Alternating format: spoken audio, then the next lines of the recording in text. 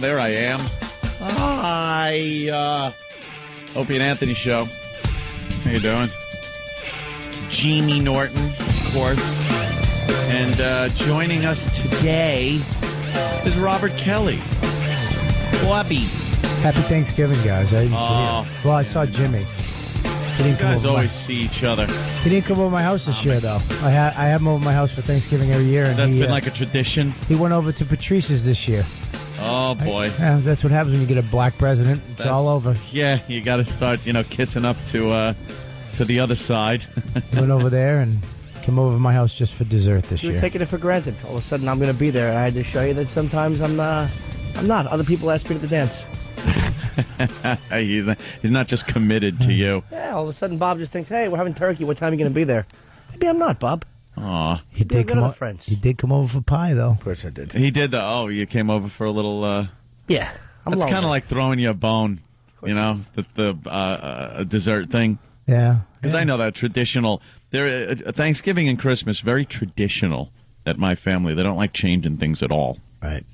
And Thanksgiving's always been over at my grandmother's house, which is now like my aunt and uncle's house. You know what changes that? What changes it, though?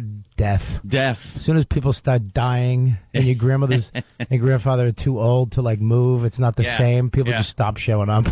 Yeah, well, my grandmother, she's she's in a home now. Yeah. But because it used to be her house, and she used to do the cooking and everything like that. Now it's Aunt Fran and Uncle Tony. So nothing's really changed. We all go over there still and have Thanksgiving. But ever since I've been out of, relationships and stuff, it's been different because I've been able to go over there whenever I want. I was starting to get that whole, well, why don't we go over my family? Why don't we go over my family's house for this or that? And then you got to tell your family you're not going to be showing up. They get like, oh, you're here every year. They don't like breaking tradition. And you can't just pop in for dessert. It's not the same. That happened to me when I got married. Every year I go to my mom's for Christmas Eve. Yeah. I spend the night, and then I hang out at my mom's in the morning, and then we go to my grandmother's. Yeah. My whole life. That's what everybody does in my family. And then you get married, all of a sudden I got to slip her family in on Christmas Day because they have lamb and she has to go there, and it's like, what? It's like some new tradition you know nothing of, want no part of, really. Yeah, you have to sit in that uncomfortable chair all day, like in the living room, and just want to. You can't take a nap because it's just a bunch of kids you don't know running around. You don't know, and then you can't. Uncle Paul, and you don't know anyone enough to really get into any good conversation. So it's usually some boring. You usually wind up talking to the other new boyfriend or guy. girlfriend. Yeah. They let you in on some things. Yeah, and then you realize that you're like, oh my God, this person's a creep, and nobody knows except me. That's what happened with my ex-girlfriend. Which one? The original, not the wife one, Melinda. Right. And her family. I went over there and stuff, and then I was talking with Buddy, who is the brother-in-law. Right. He's not a member of the family, but... And then he just let me on to the whole thing. He's like, all right, here's the story. I was like, thank you, man, thanks. He gave me all the info I needed to know about, that family. So that was good. But for the most part, you sit with people you don't really know, you can't talk to. It's uncomfortable. I just want to go over my family. I wanted to say, your family isn't important to me. So I'm just going to go over my family's house. You could go over yours. Well, someone always has the better family. It's true. The more fun family. Yeah, Mine is the fun family. Yeah, mine's the fun family. I mean, her family's fun. I'm not taking anything away from her family. They're fun, but I got 5 uncles. I got 2 aunts. They all have kids. It's a huge event. My grandfather's hilarious. He's 98. He's still putting around, busting balls. You know what I mean? That's what you need. My family on Thanksgiving, it was like every bomb was being thrown around the table. The F's, the N's, every bomb you could, but every alphabet bomb was being thrown around. And it's funny because it's supposed to be some family event. You're supposed to be, I guess, it's one of those things. You're supposed to be nice and giving thanks, say grace. You say grace? No, that's just it. If I went over a family and they started saying grace, I'd be sitting there so uncomfortable. I don't know any of the words. That's what happened. We were talking yesterday about Opie's wedding, and I get in church, And I've been a Catholic technically for years, but I don't know I don't know the show. I don't know the script. Right. Yeah. When they start, Lord, hear our prayer, and everybody's around saying it, and I'm like, in prayer. Like, I don't know when to come in and say that stuff. And they everybody else knows. And then you got the too loud guy next to you. Lord, hear our prayer. Like, oh, God, he's much too loud, and it's embarrassing. It is. It's uncomfortable. Our Father who art in heaven, hallowed be thy name. And then there's that part in it where the church it makes me cringe every time. And forgive us our trespasses. We forgive those trespasses. It's just this essy, hissy thing going on in the whole church. And I pointed out to whoever I'm with, I'm like, listen to this. Here comes the essy, hissy part. And they go, what? I go, listen. So trespasses. And they laugh. And, I'm closer to hell. I used to be an altar boy, and I actually got kicked out because I could never get down the whole root. Too much teeth, my son. Oh, my son. I'm sorry, dude. Oh, he's so cute, too. That whole ding-a-ling-a-ling. Yeah, there's a bunch of things you got to do, and then it's like, all right, please kneel. And you're like, oh, it's the kneeling part. I don't like the kneeling part. They pull that little thing out that you got to kneel on. Yeah, I don't like that new thing either. That's a new age kind of thing. It's not even new anymore, but it's relatively new. What's that? That, shake hands. Peace be with you. Peace be with you. And you got to shake hands or maybe give a little kiss on the cheek to the woman that's next. You're like, peace be with you. And he's shaking hands, and I don't want to do the peace be with you. I want to stand there and feel like I don't belong in there, and then get the F out. Just do what I do. Just grab one guy's hand and hold on to it, and just keep shaking his hand, and swat other people away. Get away! I want peace to be with him. I don't care about you. War to you. Yeah, go to. Well, you grab the guy's knuckles and drag it towards your crotch. Jesus. My peace be with you. Yeah, it's and then the songs, like people just know the songs off the top of their head, and you got two loud guys singing the songs too loud. I don't even I don't know any of that stuff. Hallelujah. Hallelujah.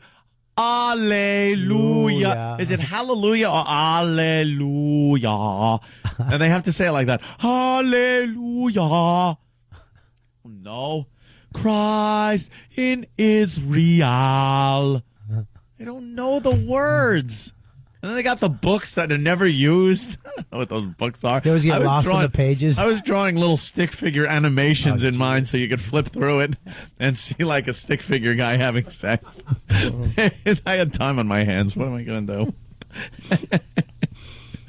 But it is an odd situation to be thrown into church. If you're not a church-going person, you can tell the church-going people. Yeah. They know the ups and downs. They know when to do. You do the sign of the cross, and I feel stupid doing that because I feel like, that's the easy part that everyone knows. You see everybody start doing the sign of the cross, they do it. But there's one thing that they do where you do the little X on your head with the thumb, and then you touch your chin, and then your nose, and you kiss your knuckle. Yeah, the what is that? That's what I forget. That's some saint. Some that's a different thing, but that always messes. I don't know if I do it on my mouth, my lips, or my chin. I couldn't tell you what it is or what it is. I put a thumb in each ear and go. Yeah. I have no idea. It's like when they would talk about Vincent the Chin, nobody would say the chin because of FBI wiretaps. They would tap their chin. When they would talk about the monster, they would just go, a word comes down, and they would just tap their chin. The chin. So that the wiretaps wouldn't pick it up. That's something like that. I'm telling you. Good thing it wasn't, Vinny the Balls. Yeah. It'd be a little Good thing you weren't Vinny the Chin. They wouldn't be able to do it. What do you mean? You have no chin. I got it. Saw that coming. I see it coming every time, but I still like it. Yeah, so that was. The beginning of Catholic Church is a quick in and out. I mean, it's a quick in and out. That was a long mass. It has certain things like when this happens, we're halfway through. And then when you go get the bread and you can't go, I can't go. You can Why just get can't on I your, go?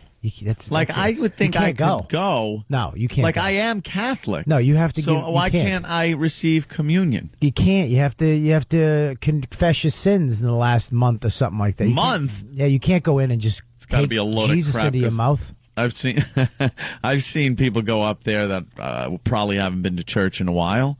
I don't know. I just always assumed if you're Catholic, you could go up there and in body of Christ, amen. You're out. Did you ever try to save it? Get the body of Christ and then save it like on the roof of your mouth without it getting wet and dissolving, and then pull it out? No way. You're not supposed to do that. Yeah, that's. Although fun. people chew them now. Like my mother was telling me, she goes, when I was going to Catholic school, you couldn't chew that. It had to sit in your mouth and dissolve. Like if your teeth touched it, you were going to burn in hell. Yeah. And, I went to Catholic school. They taught us the same thing. Yeah, same thing. And another thing that gets me is this solemn walk back to the pew that people do after they receive communion. I was noticing that, too. They get the communion, the little communion wafers. She loves to taste the communion wafers, Father. She loves to taste the communion wafers. Saturday night. Oh, okay.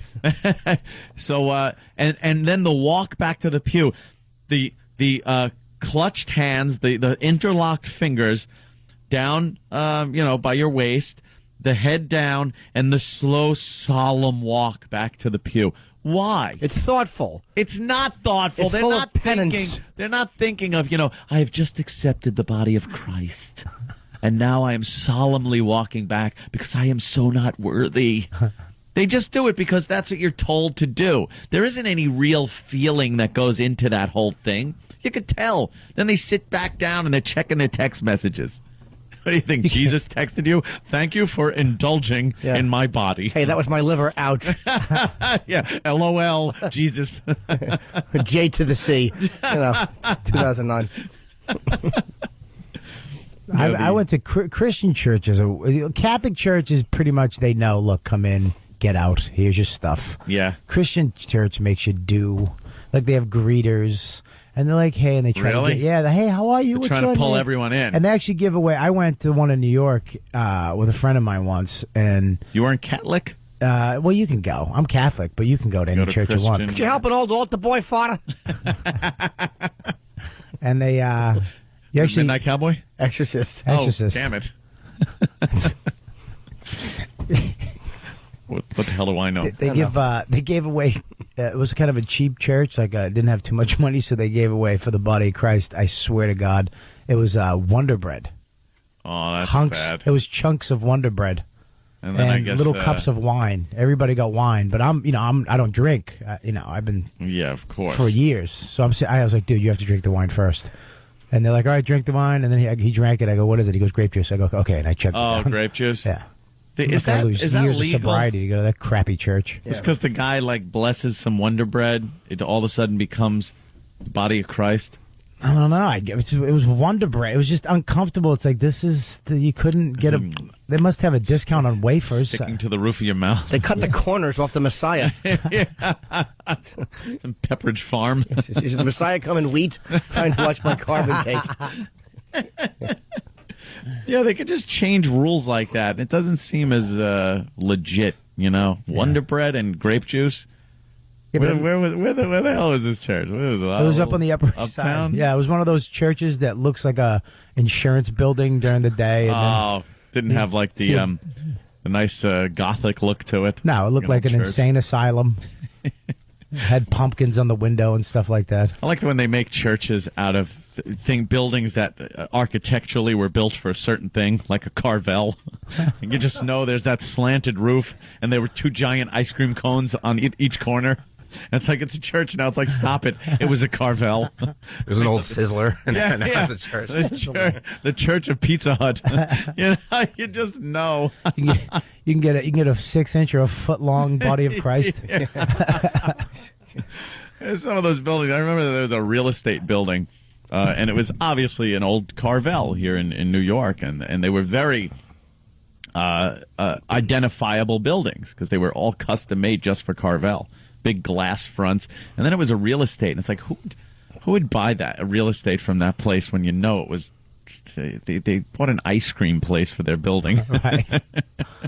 Well, they have a comedy club in a church now. Was it Norton in Connecticut? I've done 2 of them. One is in Detroit, which was one of the. It's weird because they smoke in it. They got to decommission those places or something. I don't know. What's the ruling on that? But allow Satan in? I know, like they got like the Limelight in the city. Is a club just known for its drugs and debauchery going on, and it was an old church. You would think somebody would have to come in and go, okay, this is no longer a holy place.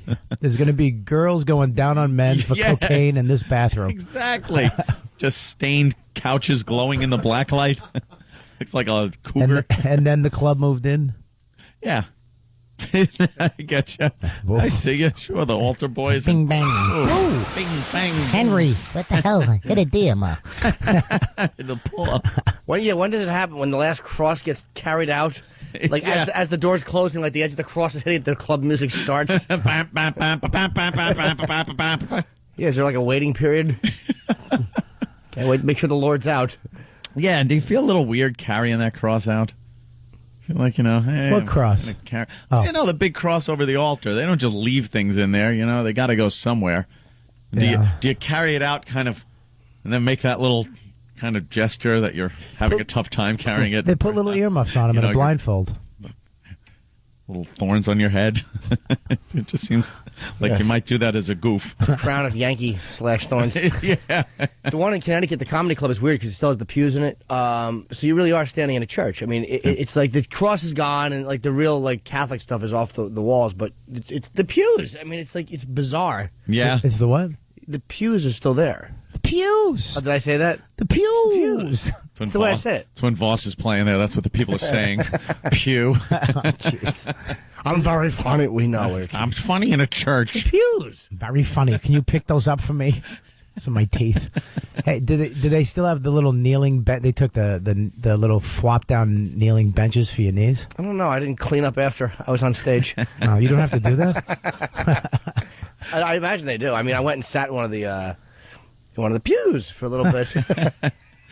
Now, what is kneeling optional? That was a whole thing too. It's like, hey, you can kneel or sit. Or keep your ass against the chair. You can keep your ass against the chair and just rest your knees, which is what I did at Opie's wedding, actually, because I realized that my knees are not what they used to be. You just kind of sit on the chair. It's a half sitting. Your knees are. Stop using them so much. That comes from Jimmy's one of Jimmy's favorite pastimes, which isn't what you'd think it would be, right? Right. Yeah. When a girl is also on her knees and maybe on her elbows. Yeah. And Jimmy's on his knees. Yeah. Oh. I know what you're talking about. Yeah. Yeah. You do the old rover move.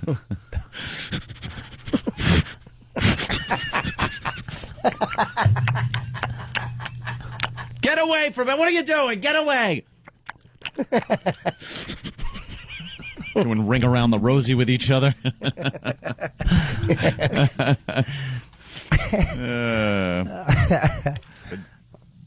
Wonderful. But black churches, that's like an hour. Well, it was. That's an hour church. I mean, at least the Catholic church, a half hour, you're done. That's kind of what Opie's wedding was, though. It was they had gospel singers. Really? Up on the balcony. Wow. And they were singing like gospel tunes, which was kind of weird. I never took Opie for having a wedding like that with gospel singers. Not that I think he's racist or anything. Right. It's just one of those things on your wedding day. Yeah. Especially since the guests were predominantly white. Right. Aside from Patrice and his chick, I think it was all white. Was that it? Really, Patrice and his chick? Yeah, I'd been one other. I heard Patrice looked fantastic. Well, he was pimped out. Yeah. Totally, that velvet fedora. God bless him. And the big suit, mustard-colored tie. His chick must have looked smoking. Oh, she was slamming. Just slamming. Of course. Beautiful dress. Her hair must have been beautiful. Yeah, everybody's looking at her. Nice. And, but he's Patrice. Sits down at the table. There's people. Yeah, there's a picture of him right there. There's people sitting at the table that don't know him from a hole in the wall, and he's not holding back. He's, professing his theories on relationships and whatnot. people at the table were horrified. Look at the guy behind him. Just looks pissed off already. Yeah, of course he is. Look, Rush Limbaugh behind him. Look what he's got sitting behind him. Yeah, we got to take a little break. But don't fret. Don't fret. Don't go anywhere. We might even take a call today. What? We get very selfish here when it's just me and Jimmy and, of course, Bobby Kelly today. We get selfish, and we would like talking amongst ourselves. And we say, screw the listeners. What do they have to add?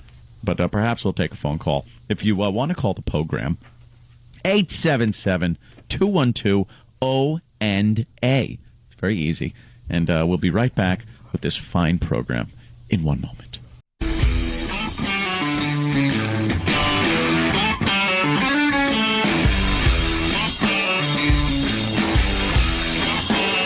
Hi. Welcome back to the Opie and Anthony Show. Boy, during the break, I'm just reading some little messages from the fine people on Pal Talk, and wow, they're just abusing the crap out of me today. I don't get much from the staff, which leads me to believe that they're not being as honest with me. You're right. You're exactly right. That they're not being as honest with me as I thought, and forthright. Because I'm wearing a bandana on my head. I never wear a bandana on my head. I look like Chloe from Fight Club. And before I die, I'd like to have sex. I have pornographic tapes. And amyl nitrate. Amyl nitrate. Mike feeds back. The dying corpse. But they give me a lot of crap for wearing a bandana, because yesterday I came in and wore my standard hat. And I took the pain because it was hurting me. The hat was hurting, but I didn't want to take the abuse. I was obviously telling you guys what I did over Thanksgiving vacation. I went to the medical hair restoration, and I got hair put on the top of my head where it was falling out, and I had a big, giant, bald spot, and jumped the shark. Who is that? Twinner A? What is jumping the shark? First of all, if you say jump the shark, you've jumped the shark. That term, jumped the shark. Come up with something new. Yeah. But how did I jump the shark? Because I didn't want to look at pictures of me anymore with big glowing spot on my head. I looked like, speaking of the Catholic Church, I looked like those pictures of Jesus with the big glowing thing on my head. I had a halo. I just didn't like it anymore. Good for you, man. You know, I didn't like it. I didn't want to wear the Gene Simmons hat wig.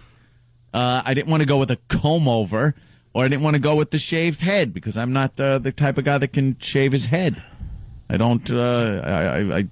I shaved off my mustache and goatee once, and all I heard all day were AIDS jokes.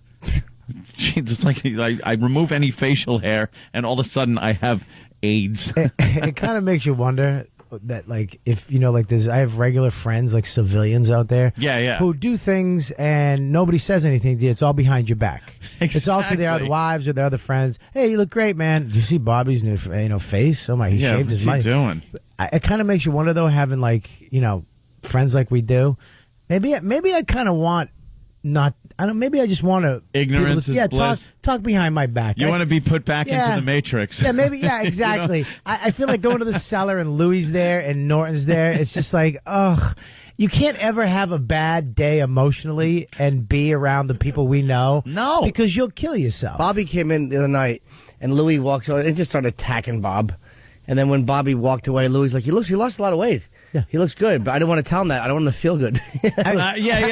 See, it even works reverse like that. Instead of just bashing someone, you don't want to tell them something nice. But do you understand that? Do you understand how hard it is to explain that to like a therapist or anybody in your family about your friends? No, because they don't understand what creeps we hang around with. Yeah, it's unbelievable what scumbags. Yeah.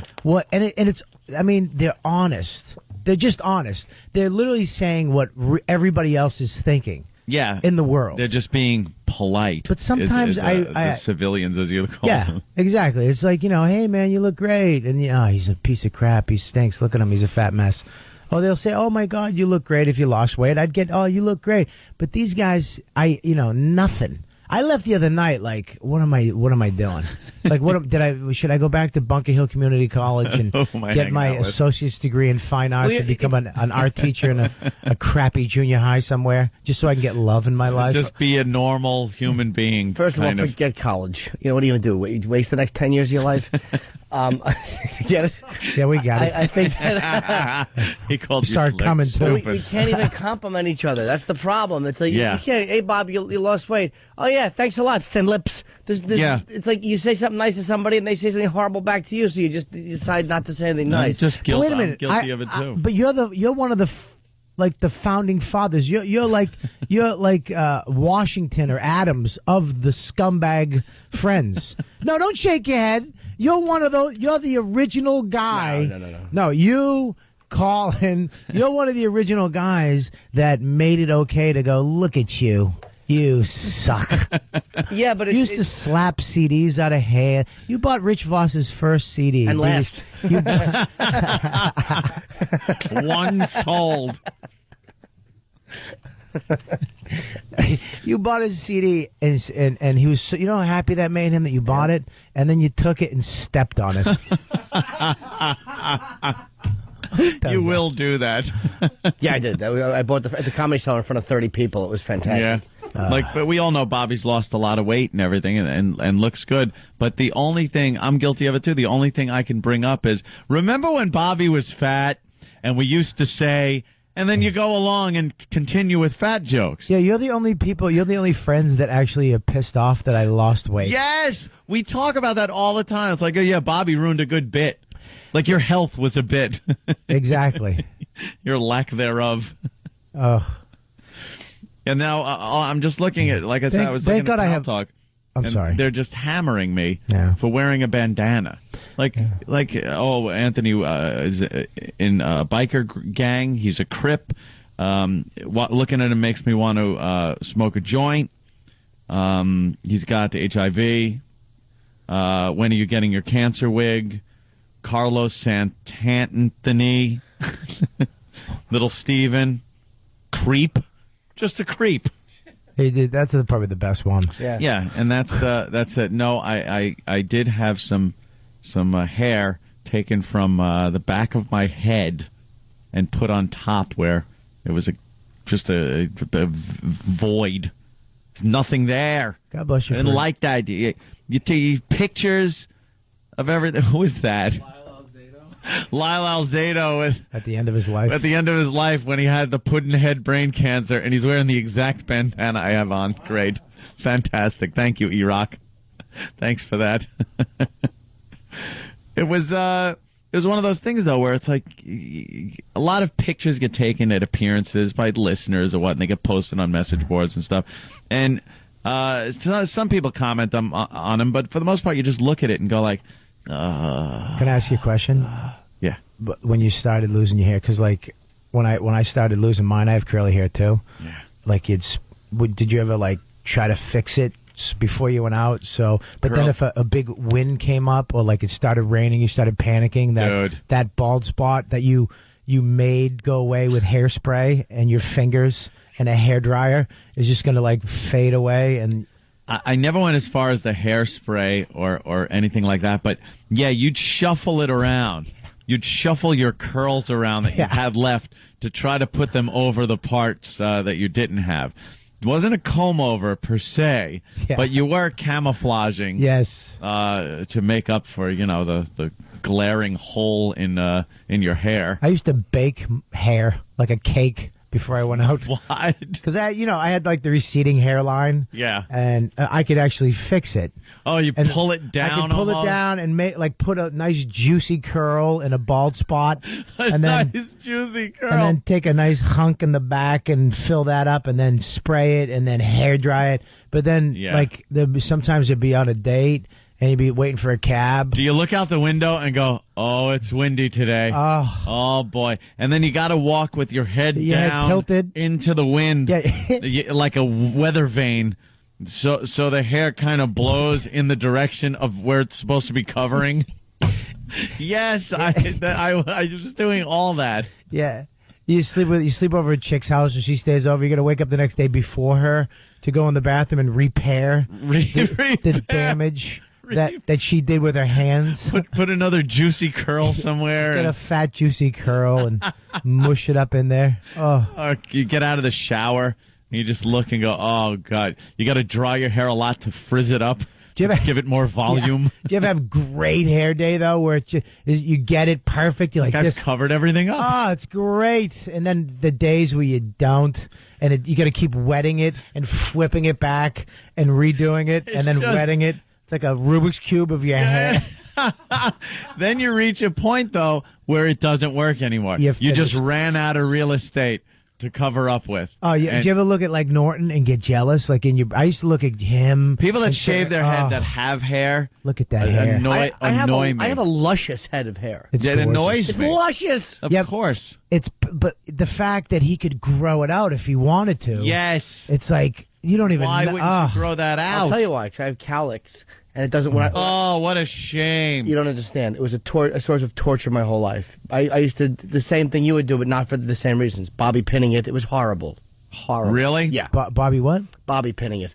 Like so that my calyx would. I had like a retard bowl haircut, and I didn't like the fact that it was McDonald's M in the front because of my calyx. So I would wet it and then Bobby pin it.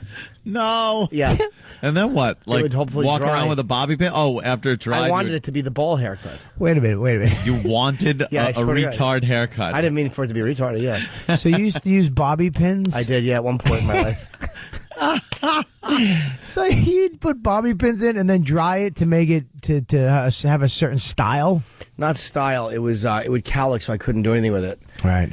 Like flop up. It was horrible. It was horrible. Did you used to look at the guys back in the day, because we were around the same age, with the feathered hair? The feathered hair.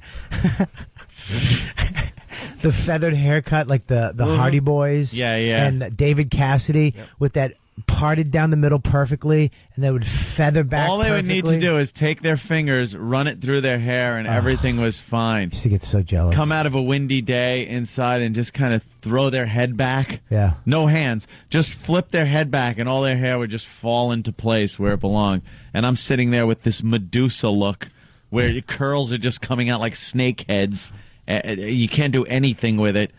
And then like, you get the receding going, and like I said, wet your head, pulling it down, trying to cover as much of your forehead as you can, and then as it dries, it just curls back up and creeps back up your head until you have this giant forehead and no hair. But this is the worst part. Nobody will tell you you're going bald. Nobody will be like, dude, you should just fix that. Do Just something shave about your- that. Everybody just knows inside there. They look at you when you show up. They look at your head first before they look in your eyes. I couldn't okay, the wedding. Right. I was supposed to go in to have this done on Thursday, the first day of our vacation. But then I had the appointment made and everything, and then I realized, oh Christ, I got a wedding, Opie's wedding on Saturday. I can't go in with a bandana on my head or scab head to the wedding. That would've So been great if you I did. put it off till Tuesday. Right. Now, wearing a tux, I can't wear my hat. I can't wear my 5'11" military hat with a tuxedo. Just walk in like Judah Freelander. Have a I'm not world gonna- championship hat. world on. champ hat or something. I'll wear an old top hat like Lincoln, a big stovepipe hat, and an old suit like that. How about a Fruit of Islam hat? Like there you go. Like Louis Farrakhan's bodyguard. Farrakhan Like a fez? bodyguard hat. Yeah. A fez.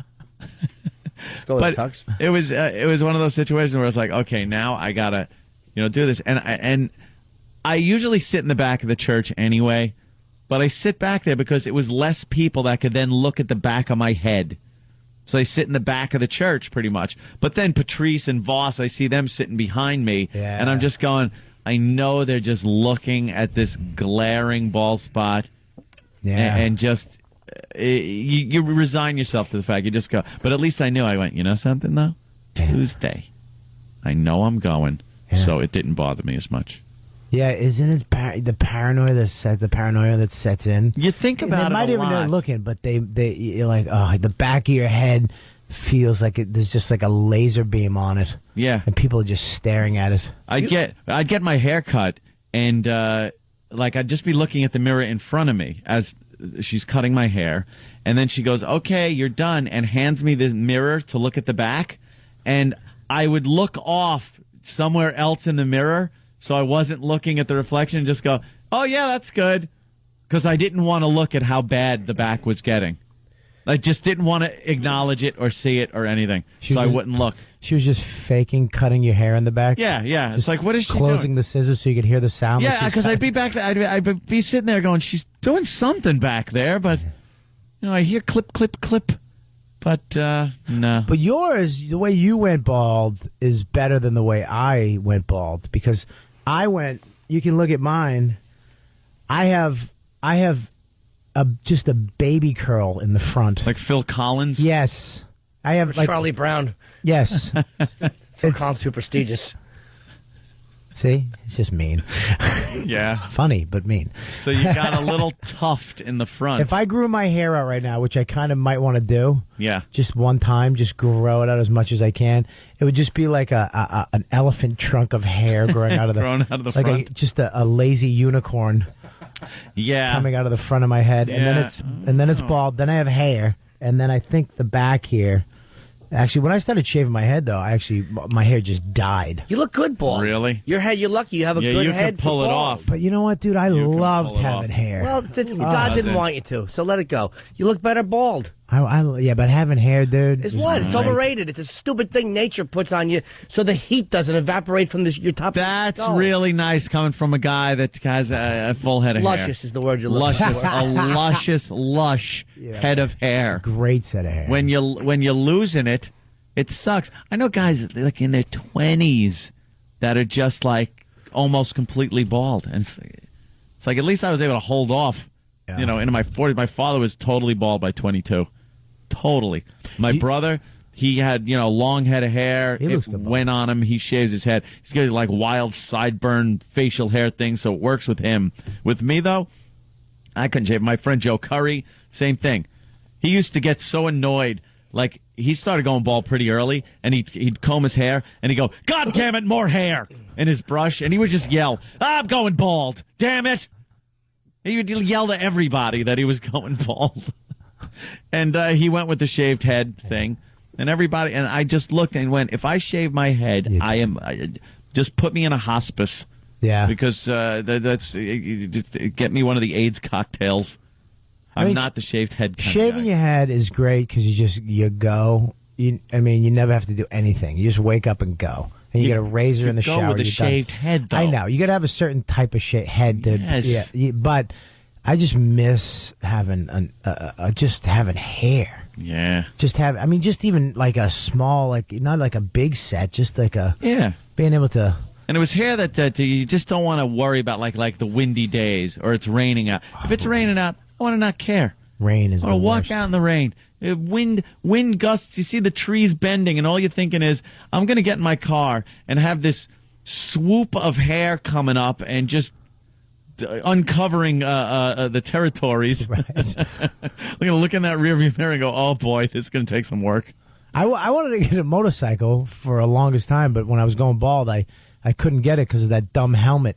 Oh, because I had to prepare my head to go out, and if I put a helmet on, it would just been done. Yeah, would have just that side would have been mushed over. I would go to restaurants with my hat on, and they go, "Oh, sir, you have to remove your hat." And that's like, I go, "Oh God, okay, look, I got to go into the bathroom first. Just let me go to the bathroom with the hat on, and because if I pull off the hat head, and then I have to go in and wet my head and dry it with paper towels and try to fix it." It was too much work. I left. I've been out with people and like, "Hey, sir, take your hat off. I'm out." I'd leave. You'd have to leave? I'd leave. Wow. No, because you'd be with some girl somewhere or something, people around, I'd be like, "I'm out. I'm going." "Well, what's wrong?" I'm not taking my hat off right now because my this side is just revealed and it's just matted over to one side and there's just a patch missing right here. When I was in high school, I wore hats. Thing. I wore hats so much. It was such a phobia for me to take my hat off. The rehab I went to, they had to have me in a rehab with a psychiatrist because I wouldn't take my hat off. Why? Because I had insecurity about my cowlicks. My hair was so awful in high school. Cowlicks? I'm telling you, I couldn't style my hair. I was almost thrown out of high school for having a hat. I had to get a special permission from like a doctor. That it was such a mental thing. I was such a mess that I wouldn't take it off. He had too much hair and had to wear a hat. No, I couldn't style it. I couldn't style it. I know what he's saying, though. I tried spraying it back. I know what he's saying. I brushed it. Like I wanted it to look like a Travolta type thing. Like no, couldn't do it. It was just flat and awful and sprayed back, and I wouldn't wash it for 3 days at a time because I wanted the hairspray to stay in. Like a Travolta thing. What, in another man's lap? Yeah, exactly. Me and my friend kissing outside of 727. I know what he's saying, though. I have a cowlick right in the front, and when spiked hair, the punk rock thing came out back in the day, all my friends got that perfect spiked hairdo. It went straight up all the way around. No, I couldn't do it. They tried to do it, but it would just swoop over one way, and it didn't work. I was in between hairstyles. Like, if I was born a little earlier, I could have rocked an afro like a madman and just been like, cool. But I came in, and when I was growing up, a teen, early 20s, stuff like that, it was so out of style, but that's all my hair would do. I either was going to have it cut real short in a little Jew boy afro, that little tight, little Jewish curls thing, or a big afro. I wanted long hair. I wanted real long friggin' Leonard Skinner. If it takes like 10 years to grow it hair. with curly hair. And no, you can't even do it with curly hair. It would just grow out. I looked like that kid from Room 222 with the giant afro. It was just horrible. Angela Davis terrorist afro. I had straight hair my whole childhood until like I think 9. Yeah, 8 or 9. Same thing with me. And then it went had the same curly. Hair. We had the same like hair. One summer in a canoe. It started with this wave in the front. Yeah. Like this big wave happened in the front of my head, and then the sides curled up, and then the back got this thing, and then all of a sudden it was a mess that I couldn't get a brush through or a comb. Yeah, it looked good for like 3 months. Yeah. In the transitions between straight and curly. Nice wavy hair. Yeah, people are like, well, your hair looks great. Oh, thanks. I don't know. All the relatives, oh, what a nice curly, thick head of hair you have. Shut up. Do anything with it. I want straight hair. Then it's just I want hair. I'd love like the Japanese hair. You see, they get to do whatever they want with their hair. Make little straight and black. It's great. And they color it and look silly. We'll take a little break. I love when those guys do that. They spike it up and color it. And it's like, stop it. We know that's black hair. You know who the worst hair is? It's like a lot of, I don't know where they're from, but they run a lot of the delis in New York, and they try to style it, but it's all like the 80s. Like, remember around the corner from our house on 43rd and like, it was like 11th or 10th? There's a deli, but they all look like they just stepped out of like an AHA video. He had Rod Stewart hair. It was terrible, like 83 MTV hair. It's like, you're 20 years back, stupid. Because they have in the salons where they come from, they have the old photos from back in the day in the new salons over there. Yeah. I want that haircut right there. Barbara's back. Is she? Is she going to give me that haircut? Screw her. Yeah, we got to take and you want the plug, break. right? Oh, yeah. Let plug. Bobby give us a plug. This Friday, December 5th, I will be at the State Theater in Falls Church, Virginia, 8 and 10:30. That what you wanted me to do? Yeah, that's exactly what I want to do. Where are you going to be? I'm going to be at the State Theater in Virginia. No, I'm going to be at in Marco Island at Off the Hook Comedy Club.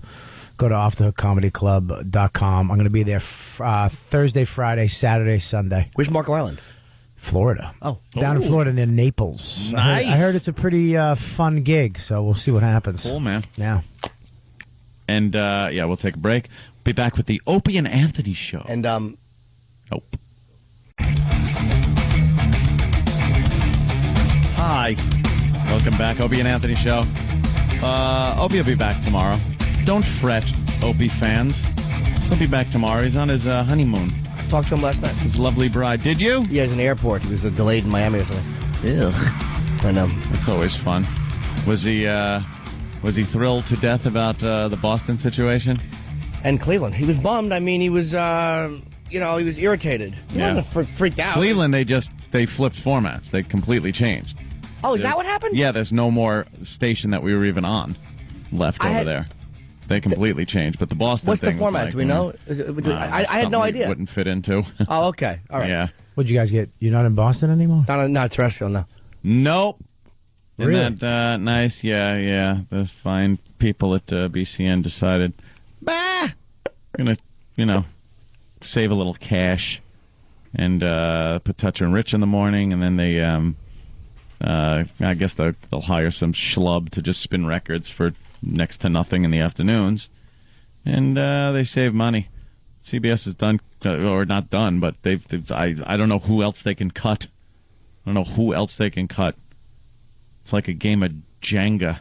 They keep pulling out all the parts until the whole thing just collapses. But hey, we're here for the collapse. Oh, I didn't realize it was a format. Yeah, so he was.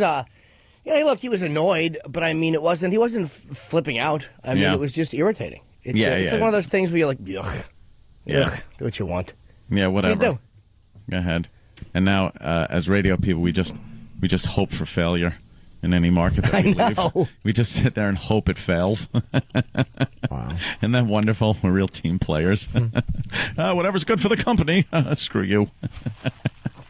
We're terrible. I guess Jim in Delaware has a little problem with us. Oh, no. You go to Jim. Oh, Jim. In Delaware. Jim. Let's straighten this out. What do you say? Yeah. I was just saying, relevant to before the break, with Opie being gone, it seemed like the show turned into The View. The View. Now, why would you say that, sir? Oh, just because of all the different hair talk and hairstyle talk, and We were kind of talking about growing up and dealing with your bad hair and then losing it. I mean, I don't remember Barbara Walters ever addressing that. So yeah, Ant's had a procedure that he's wearing a bandana, so they're kind of Bob and Ant had the same thing. So what would you suggest, sir? Go ahead, Jim from Delaware. What would you suggest? Yeah. I just seemed like it was turning into The View. That's all I had to say. So maybe the next break we could talk about some makeup tips or something for the holidays. That's true. Yeah, because that's exactly where we were headed, right, Jim? So you got a full head of hair, Jim? Jim, maybe you don't understand. Do you have a full head of hair? Yes, I do. So are you comfortable? Are you comfortable? Are you comfortable? Let him start answering because I want to hear what he says. Oh. I mean, Danny had a miscue. I wanted you to just let him start, then hang up on him. Yeah. So I can tell him that. That's the gag. Yeah, the joke was that he would start talking. I'd go, well, let's not make it like The View, and then move along. Danny was a little premature. Yeah, he shot quickly. Panicky Danny. All I did was unbuckle your belt, kid. Just point and make it like the hang up. I'm like, No, but I there's no way to say it because it was like I wanted him to start answering. It's like when he starts answering, hang up.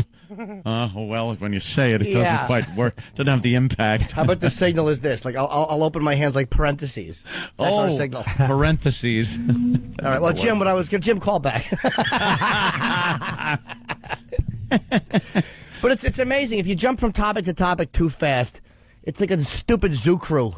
You know? Yeah. Hey, wow, we're willing to talk about this for 5 minutes. Yeah. And then if you stay on it for more than 10 minutes, people get impatient. Just shut up. Yeah, we're talking here. It's a talk show. I just thought it's one of those things also. We talk about our lives. This is something I did. And, a lot of I go to enough of appearances with Opie and Anthony listeners to know that there are people that can relate. Yes. Believe me. What do you want to talk about? Plaxico Burress? He's in trouble. Well, he's in Dutch. Ooh, his gun went off in his pants. We could actually talk about that because it is kind of screwy. Yeah. He's saying that, or people are saying, I don't even know who, that he had his gun, a .40 caliber gun, Glock, down the front of his pants, which is just the smartest way to carry a loaded and racked firearm, is down the front of your pants. What an idiot! Get a holster if you're going to carry a gun.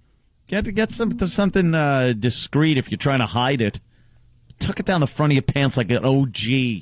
What does he think? He's trying to protect all his bling. That's why he said he was carrying. And you can't afford a leather holster that can hold the goddamn thing without it falling down. What happened? It fell down his pant leg, he said. Or someone said. He went to grab it through his pant leg, and it went off and shot him in the leg. Which is hysterical. I can only wish it shot his manhood off. Whenever I see somebody shoving a gun down their waistband, that's all I think is, It's a fine way to lose your manliness. Probably would have done nothing to his, though. Oh yeah, just that's not. They'll just cut that part off. It just healed itself. Still, like a lizard tail. It just grows back. The bullet would have bounced off the ridge and hit somebody else. I don't care if he did. I don't have a problem with it. He's going to lose like almost $30 million on a contract. He wasn't trying to rob somebody. He was carrying pride to protect himself because you can't go out without some scumbag jamming. How about this? How about you do more to stop people from jamming gums in your face, and people don't have to carry them. Gums? Yeah, gums. Not guns. Gums. People jam gums in my face. One time a guy put them and he yelled, "Free dent," and I handed my money over. Yes, I said gums like an idiot. Gums in their face.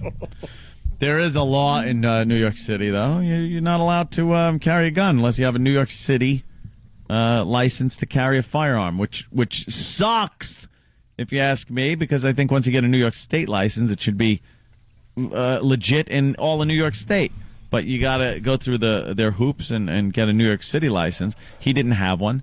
He had a license that was expired from Florida, which isn't even good in New York State. It's good in 29 other states, but not New York State. And even that wouldn't have been good in the city if it was good in the state. So he was breaking the law, and there's like mandatory jail term for carrying an illegal firearm in New York City, and for firing it, he had it in a venue. So all these things are just going to be, endangerment, things like that. He's gonna, and Bloomberg is saying he just wants the book. Throw the book at him. Why is Shut up, Bloomberg. Yeah, I don't know why Bloomberg's. Why do you keep ruining traffic, you little baby? Because you had to sit in traffic one time, and now you're wrecking it for everybody. You spoiled billionaire. He's clogging up the roads, building these stupid bike lanes, and putting giant potted plants in the street. Picnic tables. What are you doing? You out-of-touch dump? What are you doing? It's New York City. He's ruining the city for people that have to drive in it. Yeah, because he's an overprivileged little billionaire brat who has security. So if he needs to get somewhere, they'll clear the way for him. When he takes the subway, he's got 8 guys with pistols taking the subway with him. He has no problem. Think he's ever stuck in traffic, just going, oh damn. Those are the most comfortable picnic tables to sit into, right in the middle of the road. Just a little tin table with cabs flying by you at 80 miles an hour. Just waiting for some cabbie or some 80-year-old that does, I mistook the gas for the brake, to plow into you. Oh, because it's only tourists sitting there anyway. I can't wait till it happens. It'll happen once. And then people will be. So what happened? That will be a big waste. What are you going to do in the winter? You going to have little tables out there when it's 5 below in January, or is that just going to be wasted real estate? I hope we have a good snowstorm that covers them up, and a dumb plow driver comes by that has no idea they're there and just tears them up. Oh, this is some hard ice. All the tables go flying. Dummy. Yeah, Bloomberg is. I don't know what to make of him. Sometimes I really agree with him.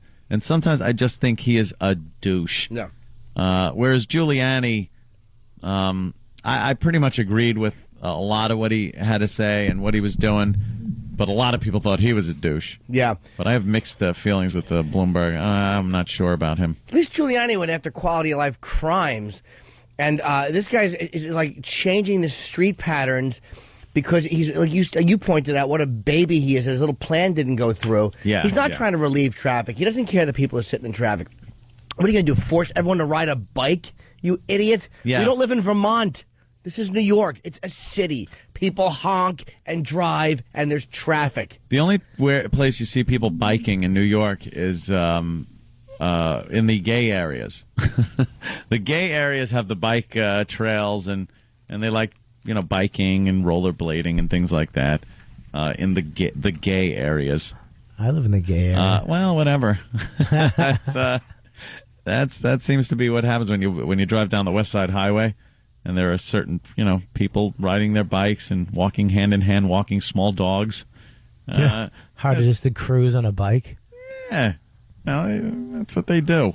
But New York, he's adjusted traffic patterns to make it more of a pain in the ass to drive because his plan didn't go through to his commuter tax. It's pretty much what it is.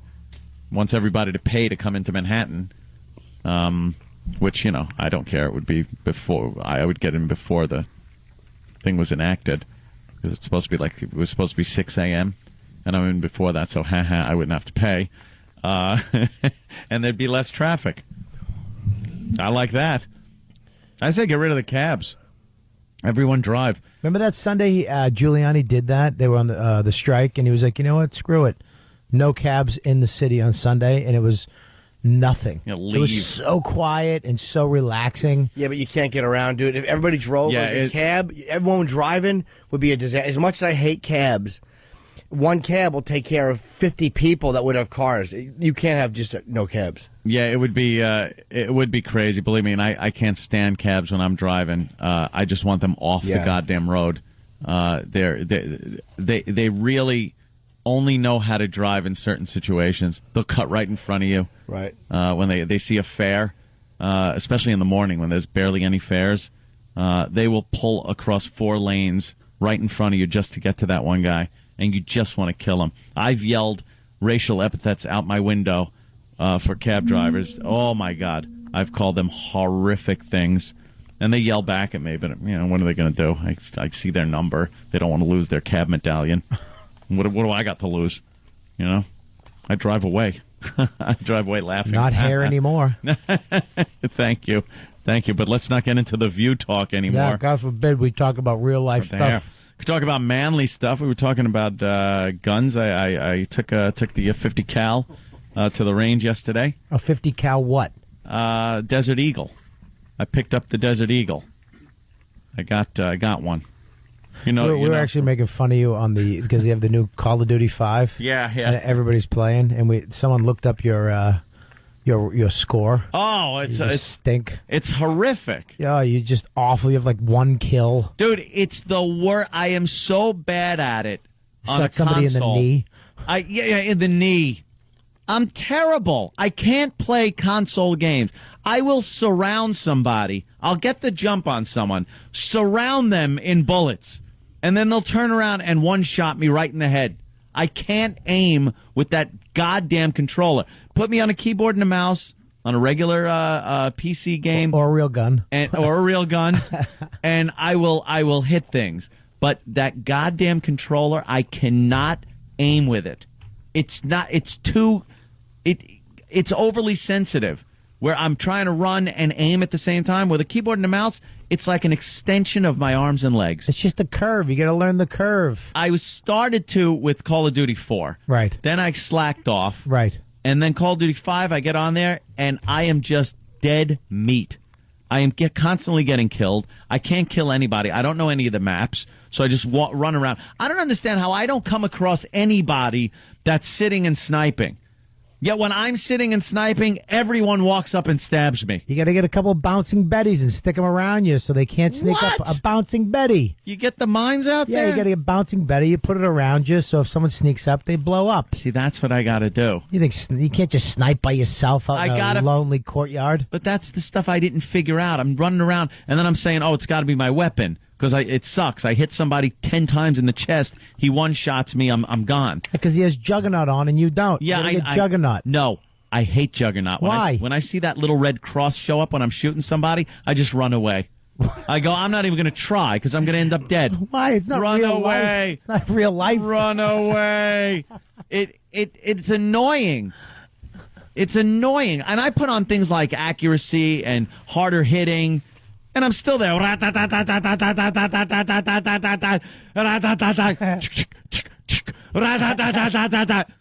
he turns around. Boom! I'm gone. Dead.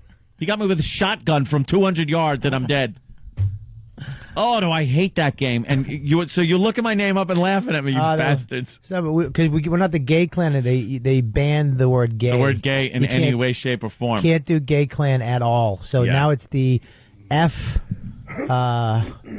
little star F G star S. Oh, okay. So you still know what it is. Yeah. Oh, I do. Okay, Kyle from Westchester has played Call of Duty. Let me see. Hey, Kyle. What's going on, Anthony? What's up, man? You've had the pleasure of playing Call of Duty with me? Yes, Mr. Noodles. Yes, I have. And what happened? You were running around just trying to slash people. They're standing in front of you, laughing at you. You're so horrible that they give you pity shots, and you still miss. You know, no one's giving me pity shots, my friend. And the only come on. reason I'll try to stab someone is I'll miscue with the controller when I mean to shoot someone, hit the wrong thing, and my knife comes out, and I'm going whoosh, whoosh, whoosh, from 5 feet away, and the guy hears it, turns around, and shoots me. And I go, mother! I'm screaming curses in my house like a child because I can't play. You take your knife out when you. You know they have Like a I'll zombie hit the mode that you would controller like, wrong. Anthony. What's that? They got a game that you would like on Call of Duty 5. It's a Nazi zombie game. Oh yeah, Have you heard about that one? Yeah. You No. beat the game, you and some of your gay brothers. I'll play that one because I don't know. I love playing multiplayer. I used to play Half-Life online and Call of Duty. Counter-Strike, things like that. And it was keyboard and mouse, so it was fine. The second I get that goddamn console, I am dead meat. I can't aim with it. Look, I got a great 13-year-old child agreeing with me. JC. I think you're just making it too complicated for yourself. Oh, man. thanks, Kyle. No, it's the controller. JC from Jersey, what's up, man? Hey, boys. Anthony, by the way, you are totally right. I hate Call of Duty 5. The controls suck. There is a setting you can change the sensitivity. The controls still suck. It makes no difference. Look, Grandpa here knows about the settings. I play Call of Duty, and I still suck because it takes so much work to get one kill. It's the way the controller is set up. It's not as good. You can't hone in on your target like you can with a mouse, and that's the reason that you have a mouse on a computer and not a controller, because you can. You have a 360, right? Yeah. Yeah, but the Juggernaut, it's better actually if you have the PlayStation thing. Shut up, Jimmy. You haven't even played, you homo. This kid is the worst. That's the voice I hate hearing. That's the voice coming through. That's just like, you suck. How old are you, man? And they're cursing until their mom gets home, and then they got to be all nice. You just hear he just killed you 17 times in a row. Yeah. And then you hear, "Come on, Ma, one more game." You suck. Yeah, that's what I get all the time. I remember when Gears of War multiplayer was like the thing to be doing. Yeah. I played maybe 3 rounds, and I gave up because I would get my ass handed to me, and then I would just hear like kids way younger than you, JC. They had to be like 10, 9, 10, and they're just going, Man, you suck. You suck, man. Why are you so bad? You suck. And I'm like, you know what? JC, make like you just totally owned me and talk some smack. Come on, boys. Bring it on. I'm way better than you. You all suck. I can beat you. What about them apples, That's it. Yep. That's the voice. I want to find the house and really shoot him. Bring out the 50 cal. They call the high. I call them the high pitch Henrys. They're the worst. Oh, they have their mic way too loud. Yeah, and it's all distorting. and then they just start singing songs. Oh, and they won't shut What I up. hate is when the little kids have the mic close enough that you can hear them breathing. Oh, And it sounds like a mule. I do that. I put the mic instead on my mouth. Uncle Paul. I put the mic under my nostril. Oh, I remember when you were doing that one day. Bobby put the mic right under his nostril, and the whole game you just hear. Yeah. It was pisses so everybody off. annoying. People just like, stop breathing into the mic. You're awful. All right, JC, maybe I'll see you online, you little bastard. All right, peace out, Aunt. All right, man. Yeah, it is extremely annoying. Keyboard and mouse, though, I will own you. But I can't play. Good, nice mouthful of eggs there, Bobby. I can't play with the same people I can play on with the Xbox. And that's what I wanted to do. I want to get online with Bobby and stuff and the rest of the people from the show, things like that, and play. So I couldn't play on the computer. But that's the reason a computer has a mouse and a keyboard. When you're looking for an icon to click on, when you're looking for Internet Explorer on your computer, I never pass it by and overshoot it and click on something else and go, damn it! It's easy. It's the same way with the reticle that you're aiming with. It's easier with a mouse. No, it's not. Yes, it is. It is not. It's It not. is. I used to play. Then put a controller on your computer. Then put a goddamn console game controller on your computer and use that to navigate.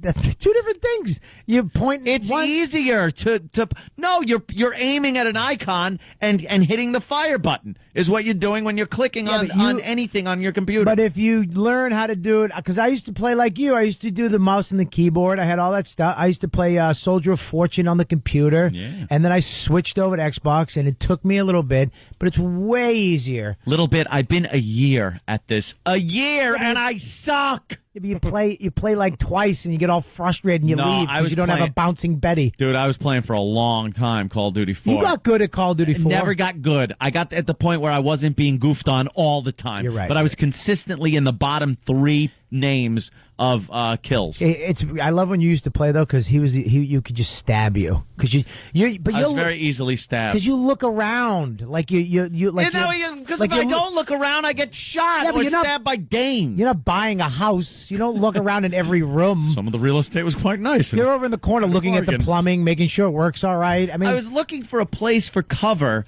so that when someone comes in the door I could shoot them, and then they pop through the window and stab me. I was looking for one place where I could get some cover and maybe take a shot at somebody. Stabbing you is the best. Oh, it's all I heard all night. And then I have to watch it happening to me. And I had to click off it. No, I'm not watching the replay of my death. I remember playing Call of Duty 4 with Bobby, and it would be quiet for a while, and you just go, "Hey, Danny." And I'm like, "Yeah." You go, "Turn around." And I turn around, and he's just sitting there with the gun headshot dead. You suck. And then to add insult to injury, he would let me know that he'd been stalking me for like 4 minutes. That's the best when you're walking beside somebody for like a minute and a half, and they're looking for you, and you're right behind them, and then you just go, "Hey, dude, what's up?"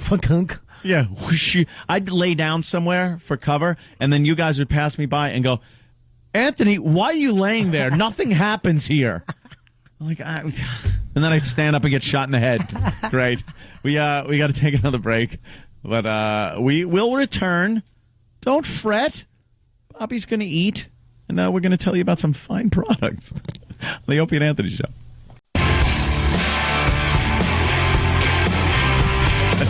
So mean. Hey, Opie and Anthony Show. Being joined here by Bobby Kelly today. And, of course, Jim Norton, as always. I'm here. Yes. I'm actually doing a class at Yale tomorrow. Yeah, I heard about that. Why? What is that? What kind of class? Physics. Professor Jen is doing a physics class.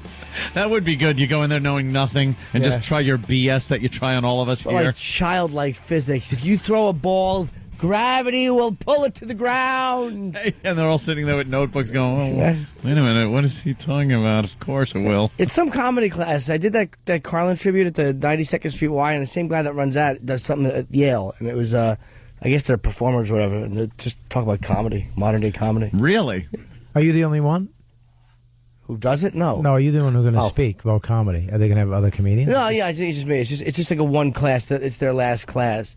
What is the class called? I don't know, actually. It's not a big one. It's just, wow, you don't know what the class is called? Why would I? High class? I don't know. I'm not going to be prepared. I'm just something like African American studies. Oh. Where you walk in there to just, maybe a hostile environment. Nah, I'm not worried about it. I just talk about comedy. I just talk about that forever. It's fun. Are you going to have a podium? I don't know, actually. I'm going to have a couple of notes jotted, but I'm not going to give a long speech. Lenny Bruce, transcendent. Yeah, really. Say. Everybody knows everything already. If you did that, if you went in prepared with a big speech and just gave it like an hour and a half speech.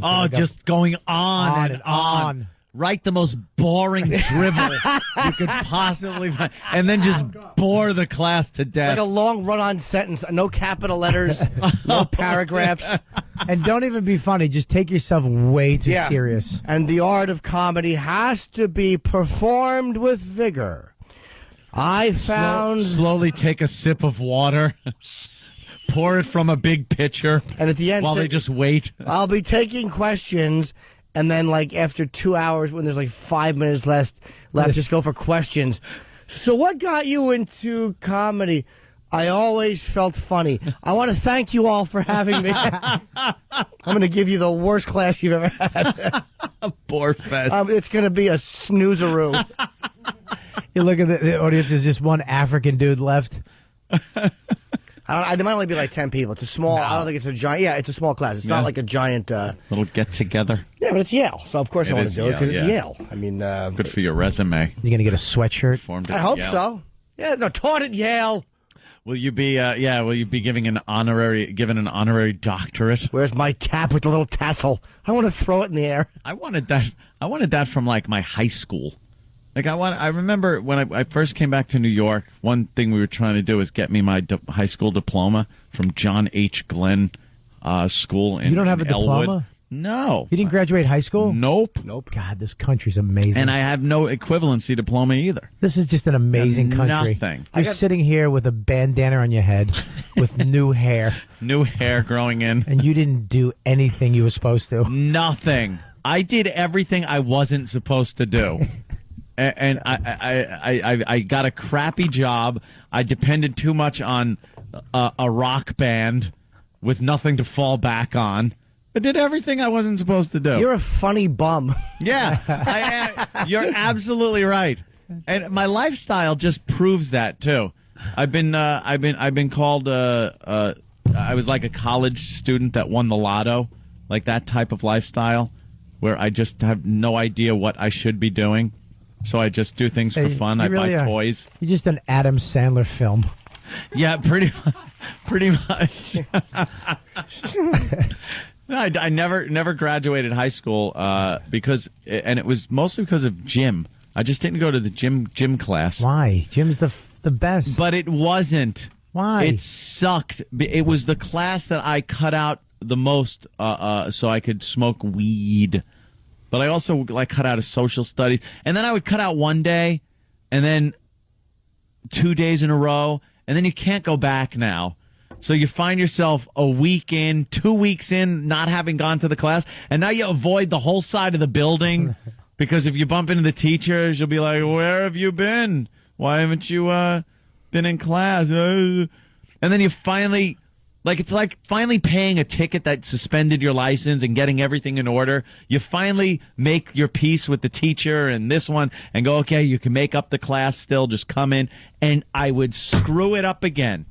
I would be outside smoking weed with my friends, who, by the way, would cut out of one class, come out, smoke weed with me, and then go to the rest of the day. And then the other friends would come out and smoke weed with me, and then they'd go. And I was out there, though, for every You're class. the gatekeeper. I was like, how did you graduate? I was always smoking pot with you. It's like, yeah, but I went to class. You were always smoking pot with me and all of our other friends because you never went to any of the classes. And that's why I never graduated. You know how easy it is to graduate high school? I know. I retards graduated. I graduated high Literal school. retard. I said it once, and then I went, wait, and then I said it again. I'm Brody. One time my dad went to a parent-teacher conference at my high school, and I was really hoping he wasn't going to hit all the classes because there was a science class that I had actually never been to. Oh, we all so we walk over to the science class, we sit down, and the teacher's looking at me like, I don't know who you are. And I had to explain to my father that I never showed up for the class in the first place. I don't know who you are. I think there was a problem at registration. I never really signed up for that class. I just didn't. I didn't feel like going. I was doing really good in school, and my brother was such a bad influence. He got busted for weed in junior high. He was one of the first people because we were from a really white neighborhood and real middle classy kind of neighborhood, and he got busted for pot in junior high, and it was a big deal. Like people were like, "Oh my God, did you hear Joe Cumia got busted for marijuana?" And I was coming up from the elementary school, and when I got into junior high, all the teachers took me aside and go, and they were really like, "We really hope you're not like your brother." They remembered it was like legend that he was busted for weed. Like, we really hope, and I wasn't. I was a science geek. I loved like chemistry sets and microscopes and telescopes and things. So I was doing really well until I went out to California, and my mother shipped my brother out to California because he was being unruly and needed a father figure. I just went out because I kind of wanted to live with my dad for a while. So he comes out there and buys weed and stashes it in my Estes model rockets. That's how much of a geek I was. I was into model rocketry. They didn't even do anything. It was just a model of a rocket. No, it was a model rocket, and they put you put the little engines in there and the igniters, and you send them up. Would people ask why you were putting a little mushroom cap on the end and then squatting over it and lighting it? Hey, give me that D engine model. Oh, that feels good. No, I never used them in that fashion. I would. It was always a great treat when they would go up in the air and the nose cone popped off and the parachute came out and it drifted slowly back to Earth to be used again and again. I was into model rocketry, so I had all these rockets in my room, and in the nose cones, my brother would hide his weed. So one day, I'm going through one of my rockets and I find a joint, and I was thinking, I hear you don't get stoned the first time you smoke first. I go, and I kind of, Joe always seems kind of in a good mood when he smokes this stuff, so let me give it a try. I didn't want to smoke with him because I didn't want it to be a big thing. Like, here's the big brother and the little brother smoking pot together. I didn't want to smoke with anyone else. So I went down into this pump house in a riverbed. It was like this tin shack that was maybe 4x4 with a big valve in it. That was it. And it was pitch black. So I went in there, I lit up, and smoked the whole joint. And I was sitting down in the pitch blackness, so I really couldn't tell that I was getting high, but apparently I was, because when I opened the door, it was like when the Wizard of Oz changed to color. It went from pitch blackness, and I just went, wow! Like, I end up in this bamboo riverbed field, just looking up at the clouds and sky and just saying, I've got to get into this pot thing. And Pot was a great thing. I'm all the drugs. I mean, I don't miss the heavy ones. Yeah. But pot. I remember getting so high one day. I saw dude, and you got to tell people, dude, I am so high. First of all, I pretended I thought it was an airplane. I was flying down the street with wings. I was going a Dumbo jet. Right, yeah, a little bit. And then I saw a Popeye on my feet as I was walking. What the hell kind of pot were you I thought it was Popeye, a Popeye cartoon. The left foot was Popeye, and the right one was olive oil. And because they. That's all I was doing as I was walking down the street. You're pretty stoned there, Bobsky. Have another joint. How do you know Popeye's voice? Well, blow me down. I'm pretty high, Bluto. Oh, Bobby's pretty stoned. You want to smoke some hashish?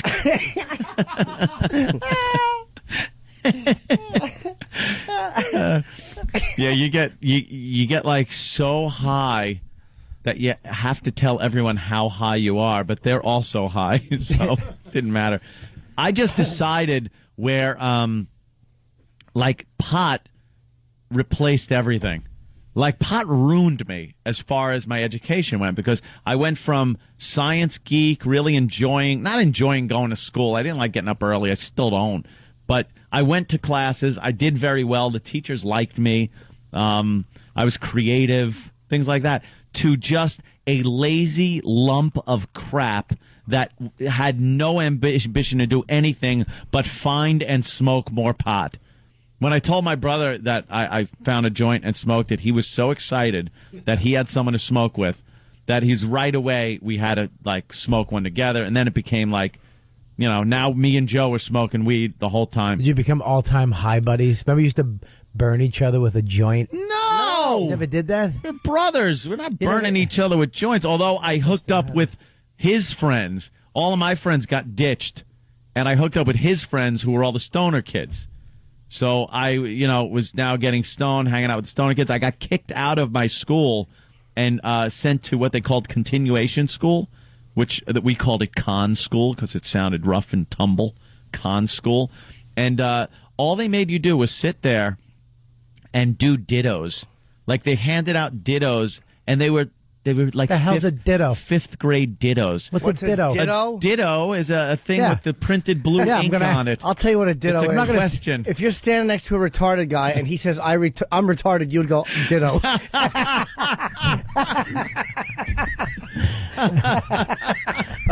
Well, I don't know what the hell is a ditto? It's what you use on your wife if you have a cold. No? Wow. A ditto. Hang on one second. That's funny. What's a ditto? A ditto is it's a piece of paper. In the old days, before printers and stuff like that, they had a ditto machine, a mimeograph machine. Yeah, And it Jim, why printed would the- I know that? It printed the blue. Why does everyone know that? Who knows? Not everybody 10 years knows old. ditto. Who doesn't know what a Dummy. ditto is? A ditto machine? Yes. Yes, Bob. When I was in high school, I You ever get your remember ditto test? machine. When you ditto got your papers. test and you I smelled never- it? no. You ever smell your test when you used to get No, it? It was I was the in blue juvie hall ink. at 13. I didn't go to That's school. why. You were smelling Everyone other knows things. dittos. Oh, I don't know. I didn't. dittos. I swear to God, I don't. I'll admit it. What are you going to do? It's blue ink that was on white paper, and it smelled of like alcohol-ish Never. kind of thing. Never. And the letters were always a little smeary. Never. No? Never seen it. I've never heard of somebody that didn't know a ditto. I never have either, to be honest with you. The mimeograph. It was like that blue inky stuff that they put on a drum, and the I drum remember that. spun. It was an oldie style printer. Don't remember that. Wow. I don't remember that. I mean, Well, I missed. I it's all literally. dittos. I missed from 6th, 7th grade until maybe 10th grade. But you should have gotten those in like 3rd grade. I don't They remember handed a out dittos, and it was what tests were on. What were tests on when you were in like 3rd grade? I had the What little. were I'll assignments tell you on? what. Well, we had tests, but then we had that yearly thing where you do little X's. Oh, A, why B, or you C. gotta fill out the Scantron sheet. Yeah, Scantron. Scantron. I didn't have a ditto. sheet. Scantron has become aware. That's a ditto right there. See, it's that bluish ink, and it I don't remember really that. it smelled cool. Everyone smelled Yeah. them when they got them. I don't Take remember. you never remember take one and pass it back. No, but I'm just no. I never. I remember that. I remember doing that in my Yeah. life. Well, what but I did you don't do it remember- with? Ditto smell like Paper. magic marker. Things. take one and pass it back. We're in a daisy chain here. Swallow a little and then spit the rest in your friend's mouth. Take the cracker if you win. Nah, I don't remember ditto machine.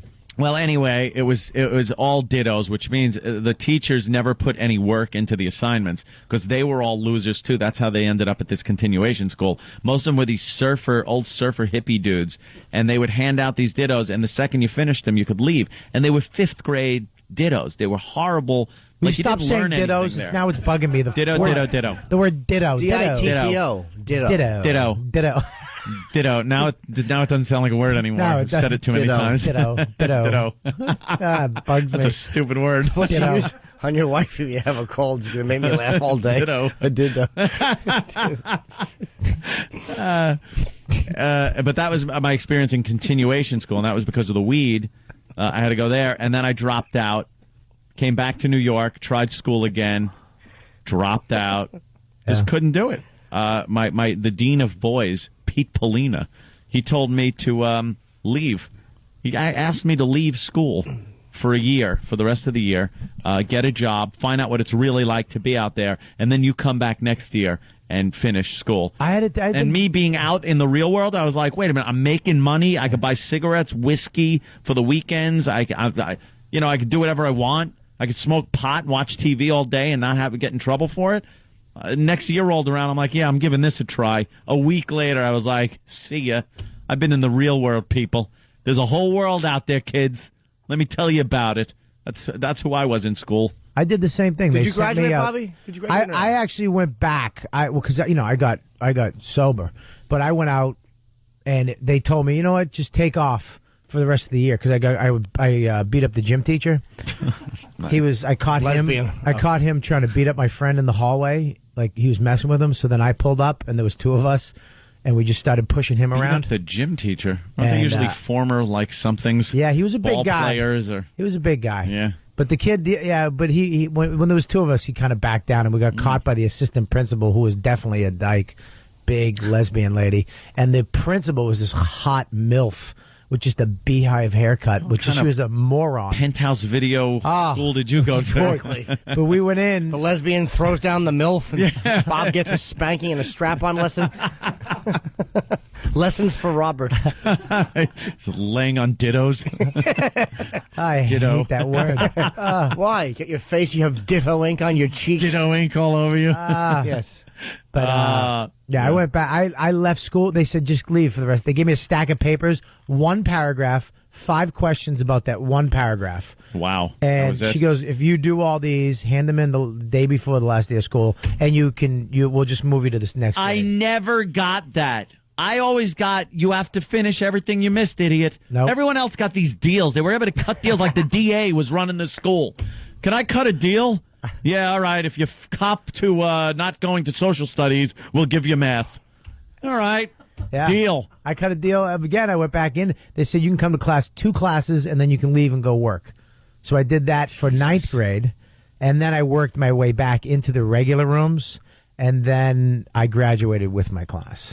And then I got a scholarship to a community college for art. Community college scholarship. That Stop was it. the worst. Was that Hey, that's written the in worst. crayon? It was like $1,500, and then I got financial aid from the state.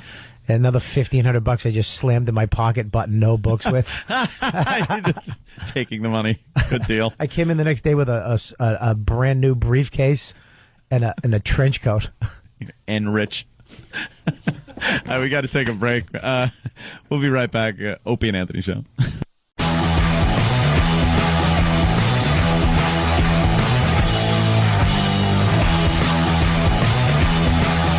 Good morning. Opie and Anthony Show. Poor Jimmy, man. He has such trials and tribulations with his iPhone. Yeah. I love my iPhone. Yeah, but you're that's annoyed just too half it. the time. I keep getting kicked offline. I was just went online. All of a sudden, it just goes to black, and then it's my home screen again. I've had this constant nightmare. You're all updated and everything. Everything's updated. Return your phone. This is my 5th unit.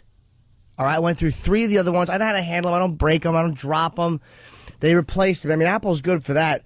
And then I bought the 3G, and the first one, the reception was so bad that I actually threw it against the bathroom floor and broke it. So I went and bought a new one. It was a $500 temper tantrum.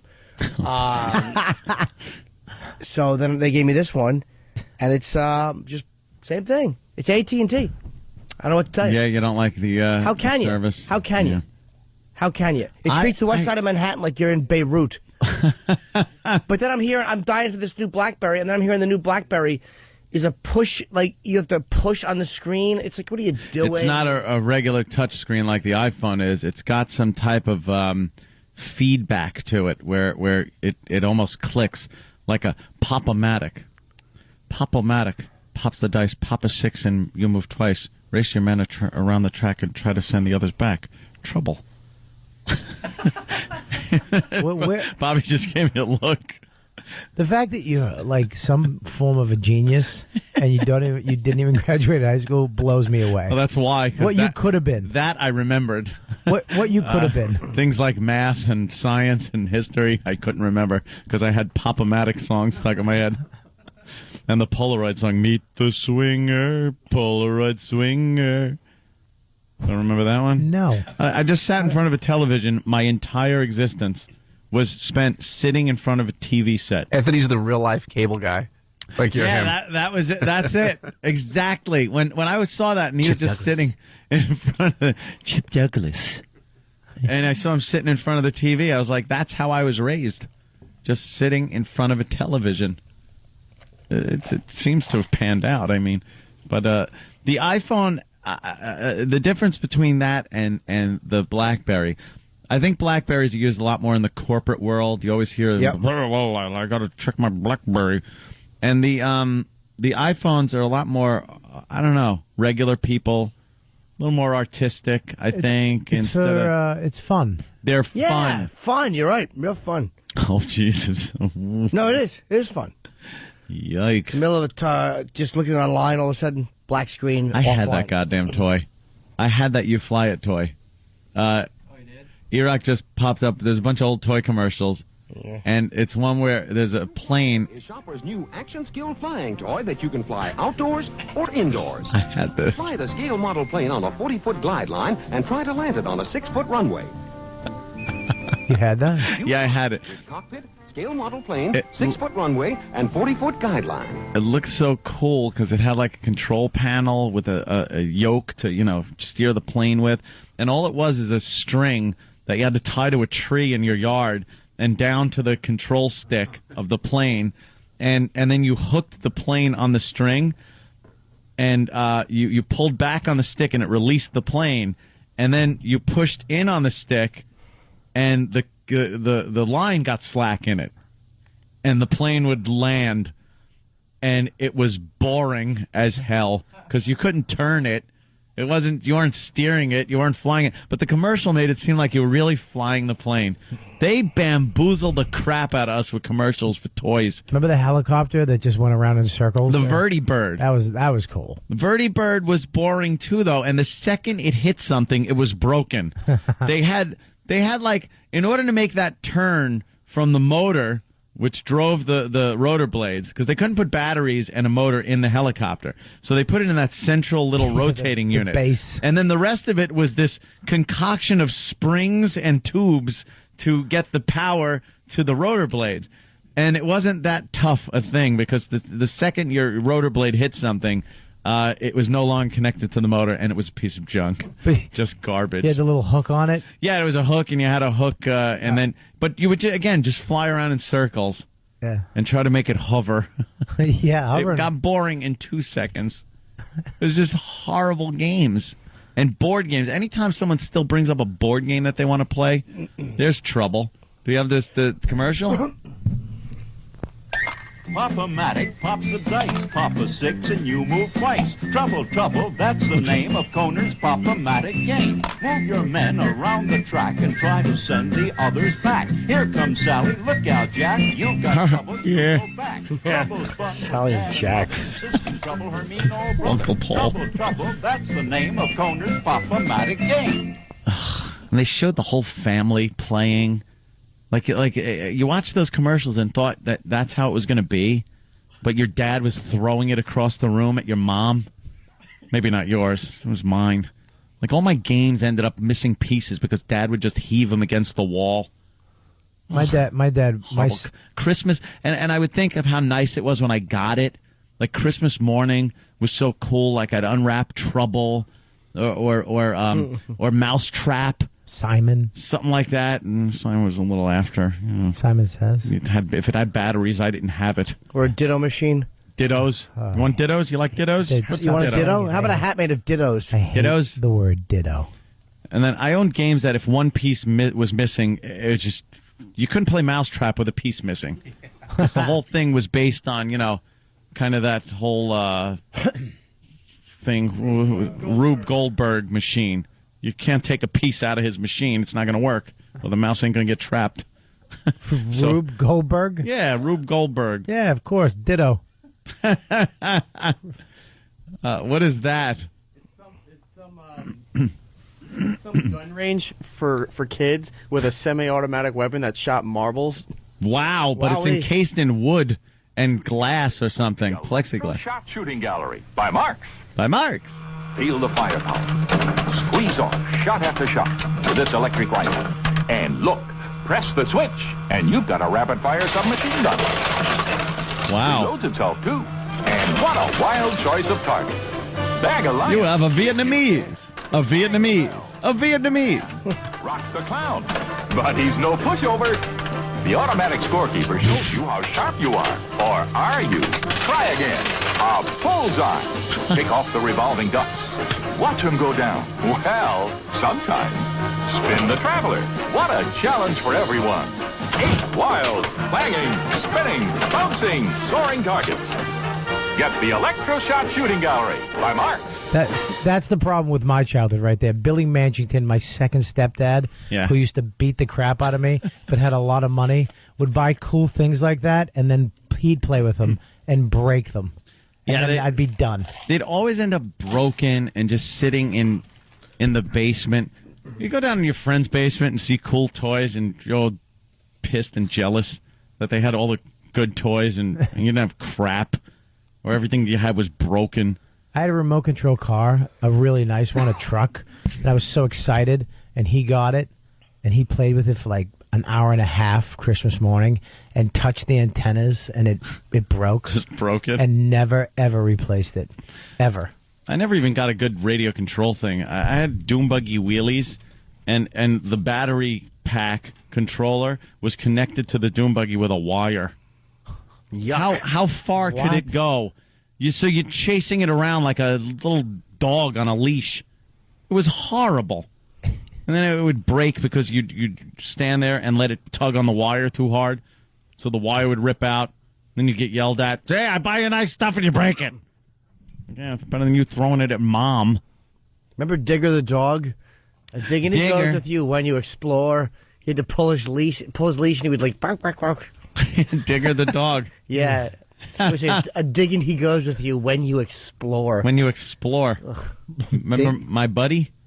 My Buddy. It was a very funny Hustler cartoon where the doll was bent over the box and it was spelled BUTT-Y. My Buddy. Yeah. Hustler magazine had the funniest cartoons ever. Yeah. Ever. Is that Digger the dog? No, that's a real dog. I was going to say, wow, what a realistic looking dog that Digger is. Can you bring up Digger the dog, or is it not? Well, YouTube and these other video sites, quite amazing for bringing back these nostalgic commercials. I remember growing up with. You remember cigarette commercials? No, I don't either. On TV? Never. I remember those. I remember the tail end of those things, and all the little slogans. I'd rather fight than switch. Was Tarryton, and it showed the person with a black eye smoking a Tarryton, because apparently somebody was going around making people switch from Tarryton to another brand, and if they didn't switch, they would punch them in the eye. And I guess that was the whole gist of the campaign. Remember the Schlitz man? Schlitz was... With the cape? He had the cape? He was like a superhero? Oh, no, I remember Schlitz Light. That was James Coburn. Yeah, it was a cool logo. He had like a little, he had like a little bandana like you do right now. Oh, wow. But they covered his eyes, and he had cool. a cape. Little Schlitz man. I don't remember Schlitz man. You don't remember Schlitz man? No. How about Ballantine's Ale? Remember Ballantine. Remember Rheingold. Tasted like a foot. My beer is Rheingold, the dry beer. Think of Rheingold whenever you buy beer.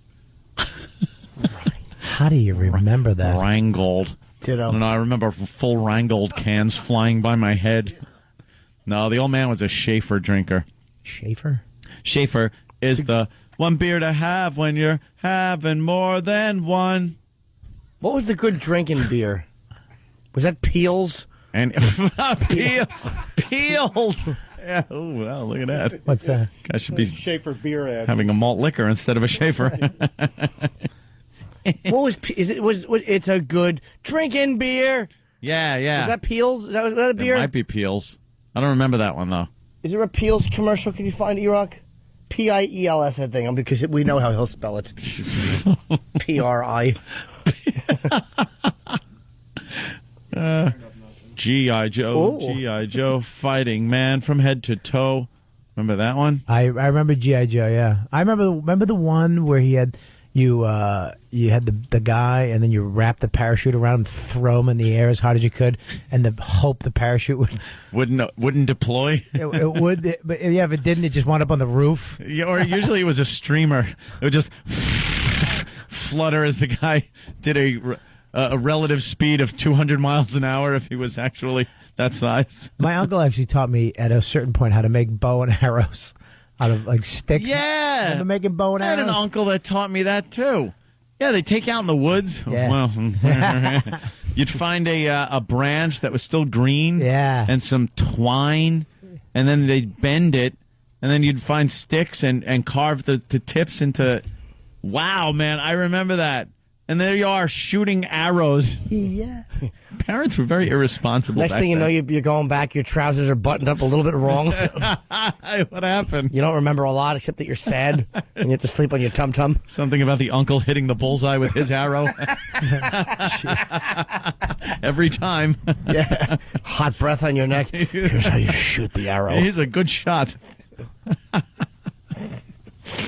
God. Yeah, Christmas morning was always so nice, and I get those damn toys, and then just within days it was miserable. God, I had an awful childhood. Oh, Did you ever find a present a couple weeks later that you didn't open? No. You never found a late present?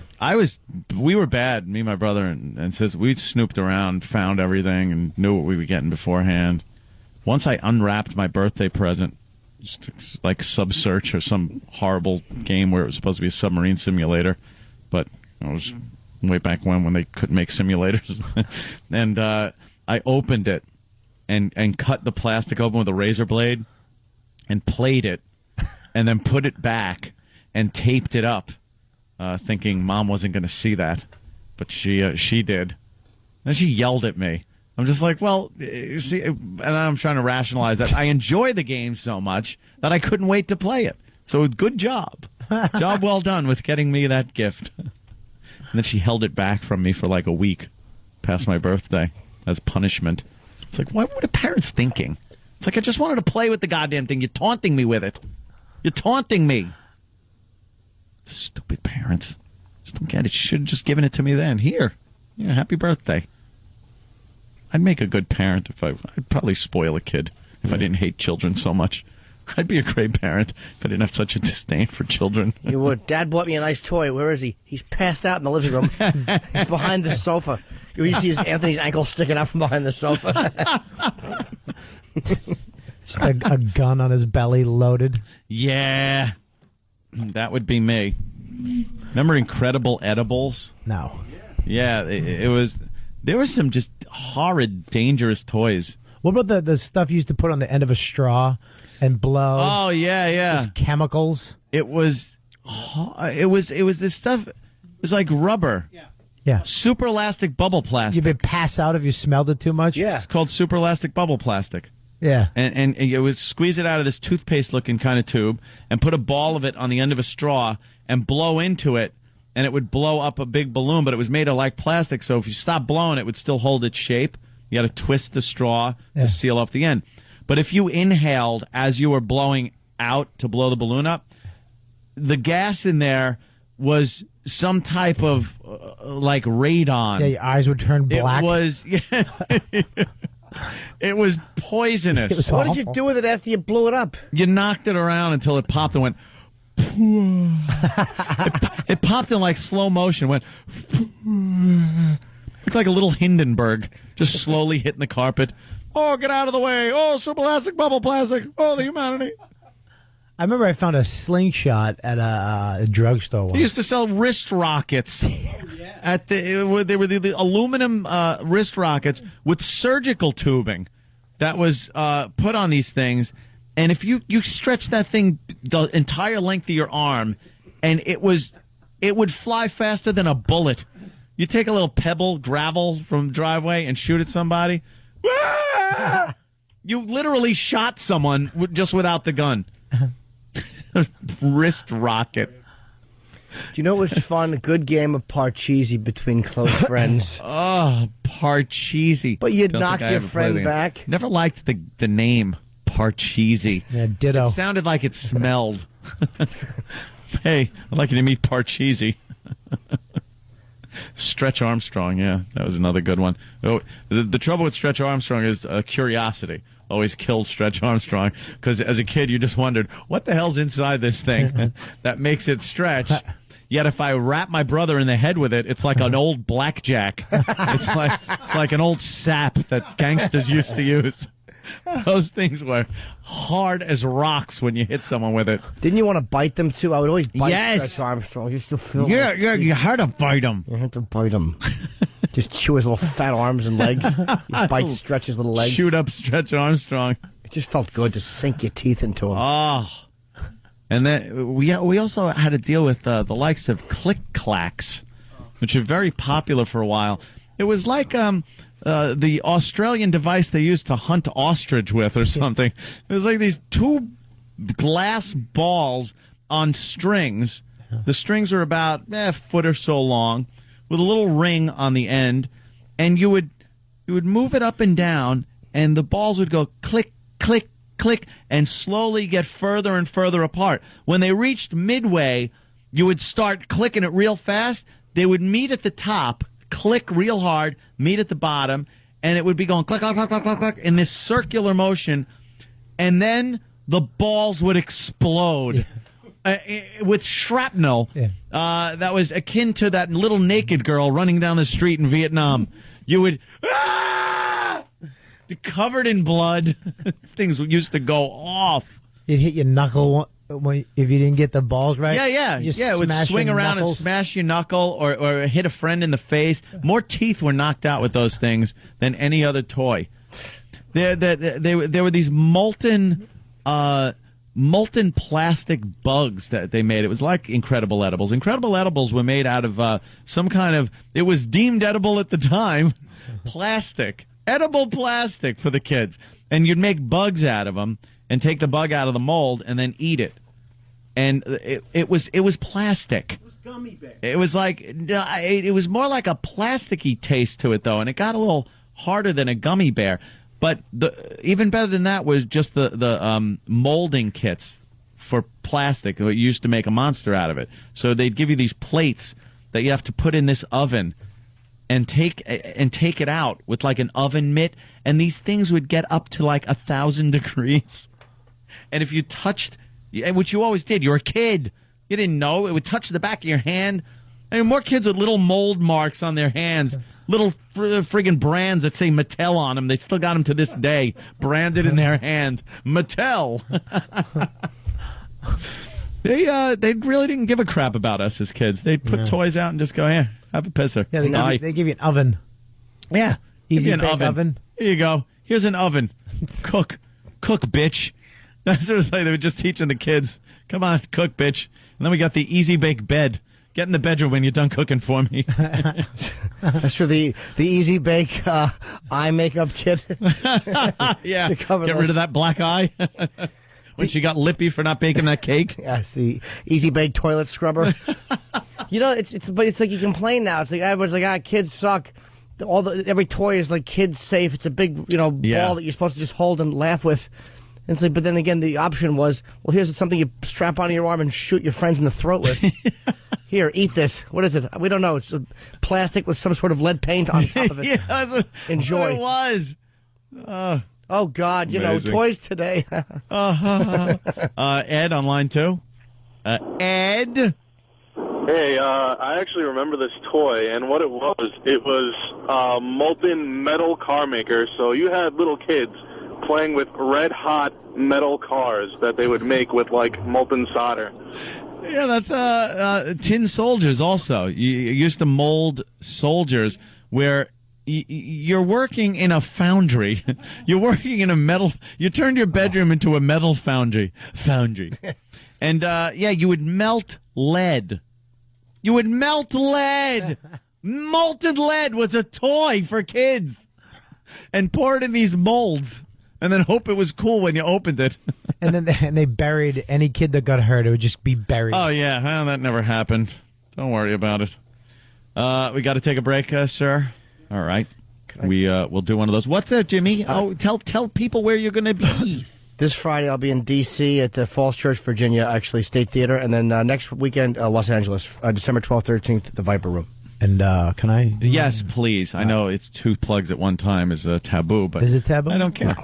Oh wait. Look, I'm in D.C. You're in Florida. Anyone that gets mixed up deserves to see the wrong show. I'm going to be in Florida in Marco Island. It's an island near Fort Myers. This Thursday, Friday, Saturday, and Sunday. Go to offthehookcomedyclub.com for tickets.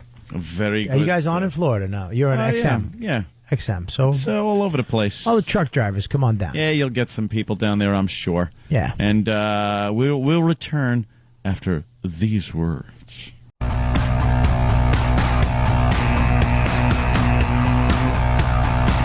Hello. Opie and Anthony Show. Opie will be back tomorrow with us. Allegedly. What was he, stuck in Florida or something? So, And his lovely new bride. Yeah, they're having big flight delays. Did anybody cry? Did anybody cry at the wedding?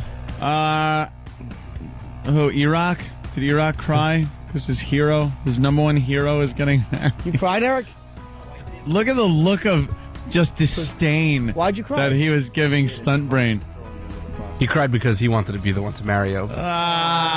Were you jealous of Lindsay's dress and everything? I should have been in that dress next to Opie. Were you and your girl talking about when your big day is going to be?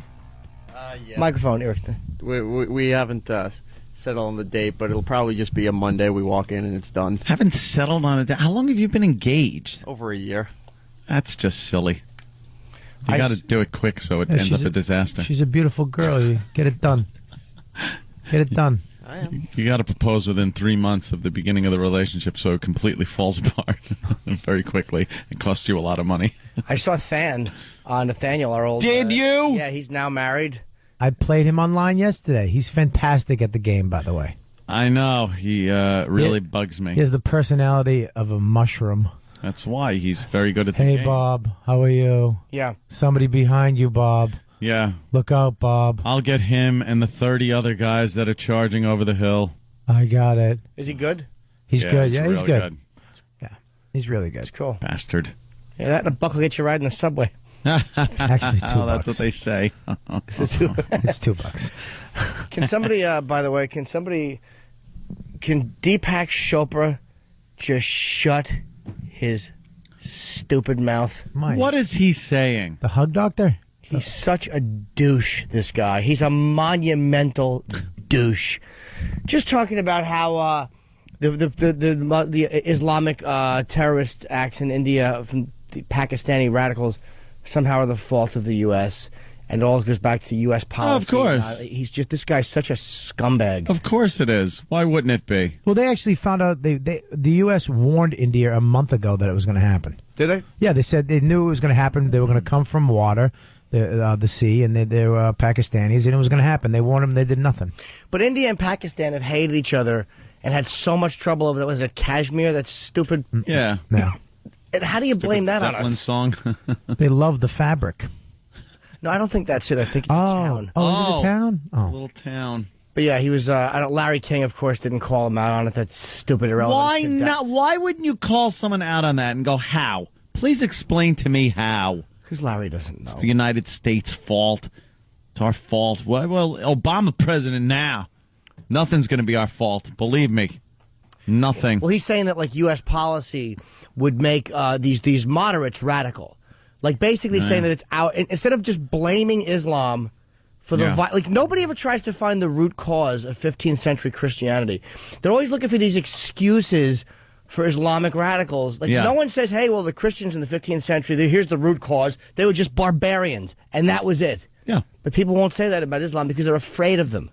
So irritating. Well, they do have quite the way of getting revenge on people. Yeah, they really do. I mean, they know exactly what to do. Slop your head off. They chop your head blow off. You up. Or if you print a cartoon they don't like, they'll threaten your life. Lovely. Yeah. Lovely.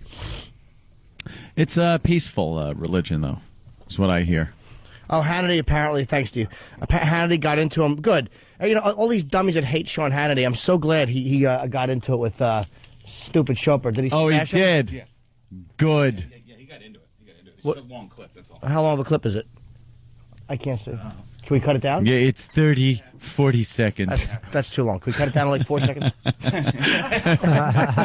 Cut 3 minutes and 38 seconds out of it and bring it back quick. Definitely want to. I want to hear him slam him. We hear the basic point this dope throws out, then hear Hannity just slam him. Yeah, Chopra I hate his stupid face, and I hate his goody two-shoes philosophy, and I hate all these Hollywood fruits that just can't get enough of him. Did you hear what he said? No, I didn't. It's so in. It's so in for Hollywood asswipes to really align themselves with these radicals. They feel like it gives them some kind of credibility to bash the U.S. and say that these people are right because they feel safe bashing the U.S. because they know it's okay to bash the U.S. It's like yelling about mommy and daddy. Instead of, like, there was some phony Indian director, I think he's from Wisconsin, at the Indian Film Festival, which was going on when this attack happened, and he's on the red carpet wearing the ever-dangerous George Bush picture, international terrorist. You know, that hack, corny sentiment, while right down the road, Pakistani Islamic fundamentalists are murdering hotel guests. Yeah, That. You want to be dangerous, you little scumbag? Why don't you wear a picture of an Islamic terrorist? You know, where's Zawahiri, however you say his stupid name? Wear his face on your shirt and stand on the red carpet. You won't be able to see what's on the shirt when it's covered in your blood that's pumping out of your neck. No, none of them. That's the problem. They always try to excuse radical Islam, because if they excuse them, then maybe Islam, if I'm nice to them, maybe they won't cut my head off. I mean, that's the basic fear. Yeah. Stupid. The being nice thing, it doesn't seem to work with them. No. People don't understand the hatred that they have for the West. They just hate the way of life. They look at us as very decadent and evil. But they also don't respect people who are nice. If you fight back, they respect that more. If you don't, then they don't respect you at all. Yeah. Yeah, they're psychos. They're all brought up in war. The kids have guns. It's their whole lifestyle. It's not like... Yeah, they are taught very young. Yeah. We suck. They know war. They've known war their whole lives. You can't just crack them out of it. Like, here's a Xbox. Go relax for a little bit. But every time some excuse is given, well, that type of radical thinking is made out of poverty. Well, what about Bin Laden's a billionaire, and number two, Zawahiri is a surgeon from Egypt, and all these 9/11 hijackers were bright guys. They weren't poor. Yeah. They were living good lives. Oh, well, then they just change it. Well, that's because of U.S. foreign policy. They always find a reason to take the onus off of the fact that they're just radical religious people who are acting out of a religious zeal, and that's it. Well, what happens when Obama's in there and Hillary's Secretary of State, and you got a lot of liberals running things? Shouldn't that make the situation better? I mean, if you're wearing a T-shirt that says, George Bush, international terrorist, if you're an international terrorist, aren't you pretty much that for a while? You don't lose your job as international terrorist. The guy's going to be out of office in no time. All right, I think Bush bashing at this point now is moot. It's safe. It's like there's no reason. He's out of work. He's nothing right now. He's going to be unemployed and sitting at home. So why even bother? Yeah. Whether you hate him or not, or love him, whatever it is, truth be told, he's just going to be done. And Obama's going to be president. And then what? Then where's the excuse going to be? Who's going to be the scapegoat? The scapegoat. Nobody blamed Clinton when they tried to attack the Trade Center in, what was it? 92. 92 or 93, whatever it was. I mean, that wasn't seen as, well, that was on his watch, right? Yeah. I mean, that wasn't seen as Bill Clinton's fault. But it seems like whatever the terrorist did in Bush's watch was his fault. Not that Bush is not a retard, because he is. Yeah. It's irritating, guys like Shope. He's just a coward. And not that I'm brave and I want to fight terrorists without a weapon, but it's like this, hey, look, I'll bend over and grab my ankles, just don't hurt me, instead of just being truthful. Yeah. Mm-hmm. Stop blaming everybody but them. They have everybody scared crapless is what it is. Everyone's petrified of the Muslims. And that's been their goal. Except for Israel. Yeah. They're just dying to wipe them all off the face of the planet. Well, it's Israelis, yeah. It's like the phony New York Times and all these other little sissy newspapers. I don't get that one. I get the regular one. What's that? Where's the phony New York Times sold? The phony, it actually, they spell it funny. They spell it FON-E. So you're like, all right, it's kind of ironic. Boy, was I fledgling there. But like how they won't show that the Danish cartoon, where they depicted Muhammad and there was death threats, and yet any other religion that was a cartoon about where there was an attack, they would have showed it because it was news. Yeah, they would show any icon, but all of a sudden they icon. all of a sudden now they have reverence for someone's religion. No, or maybe they were scared. afraid that they would be bombed by Muslims, and they don't want to come out and go, well, we kowtow to Muslims because we're scared of them. This is what pussies we've been acting like for a long time. It's so aggravating. Yeah, but I mean, geez, yeah, you can say that, but I mean, I don't want to get bombed. No one does. I don't but want just admit that. I don't want a fatwa on me. But just admit that. At least if they came out and admitted that. It would have been a perfect fat joke around 6 months ago, right there. Oh, fatwa. I seen your eyes just rolling in the back of your head. Bob Kelly saying fatwa. Sorry. No. If they don't come out and say that, they act like they're being impartial. If they came out and said, look, there's too many Islamic extremists, they bomb people and they kill you if you don't agree with them, or if you say what they find objectionable, they kill you. Yeah. But they won't say that, because that's a politically incorrect thing, that's an unpopular thing to say. Right. They won't come out and say that. But so many people are petrified of them, and they're very, especially the militant radicals, the way they live, the way they take out their retribution on people is very primitive. It seems to me they'd be easily defeated with a little teamwork. But the thing is, it's that goddamn, I hate to say it, but that oil. Jeez, you can't just run in there and start wiping these people out because they run the essence of our energy. Which really sucks. That's why I like Barack Obama. I like the fact that there's going to be we have to take a hit. I like the fact there's going to be some alternative energy exploration. Yeah, this way, where he's going to pull that out of. Doesn't matter as long as we're not dependent on these scumbag countries anymore. I'm tired of depending on these people. I'm sick of it. I'm sick of being involved with them. I know to not have to deal with them would be fantastic. Ugh. Do you think we honestly like the Saudis? Do you think we honestly enjoy the way they are? Why don't we call them out on their on their civil rights violations of their people and their women that are treated like dogs? Because we have to be buddies with them. Yeah, but why do we care? I mean, we didn't care for hundreds of years. We didn't just do whatever you do. We go there. We constantly call out people on this. We care about everybody, what everybody's doing around the world. That's just it. We embrace China because they own most of our money and most of our real estate. But their civil rights violations against their own people are horrific. They are terrible when it comes to how they treat their own people.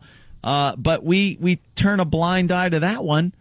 It's just one of those things where certain people were like, hey, we don't like the way you're treating your people. Like Iraq, like Saddam. We turned it into the way he treats his people is terrible. We got to go in there and liberate them. Go scratch your ass. We don't care about them. No one cares about the Iraqi people. Just like we don't care about the Chinese people. Do we care if China's government is torturing their own people? No. We don't. We honestly don't. It's just the way humanity is. We would care if it was here, but that's how we are. It's just selective. Whenever we need to stick our stupid faces in somewhere, we have to find an excuse to do it. There's always a self-interest in it, though. It's never this high and mighty morality that we have. That's the reason we do it. It's an interest, which isn't necessarily a bad thing. Right. We have to keep the lights on. It's not necessarily a bad thing, but don't try to, BS everybody and say it's this morality issue. Just mind our business. Yes. Pull our troops out of Germany. We don't need them in Germany. No. We don't need them in Korea. All that money wasted protecting South. Ugh. Why? Europe's one big happy family that can't stand us anymore now that they're the European Union. They're all together. Mm-hmm. And they think we suck. So screw you. Pull all our troops out of there. They were there to protect them against the Soviets anyway. They've been gone for years. Mm-hmm. And then, Korea is another thing. The only place we need them is Japan, because we're their military. Too bad. Well, no, we are. They can't have a military ever since they should we have dropped a military. the bomb. If they want one. I don't know if I just dropped an F-bomb. I'm not sure if I did close. It. How about this? If they pipe up again, they get the same hot hat we gave them a few years ago. I mean, God, I'm like, that's not a lesson taught. Yeah. What, you want to do what? Do you not remember? Yeah, stop building that. What, do you need a whole new infrastructure? Why do you- Fine, let us level it for you. Why do you think your grandmother has no hair? Yeah, we got to take a little break. And we're going to head over to Sirius XM right now and do our satellite show. Yes, we'll use filthy language. We'll talk about horrible things. We'll do jokes about retarded people. We'll treat women horribly. It'll just be a fun day. We should have women on the show more. Really is very homoerotic. Bunch of men just looking at each other as men.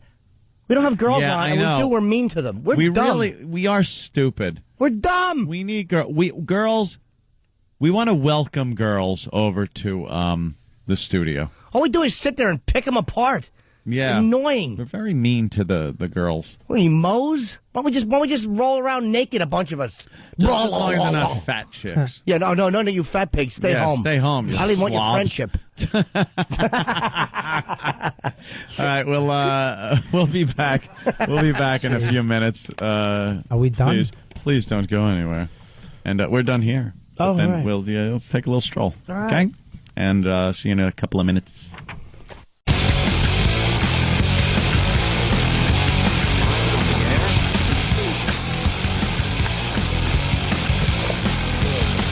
Oi! Opie and Anthony program, phase 2. All right. The filthy segment.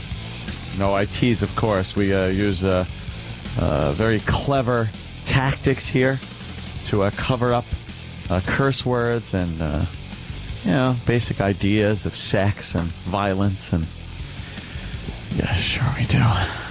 Hi. Laszlo's here, which is great. Yeah, big deal. What? Wow. Laszlo. You know what I noticed about Bobby the other day? Have you Hey, noticed wait a that second. Bobby Kelly's here, Before you snap on me, No, why don't you deal with Jim? Okay. Anytime you come in here, you get smashed on and you go right to me. Go ahead. I didn't smash Laszlo. Right. Go ahead. I just Go ahead, the intro. Laszlo. Smashing. No, I didn't smash him. I said, Bobby has no idea of personal space. Have you ever noticed when you're standing talking to him, he's about 3 inches from your nose? He fucking did that to me before at CBS. You creep. What are you, blind? He comes right over and he's like lip to lip. I had to sit down. This is a guy telling me this who, before we came back from break, had my hand and took it and held it on his crotch. Here's what me and Kenny were doing. Kenny had his hand on Bob's shoulder, so I took Bob's hand, I just pressed it against my dick, and he's like going to try to outlast me. And I'm like, I'll stand here all weekend, You cannot out-gay Jim Because Norton. that's the joke, is to not move your hand and be like, all right, you think you're going to get me? And then get the Jimmy will... fuck off. Fucking, I hate his 5 o'clock shadow. Steve's nuzzling. 5 o'clock shadow. Oh, Steve's nuzzling Bobby, and he doesn't like it. I just don't like the whiskers. Yeah, no one does. And then I'll get all Fucking upset that we tree call him trunks. gay later. Because he's nuzzling people. So yeah, that's a damn good point, Laszlo. He did that to me at the Halloween party backstage. I thought he was going to try to kiss me. Yep. I mean, Why he was wouldn't that I? close. Why wouldn't I try to kiss you? I don't know. Look at you. He's Why already wouldn't I try to kiss you? kissed Sam. Really? Yeah, doesn't understand he personal. totally Listen, kissed Sam. don't fuck around with the Sam thing, all right? That's a serious thing I don't want to touch Dude, on. we are 5 minutes into this shit, and it is gay.com. It's already gotten gay, more gay. Can we have some women? I would like to hear from some fucking women. I'm tired of this show being so stupid with chicks. We're like a bunch of faggots. Why are there no girls in here? I have no idea. God almighty. I'm not Place saying should all the be time. I could half answer that. right. Because all the things that we want to do with girls in here get shot down by That's the, part of the it. quote lawyers. But I'm saying even when we do have them in, like, why do we have to have them shoving tomatoes in their cunt? Can't we do anything with a girl where her tits are just out? Jesus Christ. Just tits, right? Are we that out of touch with fucking other guys that we forget guys like tits and pussy? They don't need a bowling ball rolled into their uterus to be entertaining. That's pretty funny. How come we laugh, though, when you say it? Because it's a wonderful idea. If That those never cock teasers happens. would let us. Exactly. We need, like, I'm thinking of the old NEW days and how we used to get girls in there to do certain things. And it was, it worked. I don't know why now it's different. Because we're stupid. Like, we had Dennis from the Bunny Ranch in with the Air Force Horse. Amy. Yeah. But we had David, who was going to go to the fucking bunny ranch. David? And he's willing to get David laid. And David was like, oh, okay, I'll go. And we just drop it. We're fucking stupid. Why didn't he end up Because going? we're stupid. Lawyers. What? We still could have sent him. He could have we could have just Why are you asking the lawyers in the first place? Just send him out with a video camera. Just send him. It's his own fucking trip. It's better to his own apologize private trip. than ask permission. Exactly. You don't go to your chick and say, "Can I fuck some other chick tonight?" No. You come home and say, "I fucked another chick tonight." Deal. You let him find him in the closet. Right. Absolutely. You say, That's smell how my it dick. works. Guess who? That's a game, and she feels like she's obligated to guess. Yes. Betty? Bob Kelly? See, it meant you got fucked. He's so in love with his goddamn iPhone. He is Dude, you're on a really show. in love with an iPhone. I know, with but his I'm keeping iPhone. in touch with the fans, Laszlo. I love my iPhone too. Relax. I love my iPhone too. Jimmy hates it. Piece of shit. I love my iPhone. I love it. It's not, Garbage. something. I'm online right now. Let's see when it kicks me off. Actually, Jim, you'll enjoy this. I think it was in England. They banned one of the iPhone commercials that was running because they show that little finger doing everything and everything's going really fast. It's like, oh, watch what you could do with Google Maps. Bam, there it is. Oh, let me take this call. Oh, let me, go look something up on the web. And it's just bam, bam, bam, bam, bam. When in reality, obviously, well, they don't have all the time fast. to do in the commercial, so they kind of speed it up. So they lie. But it's not. It's not a that misleading. slow. Well, there's a side-by-side comparison, and it's kind of funny because they have, they play the commercial on this YouTube video, and then have a guy doing all the things in the commercial, and the commercial's over, 45 times before it's done, before the iPhone's on. But it is. Oh, sorry, Dan. Kicked offline. I was online. I don't get kicked off because the iPhone is a piece of fucking shit. I don't. Dude, I've got full could we bars. use that at the church? I do too. But I was just online, and Safari, which is fucking horrible, just kicked me off again. And it's happened with every iPhone I've had. I'm on Safari right now. Well, you can't run certain apps. Well, how about that fucking turtleneck-wearing bucket of jizz? Fucking Steve Jobs says that the next time he is sticking a big dick in everybody's mouth. I just checked in for my Continental flight on the iPhone. Fantastic. Great. Excellent. All right, I got mine out. I'm on Safari. Certain things Let me work see. very, very well. But Yeah, I mean, you know it doesn't? The fucking phone and the internet. But you want to play Scrabble? Oh, Scrabble away, folks. A four-letter word for iPhone. Do you have an S? I have an H, an I, and a T. Fucking garbage. And I'm not going to shut down Apple, but I'm telling you, you know how many emails I've gotten from people saying, dude, you convinced me to not buy an iPhone. Really? Good. A lot of people. But a lot of people. I have one, and I've been through it. People have listened to me for a year complain about this fucking thing. And I hear the new Verizon BlackBerry's a hunk of shit, too. I fucking hate everyone. I just got on IMDb. Back I've on never Safari. been Let's kicked try it on. again. That's what I Did you am turn on. off the Wi-Fi? Why should you have to when they have it as a feature to connect faster to the internet? Why should the Wi-Fi kick me off? Here is the reason that you're having trouble with your iPhone. Yeah, because it's a piece of shit. No, it's because it's user error.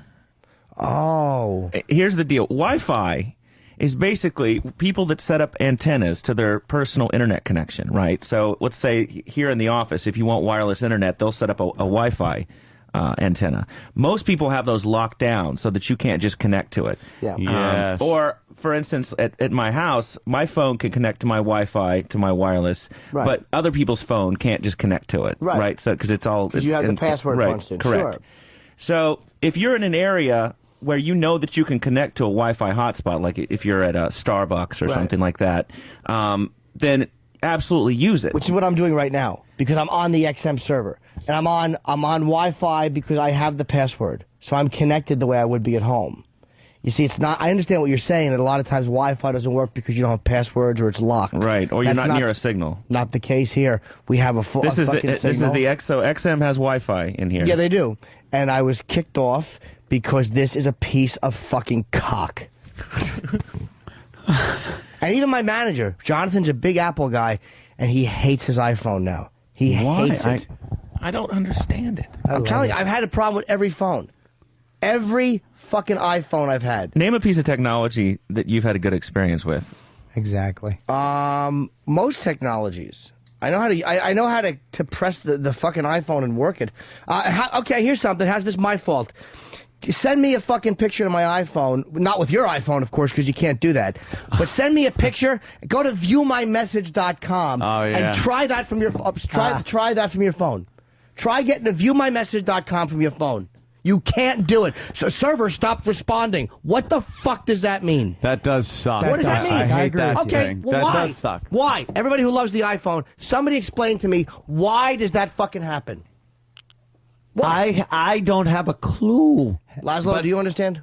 But there hasn't But it does been, happen, right? I don't even. But I've go down that road. I've never owned a phone that I've liked 100%. And that's something on the iPhone that I think sucks. I've never had a problem with being kicked offline like you are. I don't know why. But and I find all these apps fascinating. How many times, Ant, or anybody, have you gotten the photo for your iPhone and you go to viewmymessage.com on your home computer, because that's the way we all do it. Oh, and look at it, a 2-inch picture. The 2-inch picture, more piece of shit AT&T raping. But the fact that it keeps giving you an error message. Yeah. It will not open the fucking page. I hate that. So there's another problem with it. You do what they say to do, and it doesn't work. AT&T stinks. They think, like, what do they think? Manhattan falls off after Broadway West? You fucking cocks. I live here. And I can't get reception in my home. I had to buy a Verizon BlackBerry for emergencies, for reception. That's what shit AT&T is. How about a normal phone that plugs into the wall? I have one of those too. Things. I would never use a cell phone full time. But I mean, just to have my... But Jim, look what you could do. What? Oh, that's cool. Oh, you can play the drums. Excellent. Danny's playing the drums on his iPhone. I'm playing poker right now. Neat? Cool. I'm doing everything except making an accurate phone call and sending and receiving a picture and getting online, which is all I want this fucking hunk of cock for. I won $35 in one day on lemonade stand. That's great. You'll spend that in fucking dropped calls and in business lost because your phone is sitting in front of you and it rang and you didn't hear it ring. Why? Because AT&T is great if you're sitting in the AT&T building. That's cool.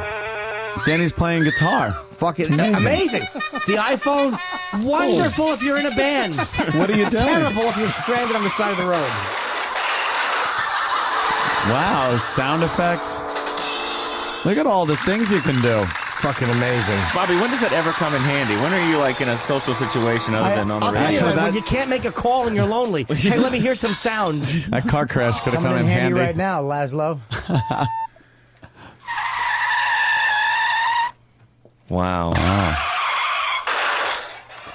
See, you got your own sound effect machine. Yeah, I don't have to. I can push my own buttons on this show.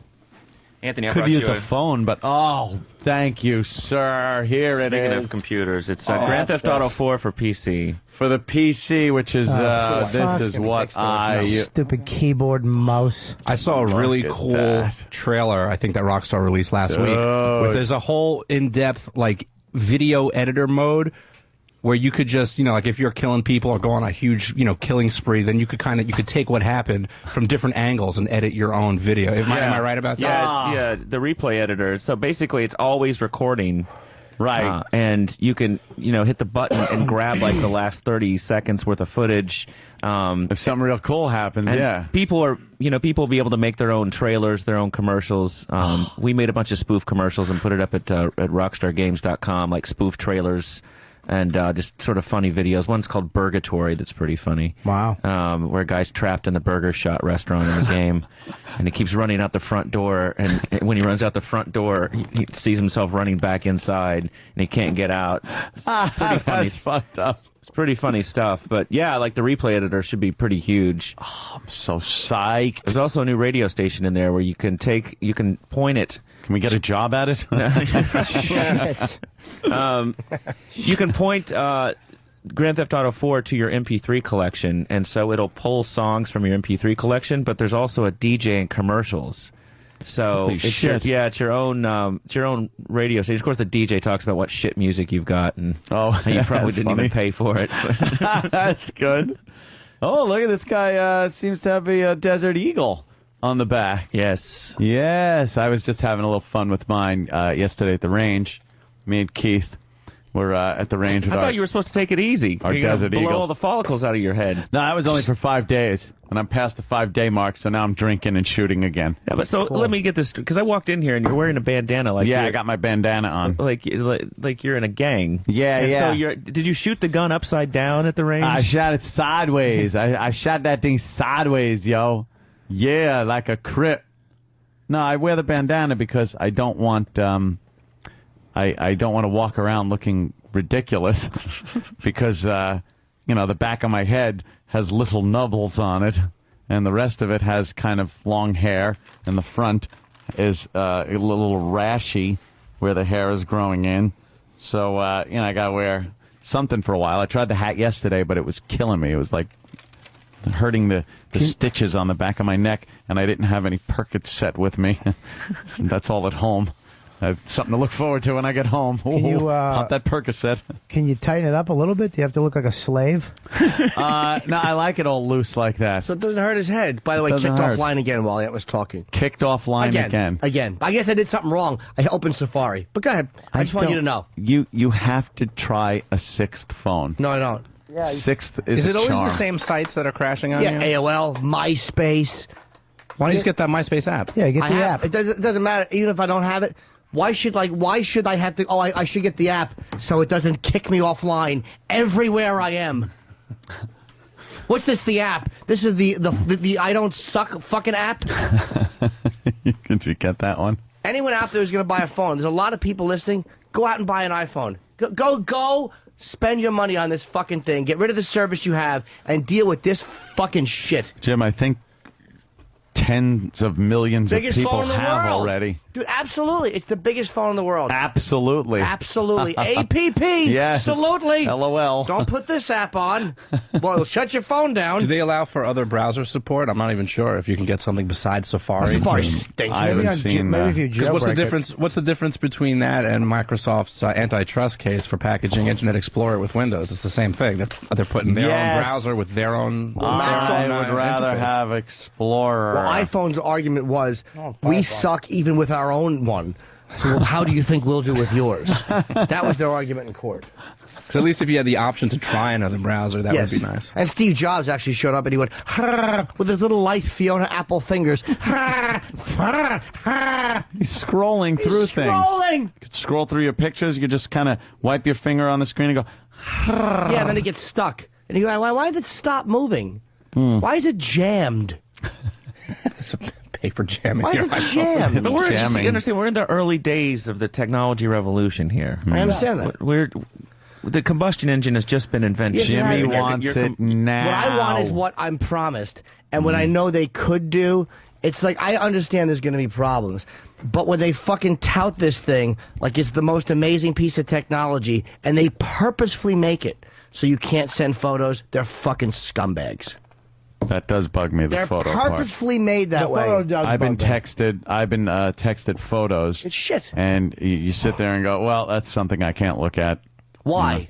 Why would they do that? Why would they do that? Why would they neglect to give you a cut and paste That's after a year and a half? Cut and paste. Why can't I download my notes? How about video on the camera? Flash. Can't get flash. Why is it 3 megapixels? You can get video. When they can have fucking 9 megapixels. Because they're all scumbags. So you have to brutalize them because it's not a technological problem. It's that they're fucking scumbags. I mean, Apple's known for this, and I'm sure they'll do it once again with the next gen iPhone. Yes. But it's on purpose because it's pre-planned obsolescence. They will add all of those features that you want in the iPhone that comes out in 2011, so that you have to buy another one. So then the old one sits in your drawer. You throw it in with the rest of the phones. I have a drawer full of cell phones, and it's like nostalgia. I open it up and go, oh, I remember this one. And you look at it and go, oh, I remember calling this person They on got this. the new phone out that actually has the flexible screen on it that actually folds open. What? It's a flexible screen. Who does it? It opens up like this and it comes out like that, and the whole thing is screen, or you can close it up and use it just as a regular phone. Really? Yeah. What service? Do you know what brand? I think it's a prototype. Oh, okay. But we'll never see it. it's done. No, those are coming out soon. Bobby's talking about it like it's a concept car that he saw at the auto show. Oh, yeah, these are coming out. Oh, yeah, that's next coming week. out. It's got wings on it. They'll be coming out really. They'll be coming out Listen, very soon. dude, I've been to a billion tech conventions, and I can tell you that shit ain't fucking coming out. That shit never comes They've out. been talking about the flexible screen. They've been talking about the home video phone. Sony actually has a flexible screen and TVs. Monitor paint. How about monitor paint? Comes in a can. You just paint your wall, and it's a monitor. What the? All fuck? the electronics are in the paint. Are you out of your fucking mind? Why? You're talking about some fucking silly screen. Why do you need a flexible? Why do you need a? You can YouTube monitor. what the fuck I'm saying. Yours is fucking from your Oxycontin, whatever you're taking. Yeah, I can YouTube. You can YouTube monitor paint. No, you can't. Sure, something will What come is up. wrong with you? Yeah, look. Go ahead, Danny. YouTube monitor paint, and it'll be some idiot painting his monitor, and then there'll be somebody. There's monitor paint. Yeah. What is it? Somebody painting their computer monitor.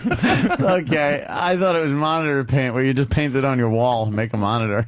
But explain how transistors this in it. works, Anthony. You're walking around your palatial estate, and you're like, Yes. "Wow, I could really use a TV right there." Yeah. Then you just take the roller out, roll it in some monitor paint, and then you paint it on the wall and turn it on. Yeah, like a Roadrunner cartoon. Where Yes, where you used to paint like a tunnel so the Roadrunner would crash into it, but the Roadrunner went through the tunnel. And then you are Coyote fucking crashed into it. Percocet it out of your face, dude. I wish I was. Sounds fucking great though. I want one. Nice can monitor. You could do girl paint. Just paint a chick on the wall and fuck it. All right. What is that? Flexible screens. They already got Oh, is them. that the flexible screen? Yep, Sony. That thing stinks. It's like cellophane. But what do you need it for? So you can put it in your back pocket? Because what will happen is that they actually have it in Germany now. It's a cell phone. It's like this big, and you instead of You put it in a chicken's ass and fuck it. Germans. You actually you pull it out the screen and it becomes this big, and it's all touch screen, and then you push it back in, and it's a little small thing. That So is you won't just have like the a big phone. strip of shit. Oh, yeah. It's like cellophane. Yeah. And it's got, I don't know, it's got some electronics on there. Yeah. Look at that. TV is going to be that thing, and there's going to be no more newspapers. It's going to be just a little piece of paper. I've heard that for so many years. Your newspapers are obsolete. We're all going to walk around with electronic paper. Yeah. And it's just going to download to it every bullshit. It sounds He's like right, the same, though. Bobby's it's right. the same asshole that said, "Yeah, they're going to have fucking cell phones." Fuck that. Flying cars. What are you, a moron? I think Went to the moon, you idiot. I think Bob is right Are though you a because fucking Moon in moron, 69. No, he's not. He's really smart actually. But I disagree. I expect more out of you. I I expect more out disagree of with you, Lies on Laszlo. this because I think there's simply like when you look at the fact that like a Blockbuster, all these places are closing down because of online downloads. Simply, there's going to be no market for newspapers because the updates are so immediate with computers that they're going to seem obsolete an hour after they come out. It's like people are going to get so used to news. Like, even when You you're know reading what the it is? paper now, you're reading sometimes like the sports score from last night. It's once it becomes convenient, books. They say book deals are going to $400 Here's the problem. They have book Here's readers the right problem. now. Book readers right now. They Well, have some of them they're getting them. thinner and Here's smaller. the problem. It's $400 for a fucking book reader. Why don't you just go Yeah. buy the books? No, Yeah, but you can carry It's a heavy around storage. you can carry around 400 books. But you with can't read 400 books. Yeah, but The problem You is can't even read one. your eyes I read your two. Harry eyes Potter fall one out and of your two. fucking head. First of all, you can't look at a screen. No, they a lot of recreated- people read papers on the go. They don't get them at home except for the Sunday paper. A lot of people are at work, whatever. You have your handheld device, whatever the fuck it is. If you are looking at a newspaper or something on your little, it's going to kill your eyes. No, you can't read an entire book It's going to be online. like the size of a paper. And they actually, like the book readers, if you ever had a book reader, they recreated paper on the screen. So Yeah, but it's still your a eyes. light. It's not a glowing It's still a computer light. screen. It's still an LCD screen. Yeah, and it Yeah, but it's kills your eye. recreated a piece of paper. I've spent days looking at the computer too long, and you wake up with computer hangover the next day where your eyes are just like watering and fucking hurting. That wasn't from the porn you were looking at? No. But the reason I say my that dick is- was watering too. If you go back and look at issues of Wired magazine from 1995, 1982, Oh, yeah. they're saying I the do that same all the shit. time. But what I'm saying is, Yeah. they've been saying newspapers are dead, dude. No, every time a new media comes along, Nobody's the saying old media newspapers doesn't are just dead. People You are just saying, said- you just people said- are- what I'm saying is, if you're listening, you're getting a little carried away with yourself. No, I agree with Les. What happens is that they're gonna have the newspapers aren't going to be around forever, just like CDs and tapes and video games. You're not going to have to go Video buy games. a And video paper game. money. You're just going to be able to download it from your fucking TV. Oh, you mean like Grand Theft Auto 4 Episode 1, which comes out next year, downloadable for the Xbox 360? And See, look at this. We're in the future already, lads. You don't I'm even gonna- have to go I out got a and game buy right Grand now. Theft Auto 4 for the PC, which came out today. You could download it. Exactly. By the way, this is why Bob should be shot. This is the same argument I had with Bob a few years ago about I how agree with you. paper money. I agree with you, but I actually came back to you later and said, you know I what? know. I but made I'm a saying mistake. paper money will eventually disappear. It won't exist. We won't It'll always be around. Nah, but in time it won't be. People that are impoverished will always need a bunch of nickels, money, silver. I'm saying it might be in 100 or 200 or 300 years, but it just won't be a viable. People like we don't use that anymore. It's good for nothing anymore because everything will be so. But they'll say like, we do not use that anymore. And they'll be bald. They'll touch you with their finger. Yes, they won't be bald. Look at him. No, it'll be past that point where baldness is like We're the evolutionary norm. losing And if our you have, hair. If you have hair, you're silly. Then you'd go to like the medical hair rest. It would be medical hair removal. Is every restaurant going to be Taco Bell too? Oh, just like in what movie? Demolition Man? Demolition Man. Yes. But people are always going to want physical currency. Yeah, I think. I Makes said you the feel same safe. thing, but No. I don't want every transaction I made tracked because then you could look and say, look, Laszlo bought an ounce of weed yesterday. But if you would have said that 200 yeah, but how are years you ago, going to buy weed? yeah, how are you going to buy are drugs? they going to carry? Really, gold is what makes our money. How you gonna worth get something? hookers? Who carries around gold blocks? It's Louis C.K. We've been off the gold standard for a while now. Louis C.K. carries around Gold gold doesn't nuggets really. in his pocket. Nuggets. No, Why? It'll all disappear. I don't know. He likes gold. All disappear. It's not all that I think money But how are is you gonna buy- how are you necessary, gonna get a- physical. Yeah, how are you going to get a whore with a chip or a credit card? Yeah. You'll You're gonna just you'll scan do a it. You're gonna transaction. Scan it through a pussy. You'll just do a Quatlubes. transaction. Well, there obviously will be a way to pass them. I bid 400 quatlubes for the whore. I bid 800 quatlubes. 1,000 quadlubes for her asshole. Look at credit cards. Credit cards are the first step. First step in that. I would never use a credit card to get a whore, a massage, anything. But I know, but technology is not going to be built on how do you get a hooker with it. They'll figure that out. They will figure that but out. you understand, technology Elliot always Spitzer. technology always goes. No, to I know sex. it does, and eventually it will. But look at credit cards. Now they're talking about little chips in babies' hands just to make sure your kid doesn't get kidnapped. Eventually that will be standard. Oh, yeah. Wait, let me get this straight. So, Uncle Paul. so Those are the delicious. baby's baby got a chips. chip in its hand, and what does it do? Slice them thin. You Does can it track the kid, so if the kid gets kidnapped, you can satellite track the kid, and instead of looking for a kid for 3 days, all of a sudden the kid's missing for 45 minutes. Not you if can you satellite track the Not kid. if you chop the hand off. Then all Exactly. they'll find are chopped off baby hands Well, Just you- a and bucket a of hands. raped body in a shallow grave without a hand. Yeah, a pile of inoculated arms. Inoculated Well, there will be a arms. way around that. Obviously, they'll put it in different places, or it'll be, let's say, for the sake of argument, that the killers aren't just chopping with off the tip arms of and his fucking Little kids. low jacks for kids, right? They'll be able to find kids, and eventually that will become standard practice because it's needed. And then all of your medical information will be inside little chips. And then people won't, instead of the paranoia about the government getting Can I you, say- it'll be a convenience. all transactions They actually will be have done through in that. some businesses now with high security. They actually have chips instead of keys or cards. They have chips in people's wrists, and they just wave their hand over the thing like you would a key, a credit card key, and it opens the door. It will eventually. For high security places. It will eventually be that. Was, again, maybe not in I our swear to God, lifetimes. that's actually now. They Is have it that on now? the news. Yeah. But why would you?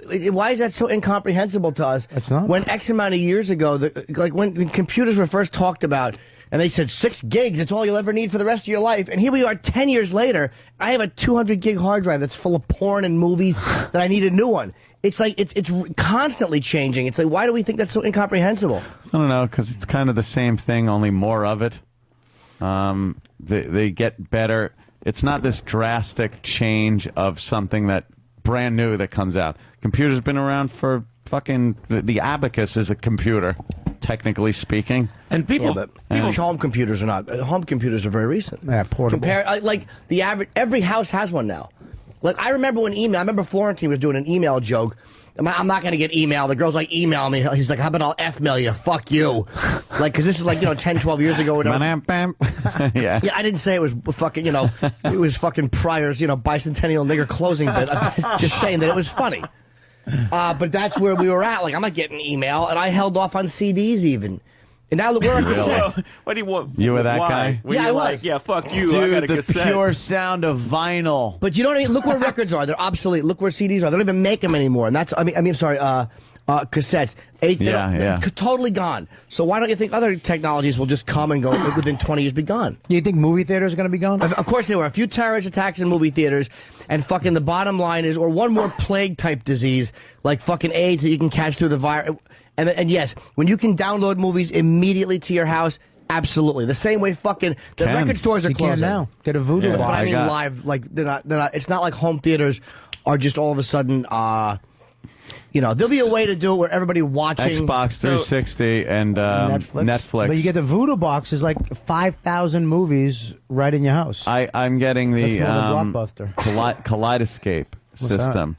It's the same system that pretty much like you just talked about. Yeah. It's for my home theater, and it downloads the movies, and keeps them, thousands of them. It has first 30 seconds of every movie. That's what the voodoo does. That's all it is. No, it's mine is movies. It has them movies. all on there. Yeah. So I won't have to put in a DVD. I can if I want, but I won't have to. I just press the remote. A display of every movie that I have goes up on the screen, and then I just scroll through them, pick one, and it starts playing. I just tossed all my DVDs. Did you really? I won't fuck need them. I don't fucking ever. I threw my DVD player out. I don't have fucking. Why the anger? What do you use? I don't know, I just hate my fucking DVD player. I love dirty DVDs. fucking How many DVDs. DVDs did you throw You out? lazy 2. fucking DVD. I put them all in a fucking I put them in like a thing that holds like little CDs, and I just have like dramas in one, and like these little. Look at you, all organized. But it's a small area. Modi taught me. What to if do you that. find comedy in the What drama else did section? Modi Do you just teach you to lose do? your fucking mind? That Bite it? happened to me one time. I found comedy in the drama section, and I just pondered it.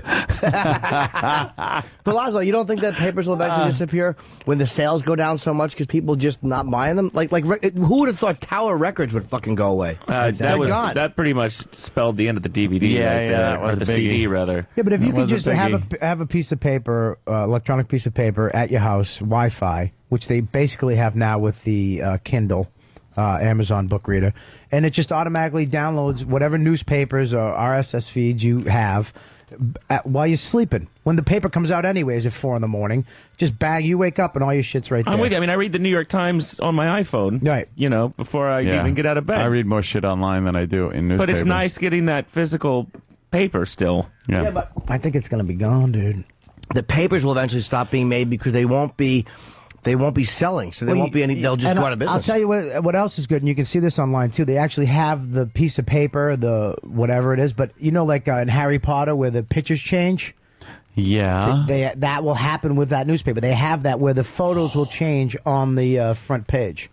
That's like you'll the actually future. see somebody Now- moving. Like you'll see, I think you're tripping. I think you're forgetting a crucial component is that everybody in this room has, the income to get an iPhone and that kind of silly shit. Yeah. What about a construction worker that just wants to read about Britney's fucking recent I The prices come down. Papers will give them for free with a subscription, like they do with XM. Certain things you'll have to buy the New York Post or the Times subscription. You'll still pay that. They'll still make their money. And they'll be like, here, you can take our Times reader for nothing. And it'll be cheaper because they don't have to fucking manufacture the paper. They just have to basically write the articles and then boom. Out. How much money they save doing that? Without the distribution, shut without down the those fucking big machines, kill all those Stop the fucking presses people. permanently. And how about VCRs? How much were VCRs when they first came out? Rich people had VCRs, God, top that'd be loaders, 10, 20 bucks. Remember trying to plug it in? How fucking crazy was that? It was 3 plugs and everybody just lost their minds. I remember one of the first porno magazines I'd ever seen as a kid had an ad for some VHS tapes in the back, and they were like $200 for a VHS or Betamax Terminator or something like that. Yeah, if you rented a movie and didn't return it, oh, dude, it was like $100. It was very expensive. Because I used to work at like, Sound what? Warehouse, where we rented both Beta and VHS. Oh, Beta, wow. And somebody it fell off the back of their motorcycle or something like that. The guy came in with the pieces, and we had to charge him like $110. $100. Wait, for this fucking piece for Animal House? Back then. What are you? What year did you work there? Probably like 95, something like that. 95? 13 years ago. I don't know. No, I'm talking like 87. Okay, 20 years later, both of those technologies are pretty much obsolete. Videotapes are still being made. Beta's gone. But Beta's gone. They barely make Videotapes, they won't make for long. Look at video cameras. All right. Tapes are gone. Now video cameras are high definition, 1080i, 720p, and it all goes on a SD card.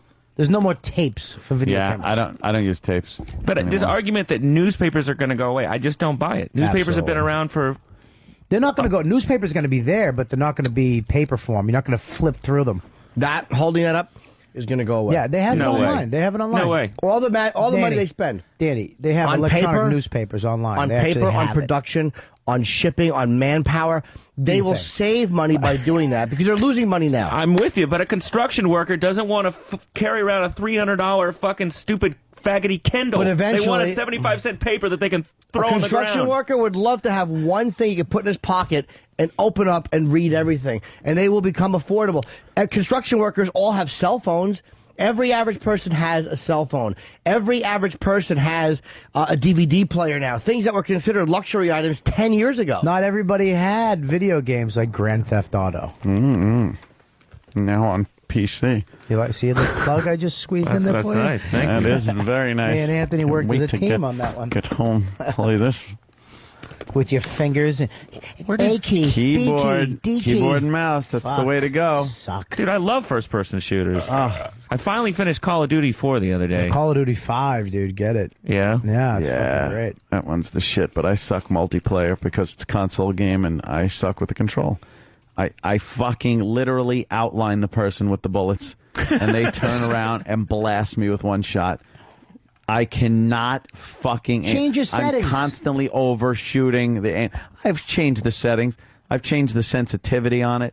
I can't fucking aim. Get a bigger TV. Got a huge TV. What size? Can't wait to play. Well, I got, what is my living room on? 50, 52? How many speakers? Are you going 9.1 in that surround sound theater? Downstairs, it's beyond that. It's. I'm going. What's beyond 9.1? Dolby 11 is the best. Dolby 11 is the best sound you can get. What do you want? Jesus Christ! How many speakers? Let me see. 1, 2, 3, 4, 5, 6, 7, 8, 9. 6 speakers, 3 subwoofers. So then it's a 5.1 system. All right. That doesn't sound right. I would think they would at least put a 9.1 because even Xbox Live now is 9.1. Yeah. Because they want us to do like the video game trailers that we upload to Xbox Live. They want it in 9.1 surround. Which at some point it's just. Do you really need 10 speakers? Yes. Yes. I guess so. No. This is this has to have a genuine movie theater look and sound, so it's going to look and sound. Are you going to have the drapes, like the crazy drapes that cover the screen? It's going to look, I don't know about the drapes. There will be some kind of faux curtain up front, but the whole thing is going to have a very Art Deco look to it. How about a popcorn machine? I could get one of those, but those are kind of hack for home theaters. Yeah, but have pussy in it. Look. Have popcorn pussy. Yeah. Have one of those claw games that comes down and it picks up the pussy, and then just right before it drops it in the thing, it lets it go. Actually, just have a chick's head in it, and you can stick your cock in it. Fucking head. And fuck her mouth machine. Do they make those? A fuck her mouth machine? Yeah. I haven't seen one. Just I'll look for it. You push your button like whack-a-mole. Little heads come up. Heads and come just out. You got to shove your dick in them real quick. Yeah. I'll look out for that one, but Just no. make it. Use some I of your haven't seen that fucking yet. your millions to make a whack-a-mouth. I think I have the whole area pretty much planned out. How many what's seats? going on down there? It's going to be 13 if they were single seats, but then 2 of them are going to be recliners. They're all recliners, motorized You recliners. just be a dick. But and 2 put of them one. are going to be love seats, where you could sit there with your sweetie, and you know. Just put one. No middle Just be armrest. you and the burglar down there, isn't That's it? It's just me and a burglar. Are you getting a projection, high def projection? Yeah. It's the shit. The ones that actually, even if there's light coming through, it still looks like a plasma. It's not gonna. First of all, there won't be any light coming through this. They're painting the room entirely black, and then on the sides they're gonna go very dark material, and then there's gonna be deep dark reds, and then silver chevrons with lights subdued behind it to look like very 1930s or Is that 20s type movie theater. It's going to be a projection that's that high def? Yeah, they got Are projections that good? Awesome. They're really good now. You know, if I wanted to just watch TV, I'll watch TV upstairs, but you want the experience. It's an 11-foot screen. Screen's 11 feet wide. But they're they're really high def. And the light, they make ones now that the light, like sunlight, doesn't even affect them. I mean, it looks like a plasma on the wall. Wow. It'll be very cool to watch movies. We come over and now. watch some movies? Well, you can watch the spackle dry right now. They're still, I'll give you a working hand on the job. And spackle. stick your cock in your popcorn and I'll fucking jerk How you much off. is this thing costing you? A lot? I'm not even quite sure of the exact cost yet. Over 5 Gs? Oh wow, yeah. Well, it's you know what it is. I'm finishing the whole basement. The whole basement's being finished, so it's not just the theater. There's a audio video studio going in downstairs. There's a bar going in. A bar? You gonna put beer on top? Yeah, hell yeah. I'm doing the Guinness thing. How many? Oh, are you? I'm at least doing the Guinness thing. You want me to set it up for you? I got a wine cellar going in. It's a lot of. It's an entire. It's the size of my house. How about it's an anything a entire another teenager floor. wouldn't want? No, Just no. liquor and movies. Well, that's what it is. And a place pretty to much. make a duty on the floor. And there's some flat screens going in around the bar. A poker table is going in. One of the real, 10 spot poker tables. Hell else are we doing? Oh, It's video games. It's a millionaire's treehouse. Yeah, It's yeah. basically what this It's like amounts my to. little treehouse is a. How about an area for hats? I will have an exclusive hat area. You throw a big pile of hats, and everybody can pick them up and put And one on. old people will go in there and have their hats removed by Earl. But Danny came up with a great idea, too. There's a wall. To rape girls? Not sure. Yeah. There's a rape wall room. in there. That's Not just sure. one A of my rape many room. ideas. That's a rape room. There's a wall in there. I Soundproof. wasn't sure what to do with. So we're going to load up our asses with paint. Yes, and just push our hairy asses against the wall and paint the. No. The one wall is going to have movie posters on there, of course, classic movie posters in the lighted frames and everything like that.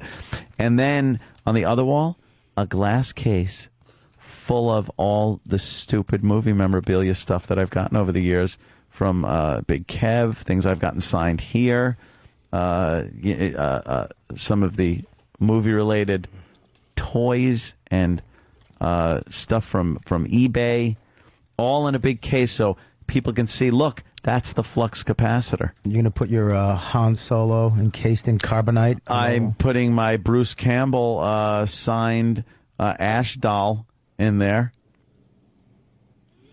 It's pretty gay, dude.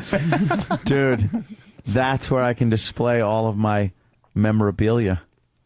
Where else would I put it? My office? My office is supposed to look like it's from 1910.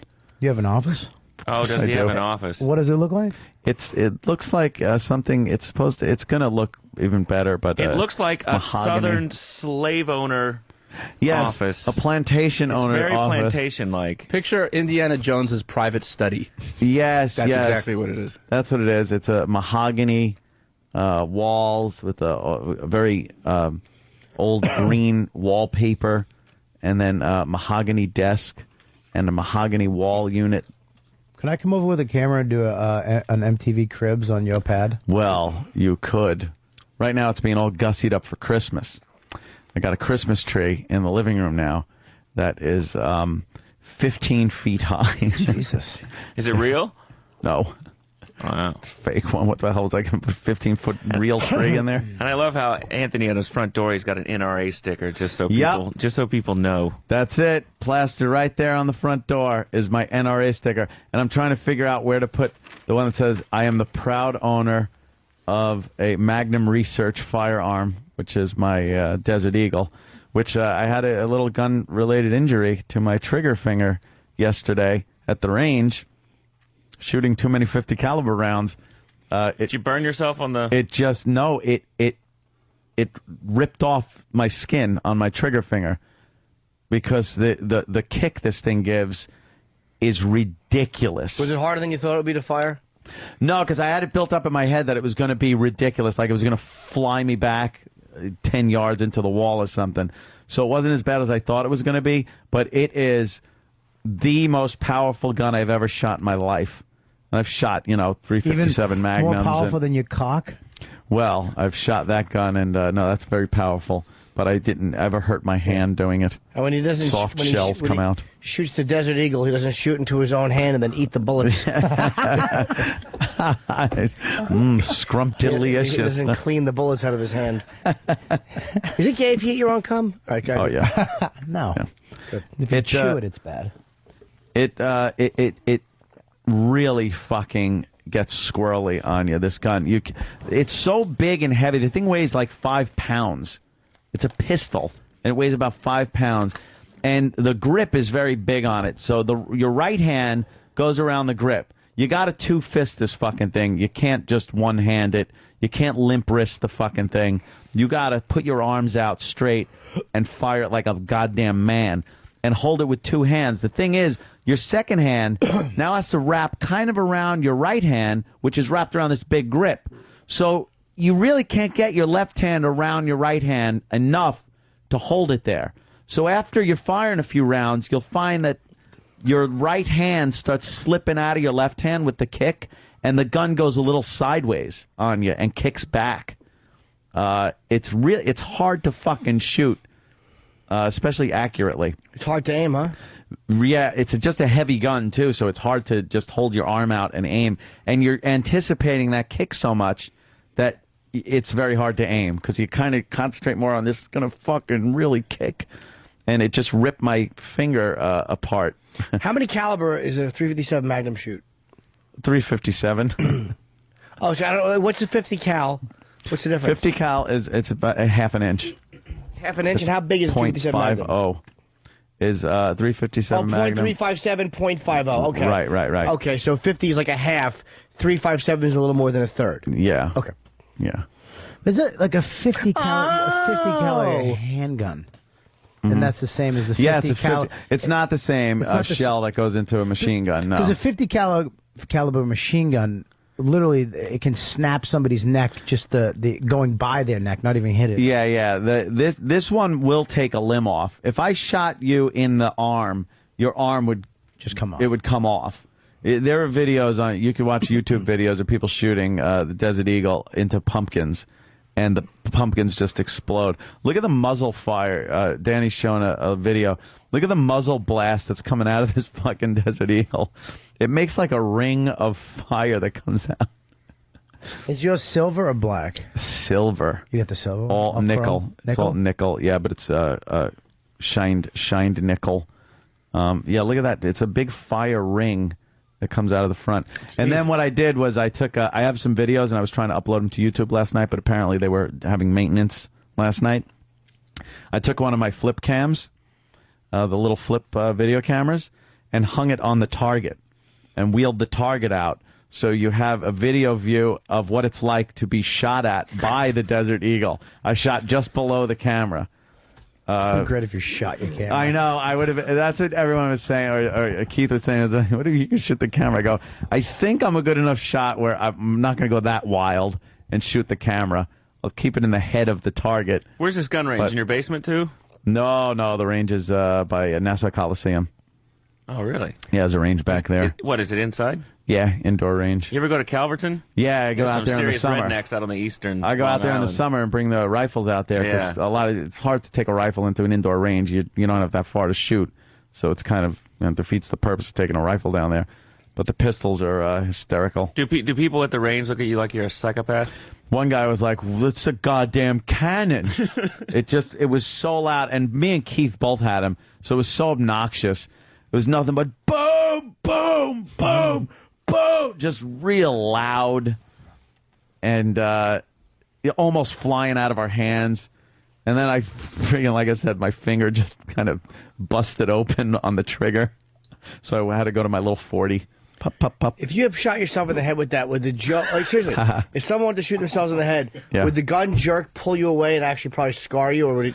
No, it would blow your head off, and then the gun would fly away somewhere. Because obviously you're dead, you're not able to hold it. Oh, what is it? It's shooting through what? A cinder block and a pumpkin? Somebody, they set up a pumpkin behind a brick and then took about 5 shots to it. And the first shot, the brick explodes, exposing the pumpkin. And then he pumps 4 more shots into the pumpkin that leave giant, like, 1.5-inch holes. Dude, it's a sick hole. Usually when you shoot a target at the range with a smaller caliber gun, it'll make a hole in the target, but it's one of those holes that the paper kind of tears around the back. So if you take the target, you can kind of almost push the paper back where it was. This removes a 1/2 inch of paper from the target. Just removes it. It puts giant holes in the target. Is it and you can expensive? only imagine what... Yes. It's really expensive to buy and them? ammo is very expensive, too. How much is a bullet? A box of bullets. 20 rounds is $50. Jesus. $250 a bullet? Yeah. Jesus. Jeez, like smoking. $250 a bullet. Nice hollow point. Fucking.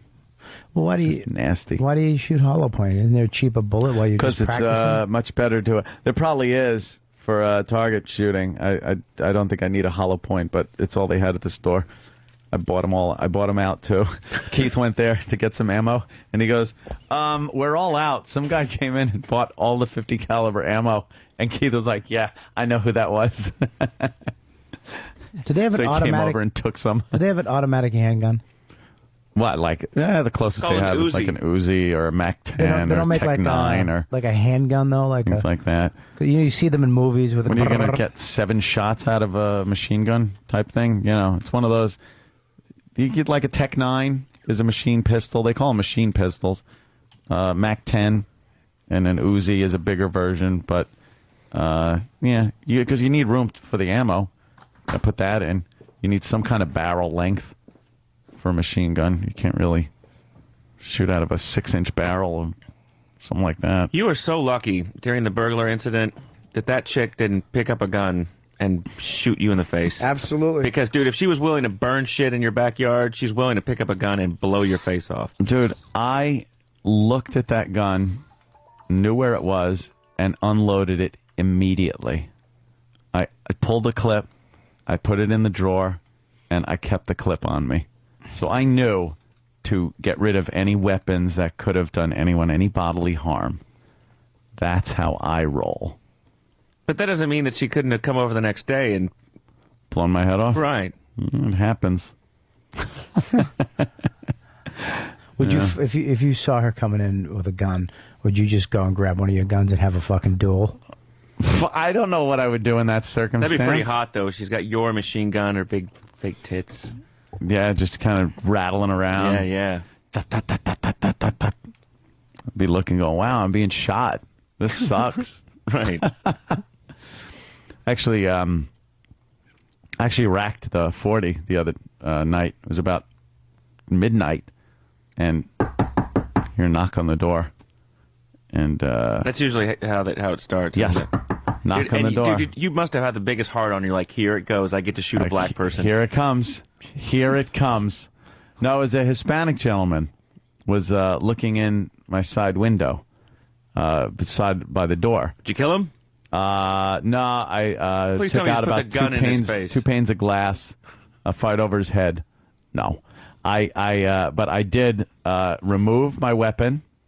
I racked around, chambered it, put the weapon back in my holster, and went to the door. Hold on. Now, what were you wearing? Were you in your boxers? No, I was fully dressed. I All had right. been to the range, so I had my 40 on. You walk around the house with the thing in a holster?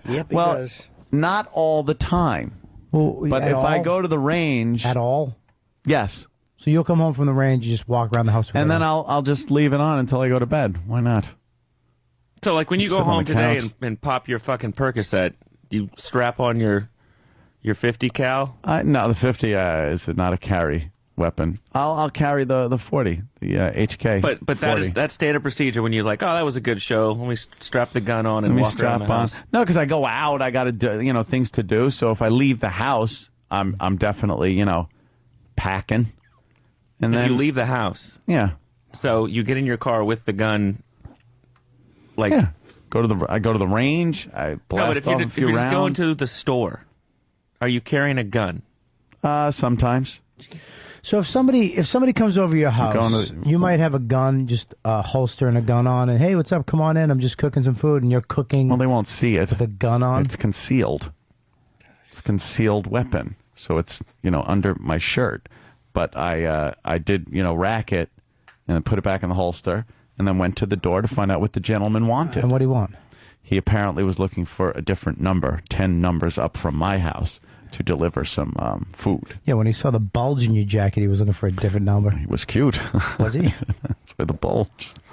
No, it's asshole.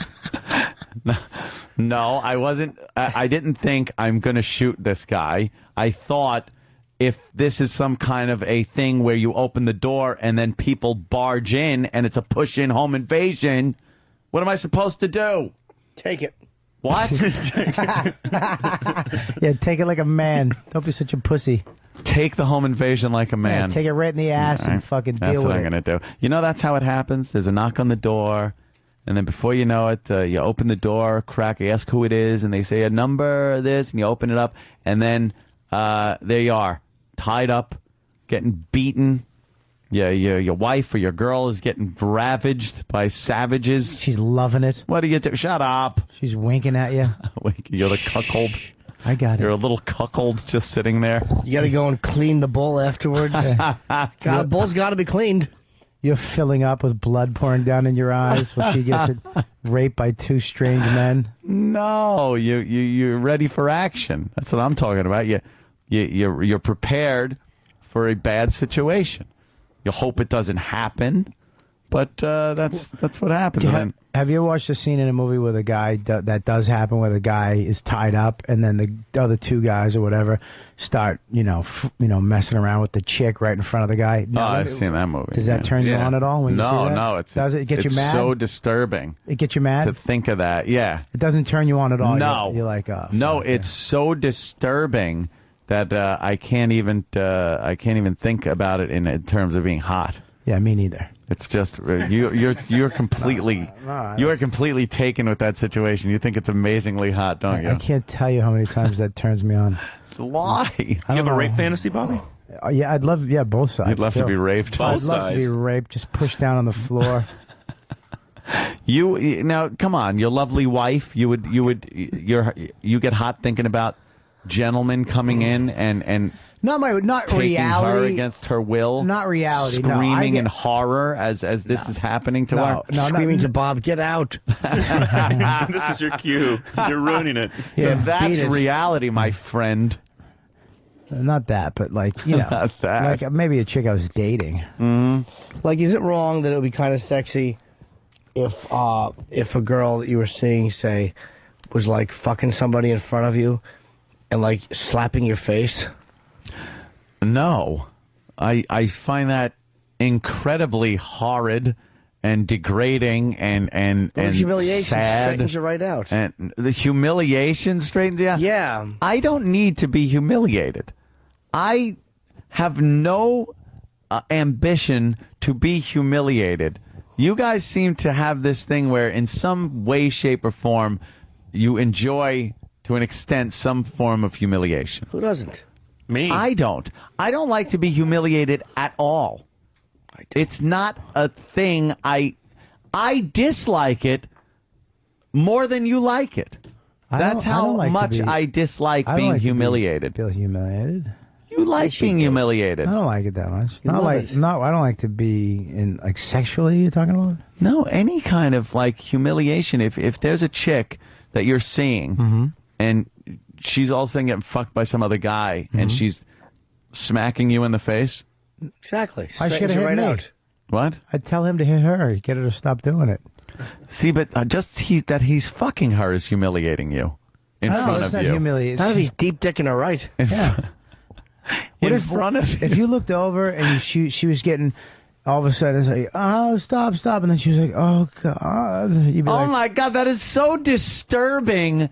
First she of let all, one moan they slip both out- get killed and then you shoot yourself. That's a murder-suicide. Or you just go my way and jerk off. What's the matter with you? How about this scenario? She's getting fucking plowed, right? And she's like, no, stop. And you're sitting there, you're like, oh, you're tied up, whatever. And then, like, right in the middle of it, right, all of a sudden she goes, oh, God. And then she reaches over and grabs your cock. No, I don't want to be involved in this. Get me out of this house. You're insane. What are these weird fantasies you have, bro? They're crazy humiliation fantasies. There's no... Why would you want that? Because you're a cuck boy. Sometimes a sissy cuck boy needs what a sissy cuck boy needs. I am no sissy cuck boy. Sissy cuck boy. New. This just coming in from sissy cuck boy. I'm sure somebody on a whack bag will be sissy cuck boy. Sissy cuck boy. Oh, yes, it's sissy cuck boy Yeah, again. sissy cuck boy from Ronkonkoma. From the Ronkonkoma sissy cuck boys. Sissy cuck boy. No, there's no... I have no... You've never put on a pair of panties and serviced a bull. No, I can say I've never done that. So that's... I mean, look, I was thinking about this the other day, like guys like you. Yeah. There's What a are the certain, guys? There's a certain... Who else was in your fantasy? Guys like who and who? Like me and you Some of the guys hit you got. a certain creep. We sexually, we went a certain route in life. And guys like him, kind of just normal. Like you never... went the fucked up sexual route at all. You've had normal relationships. I don't know. He was having not three totally. ways. Yeah. He's paid millions for. I had a very expensive 3-ways. But Ant's not a deviant, he's saying. Like, Ant's pretty what I much... mean. I'm not saying Ant's not a good bang, but Ant's a guy that likes to get a girl naked and jam his fucking hog in her Right. Normal and bang shit. away.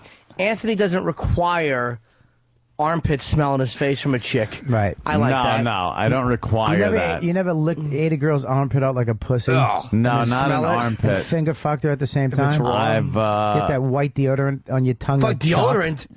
What are you, Deodorant. fucking... What's wrong with you? Rookie? Yeah, way to go, fucking Captain Square. No, there's no. I have no aversion to a clean girl and the way she smells. As far as armpits go, I'm not going to make an effort to shove my mouth in there and start licking her armpit. How about if it's a little raw? But like a pussy. A little raw hair. in the armpit, like Yeah, a little hairy. stink through the shirt. a little stink through the... I like that. I actually don't mind a little the scent Stubble? coming off of a stubble, little scent coming off of a girl. It doesn't creep me Little out asshole or stink? disgust Little me. bit. No, down there's got to be pretty clean. Oh no! A meaty fucking pussy with a lot of folds in it. That makes me want to puke. I'm not Oh, excited. stop the two of you. Why don't you just go to Goody Two Shoes Town? Let me pull up Google. Yeah, and see what that is. things Street there. View. Yeah. I get Street View. As long as your Google Maps doesn't crash on you. Yeah. Yeah, exactly. Where's Goody Two Shoes Town? I can't tell. Safari kicked me off. No, there's nothing like more big- disgusting than uncleanliness and an odor because of uncleanliness down Not there. uncleanliness, but she's sweaty. She didn't shower today. You fucking Look, I've been the to enough asshole strip has a little clubs. stink to it. I've been to enough strip clubs where strippers fit that criteria. They're Nice. sweating a little. They've been working. I go for a lap dance, and she decides, because I'm a heavy tipper, that the muff is going right in my fucking face. Buh. And I backed off like, ugh. I'm trying to think of a good. Okay, when in Reservoir Dogs, when the cop is sitting there and is getting the gun pointed in his face, and he's turning his head back and forth.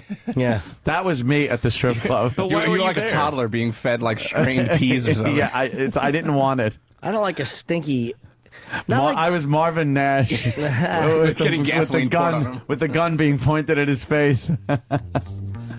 That was me. No, I'm sitting down. I'm like sitting on my hands because you can't touch them, and I'm just like, get away! No, don't do this! Don't do this! You don't have to do this. You finished? You done? I don't care what you say or don't say. I'm gonna put my stinky, sweaty pussy in your face anyway. Yeah. And you're going to smell Scream it. all you want. You're going to smell it. I don't want to. Please don't pull the panties aside. Actually, it should have been Steelers Wheel playing, but that's all right. There you go. Was that the wrong song? This is the song where he's doing a little dance with the knife before he cuts his ear off. He's torturing him. This is the greatest. Every time, that shot of him just kind of turning around with the blade, looking at him doing that stupid little dance. The horrified Marvin Nash watching him. He's dancing with your ear in his hand. Hello? Hello? And then he just throws it like a piece of trash. When a guy slices off your ear and does the torture dance, you are in fucking Dutch. You are, as they say, in a pickle. Yeah, exactly. He fucking was gonna set him on fire. Yeah, don't burn me. I have kids. Don't burn me. Marvin Nash. That was one of the most disturbing scenes I've ever seen. Horrific. It was great. Love that movie. Yeah, but that's how my face was going when the stripper, okay, I need more cleanliness. If there's a smell from sweat and not washing. Yeah, it's like banging. No. It's like banging a waitress. Their boxes are always hot and sweaty because they've been running around in and all out of day. the kitchen. Who the fuck are you? Then you go Flo from Who you fucking Alice? Take him in after a Vic nice, Tayback's ass. nice comedy show. Stow it, dingy. Stow it. What do you say, Diggy? Kiss my sweaty grits. Yeah. Yes, and Flo would be in the back, fucking with a rolling pin in her twat. And a fucking stupid beehive hairdo. Vic Tayback giving a deep dick in with his big hairy balls. I bet you Vic Tayback had a giant wart or mole on one side of his bag. Like, you know those things fat people get on their necks? I bet you Vic Tayback had that on his A big fucking skin tag on his ball sack. A giant skin tag on the side of his sack. Hey, what about the cheeks of my ass? I'm gonna come down your throat. You fucking well better swallow it all. You let one drop spill and I whip your ass so hard you won't sit down for a week. Yeah. Do we have those fucking... I would love to hear those different strokes clips of Mr. Carlson. Oh, yeah, we do have those. Great. Forgot about We can all that. get our dicks hard. Yeah, let's all pull out and start jacking. Anyone got a cracker? Is that when they went over to his place and he was watching and they was like, I've got some great cartoons. Yeah, he puts a video in. We were watching the video earlier, but without sound. And we just had to hear it. It's the guy, Mr. Carlson, from WKRP in Cincinnati. And he has little Arnold and Dudley. And Dudley. Arnold's friend Dudley. Yeah. And they're sitting on the Uncle Paul. And they're sitting on the they're sitting on the couch, and apparently he puts a VCR tape in his top loader VCR. He paid $100 for it. Yes. And the kids are watching, and then wow, they started making some strange faces. So I guess it was inappropriate material. Didn't one of them go take a bath with him or something? Dudley. He wanted him to take a bath with him. You're going to spoil all the fun. I know. That was a very special episode, by the way. I remember watching it. Was one of those that was supposed to teach kids, because it was a lesson in every fucking episode. Yeah, don't bring a cock blocker friend like Arnold. That's what was great about shows in the 80s. It's just like, oh, it's a normal family, but, oh, Phil Collins is here. Yeah. Hey. You need some help getting to the concert. Yeah. Celebrity walk-ins. Yeah, it was so bizarre. Hey, we're just a white family with some black kids. Oh, look, it's Nancy Reagan. Hey, Nancy Reagan just came in with Mr. T. Ew, was she on Different Strokes? Oh, yes, for her Just Say No campaign to drugs. Wow. Yeah. They actually gave money to the studios and the networks back then to put anti-drug messages into the script. In the shows. Really? That was such a weird time. All the shows were the same, too. They had that dopey theme song at the beginning. They all had the same look, the same set, different characters, but all the same M.O. And they all had the same very special episodes. It was either teen pregnancy, drug abuse, alcoholism, child molestation. JJ's got the bottle of booze in the fucking toilet tank. Yeah, that was a good one. Right. JJ! Hey, what happened to Skippy at the end of Family Ties? Did he kill himself? I'm dead serious. I think Skippy dies in the end of this. They couldn't possibly have ended that show like that. I'm almost positive Skippy, Mark Price. Was that one of the show. episodes where they just show the credits and don't play the closing music? That was a very special episode where it would end with the audience going, oh. And it would just suddenly the credits And would the pop credits on. would go on, and because your TV was so bad, it had like a bad white to sound balance. And it You'd would hear buzz. Like, meh, meh, depending on what names were on there and how many white letters were up on the screen. All in the Family was good for that one. Oh, jeez. Meh. How did what finally happened to Skippy at Family Ties? One of the listeners will know. Oh, well. Cool. I miss the freeze frames, like at the end of Chips, you know? That was the best. The freeze frames were just the best. They went overboard with the freeze frames, too, because they recapped the whole episode in freeze The frames. last 20 minutes was all freeze frames. Or no, they actually carried on the episode with freeze frame. So if it stopped with Ponch trying to rape a chick, which he was always doing, trying to use his police power in uniform to rape girls, they'd end the show and they'd laugh, ha ha ha, freeze frame of them laughing, and then they'd go back to moving. And John would look at Ponch like, nah, put your dick away, and kind of give him that scolding look, and they'd freeze frame that. And then they're back to moving, and Ponch would be pulling his fly down going, fuck you, cock blocker. And he's looking, going, I'm sticking my dick in this bitch. Freeze frame. And they show the horrified woman's face. Ah! Freeze frame. Ponch's unclipped savage cock pulled out of his police pants. His baggy fucking Chips pants. And then freeze frame of a big load being shot in the girl's face. You missed that episode, I guess. Yeah. That's right after saying celebrate, good time, come on. That was the DVD extras. They called it drips because he came down his leg. He got so excited at her crying. He shot goop into his own sock. Sock full of goop. Freeze frame that. Him pulling his pant leg away and going, ugh.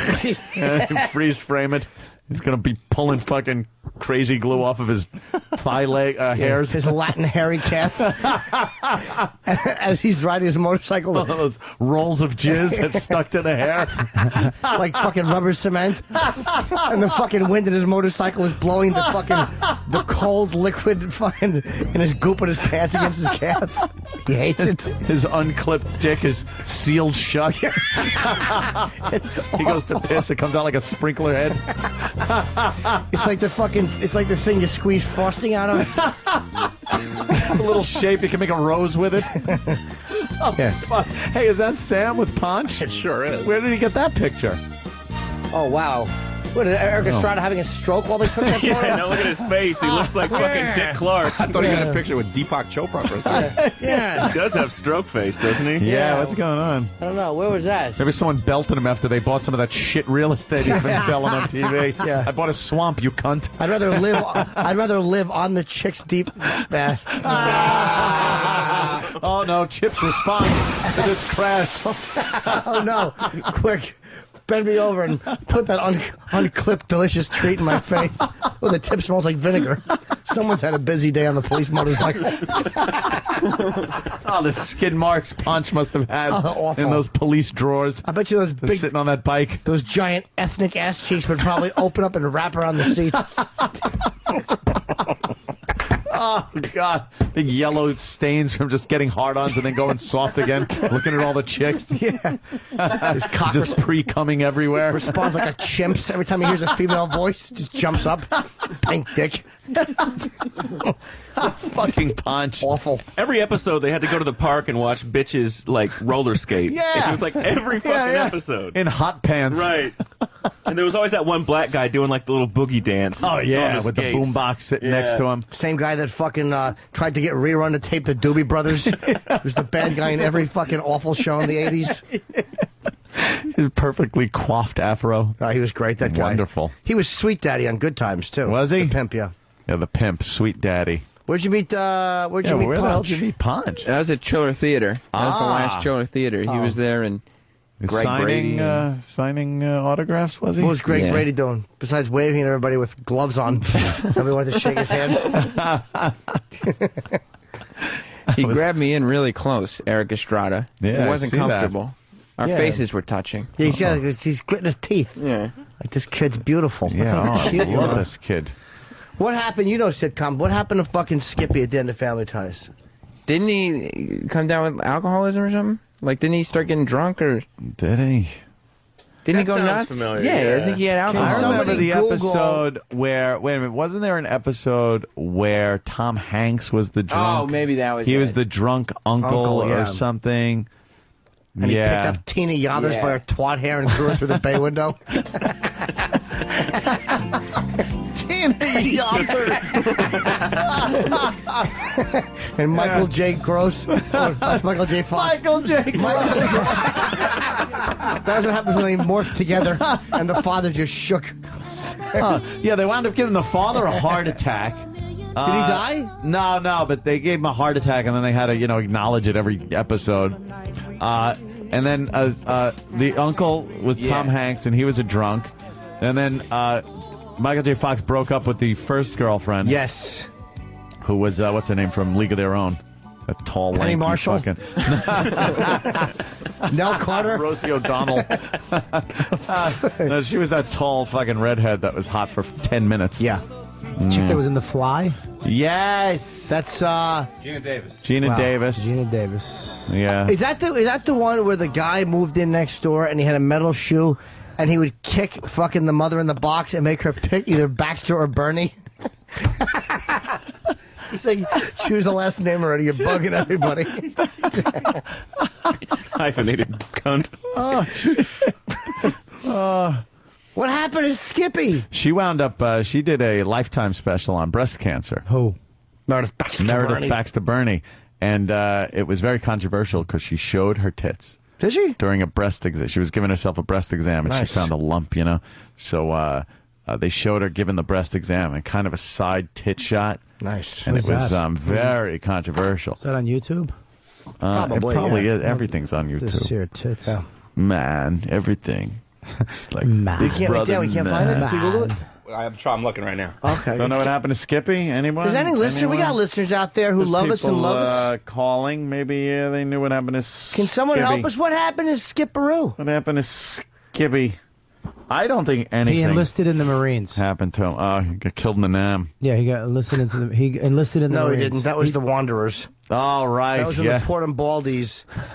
Who was They who was joined the Duchy- Marines. The Duchies? The What was- Ducky Boys, Ducky were Boys. in the fucking Wanderers too. He'll kill you.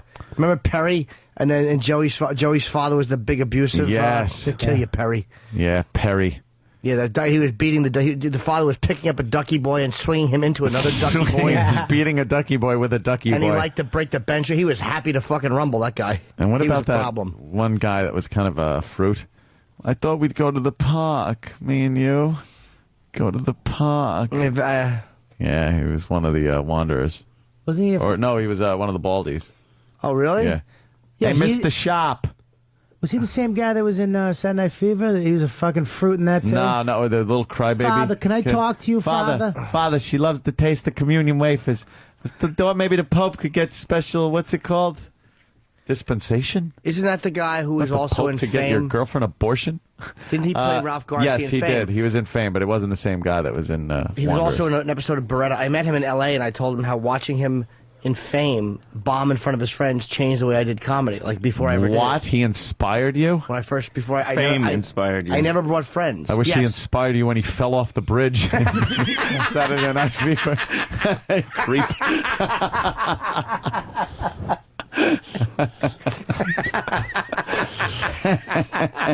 Skippy does stand up. His Yeah, the real Mark Price. website We is know the real- ijoke.tv. It might have something up That's there. an easy one to remember. Jesus.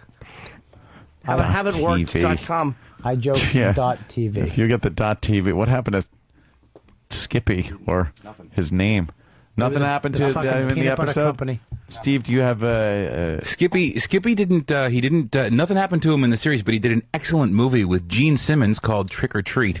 Ozzy was in that too. played Yeah, a he was. preacher. He played a priest. That's why I said it.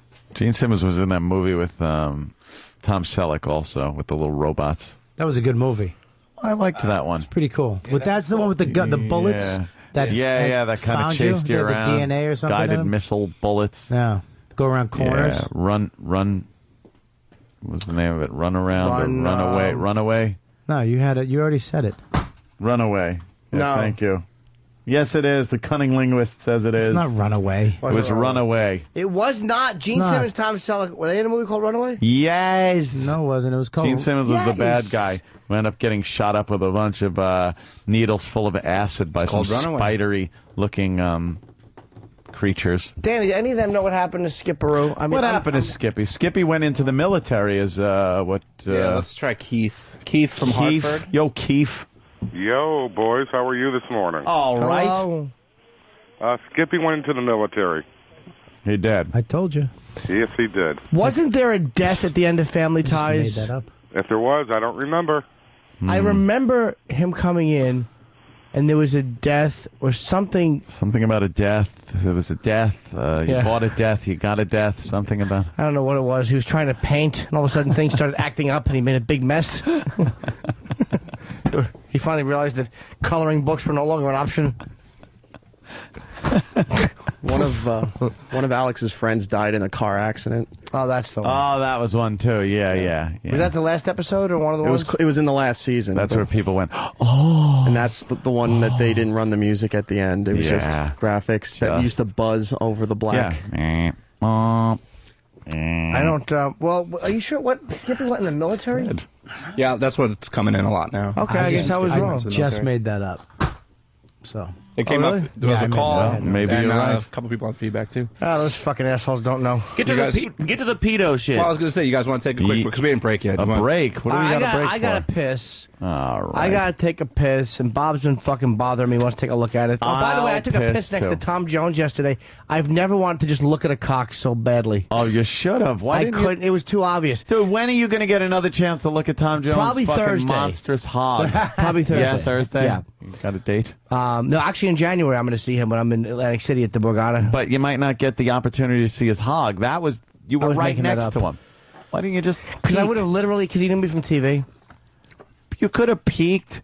Just said, I got to see your hog. could have made a joke about it. You're not. Famous, You're not that a hog. fucking. Just look over and go, Probably hey. got a big diamond ring on it. Yeah, he Be probably like, does. hey, I heard you have a big hog. Oh shit, you do, and then just nudge him on the shoulder like you do. I do. I should have thought of that. With his Welsh accent and his big dick.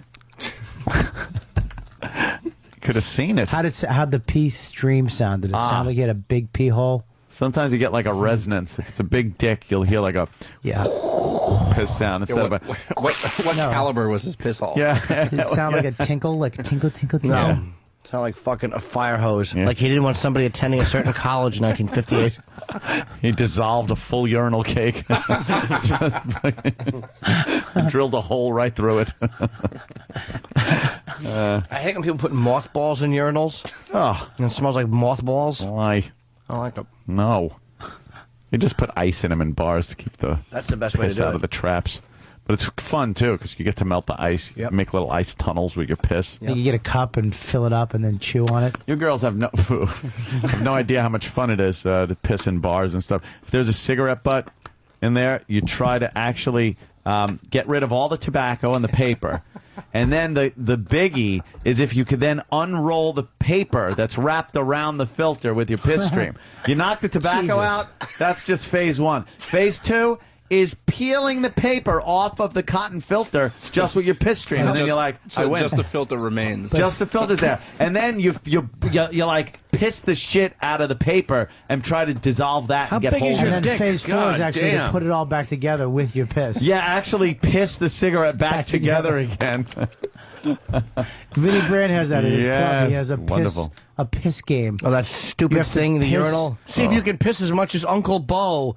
And you're Dude. supposed to pay a quarter and it measures your tinkle. Yeah, What? Idiocy.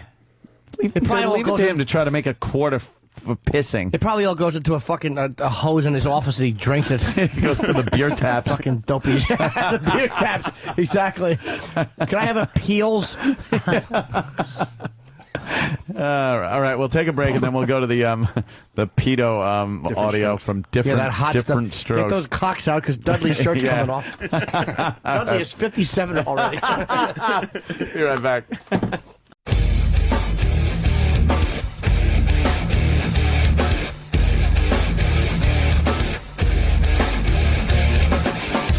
Opie and Anthony Show. Back from break. I was just chatting with Bobby. Me and Bobby. Chatting about the hair thing. I think Bobby's going to at least go for a little consultation, right? I'm going to go in and check it out because I wouldn't mind having hair. I used to have, beautiful ringlets. locks. If they don't have what you want, why don't you just get a hat with a propeller nailed to your head? Nailed. Little dunce cap. I'm going to check it out. Maybe, but I'd have to grow my hair out. Yeah, you And I'd gotta look have like a fucking asshole. you gotta have, I think, like a half-inch of hair for them to actually be able to assess how much hair you have and what they can do with it, and then to take that swath off the back. And I'm gonna check that out. You know, has a great hair transplant. Pivens, Jeremy Pivens. Does he have one? Yeah, he was bald when he was on Ellen. Remember, he was bald. Oh yeah. Now he's got a fucking great piece. Is it a hair piece? No, or is it's. Did he have it done? He had the Who's Jeremy Pivens? follicles. That guy, whoever that guy. Piven. Jeremy Piven. Pivens. I don't know. The boss was here. Jeremy Pigeons. Hey, we gonna watch. Let's listen to a different stroke. Yeah. Yes. Jesus. Let's get to it. Well, this first clip is Mr. Horton, who is the bike shop owner. Dudley and Arnold, they're all hanging out at the bike shop, and Dirty they man. start drinking wine. What a good job! if you're a Drinking pedo. wine. Yeah. Oh, really? The bike shop? What a Sniffing their seats right when they ride in. Hey, I got a great idea. Why don't I be the lion? And you take... Yeah, they're playing games, by the way. I forgot this. Every movie and TV pedo always has a little game that they play that gets them into the situation they need to be in. And for some reason, I can't remember, but for some reason, Dudley was shirtless during this whole thing. Arnold was fully clothed, but Dudley was shirtless during this. Whore. You should play hide the eel in the cave. Oh, Uncle Paul. Like play kiss the eel, like you give him a kiss and he spits on you. Give the eel a kiss. Creep. Yeah, take your shirt off. Shite. Where's he from? Uncle Paul. Yeah, I'm from all over. Paul Hargis. I guess. And the U is silent, by the way. Hargi, silent U-S. Hey, I got a great idea. Why don't I be the lion? And you take the pictures, Lionel, okay? Okay by me? You know how to operate that thing around? Oh, yeah, sure. We have one of these at home, only more expensive. I guess I'm the first semi-bald king of the jungle. All right, why don't you hop on my back there? And I'll pretend like I'm going to try and throw you there. So basically, Mr. Horton is on. He's God. on all fours, like Of course he is. Like a lion. And a shirtless Dudley is now on his. Of course he is. Yeah. Oh, what'd you get on? While Arnold is taking pictures. It's a great game. Arnold's taking pictures.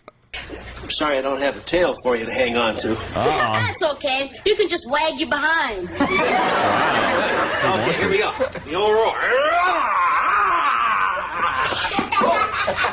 That's a lot of fun, isn't it, Dudley? Yeah. Say, man, we're going to have to protect ourselves here in the jungle. I mean, we don't want to be bitten by the terrible tsetse fly now, do we, huh? Maybe we should have a little more wine. No, thanks. I'd rather get bitten on the tsetse. Well, I know my friend Dudley's not going to let me down. Huh? Sure, I'll have some more. You gonna be a chicken, Arnold? Well, okay. I'll have just one sip. There you go. Oh. Okay, fellas, here we go, huh? What do they say? School. Bottoms up. L'chaim. Bottoms up, literally. Ooh. He is quite a creep. Yeah, play the lion game, he roars. Oh, he's got a fucking boner. Yeah, he does. Oh, you know he's just got a boner. He's fucking making little pre-cumsies into his older gentleman's slacks. His twitching rod is moving his pubic fat. He's pushing his pleats out on his dockers. Yeah. His fatty pubis is sweating with anticipation. Oh, yeah. A little Dudley. Yeah. You know, Dudley's little cultish legs are gripping his fat older man's sides, holding on to the lion. You can probably feel the sweat through fucking Mr. Horton's sweater shirt. Of course. He's sweating. Of course he is. Oh, just thinking about it. Yeah. Just rolls over and starts licking his cheek like a lion cub. Yeah. Need some protection. But wine will do it. Well, this next clip is the one that you guys were talking about before, where they start watching the tape in the VCR. Ah, nice. Okay, guys, here it is. It's showtime and pie time. Good afternoon, ladies and gentlemen. It's time for Curly's Cartoon Cavalcade. Oh, and away we go. Man, I love cartoons. Me too. I bet you guys haven't seen Murphy the Mouse. No. Murphy the Mouse goes in his asshole. Check him out.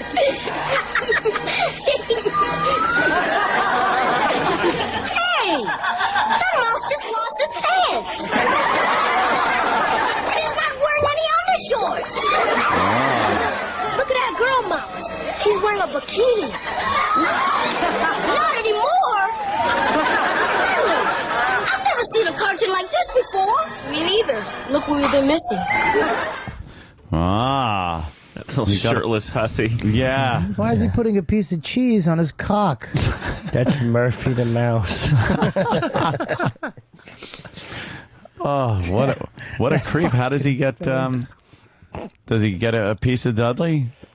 But they don't seem that horrified by it. They're like, wow, no, neato. they're kind of fine with this. This shows the children to just buck up. Well, they take it. Suck up. They teach you at the end, like that's when the big lesson comes about like what to do and everything. But we still have a couple more tracks. Oh, thank God.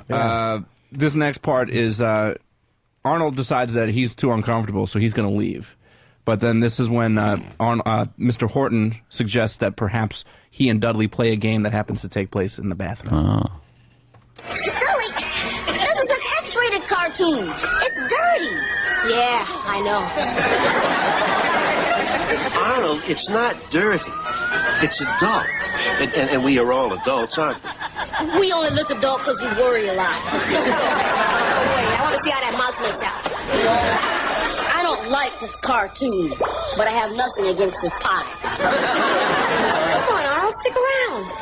No, Dudley, look, if Arnold wants to go, then that's what he should do. I'm warning you, Dudley. If the Mouseketeers hear about this, you'll have to turn in your ears. Listen, Dudley, don't worry about Arnold.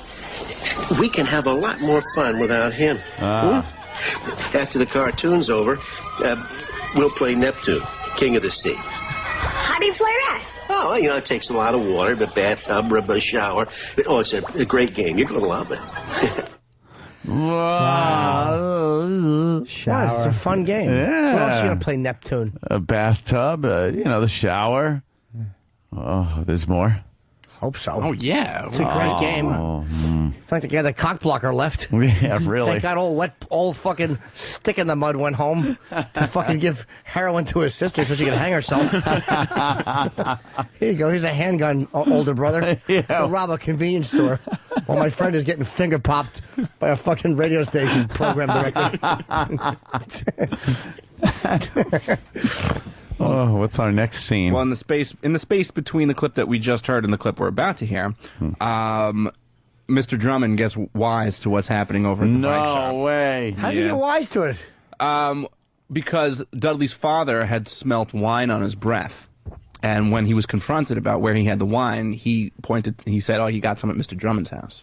Oh, so he went to Drummond's he was house. protecting Mr. Horton. Ratted by Drummond saying Mr. out. Drummond, so. Then Mr. Drummond's like, I would never give him wine. Exactly, right. So then they called the police, and then, just like in real life, you would head over there with the police to go investigate the situation. So this is how that went down. Dudley, are you okay? Oh, Mr. Drummond, am I glad to see you. Boy, I sure feel goofy. Did Mr. Horton give you anything, Dudley? A pill. He said it would make me feel good. Dudley?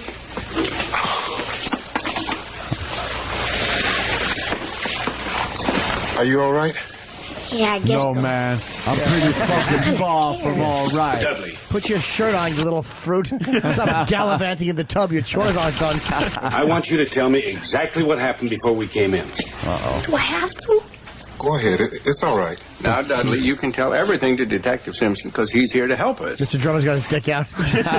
You can tell me too, Dud. Don't leave anything out. He's fucking Dudley's father with those big dumb teeth. Remember Dudley's bucktooth father?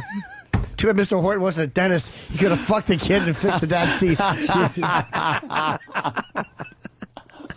Hey, Mr. Horton, could you put me in the basket of your bike and then drop me off at the Tooth Fairy's office so I can get these fucking giant Hillary choppers fixed?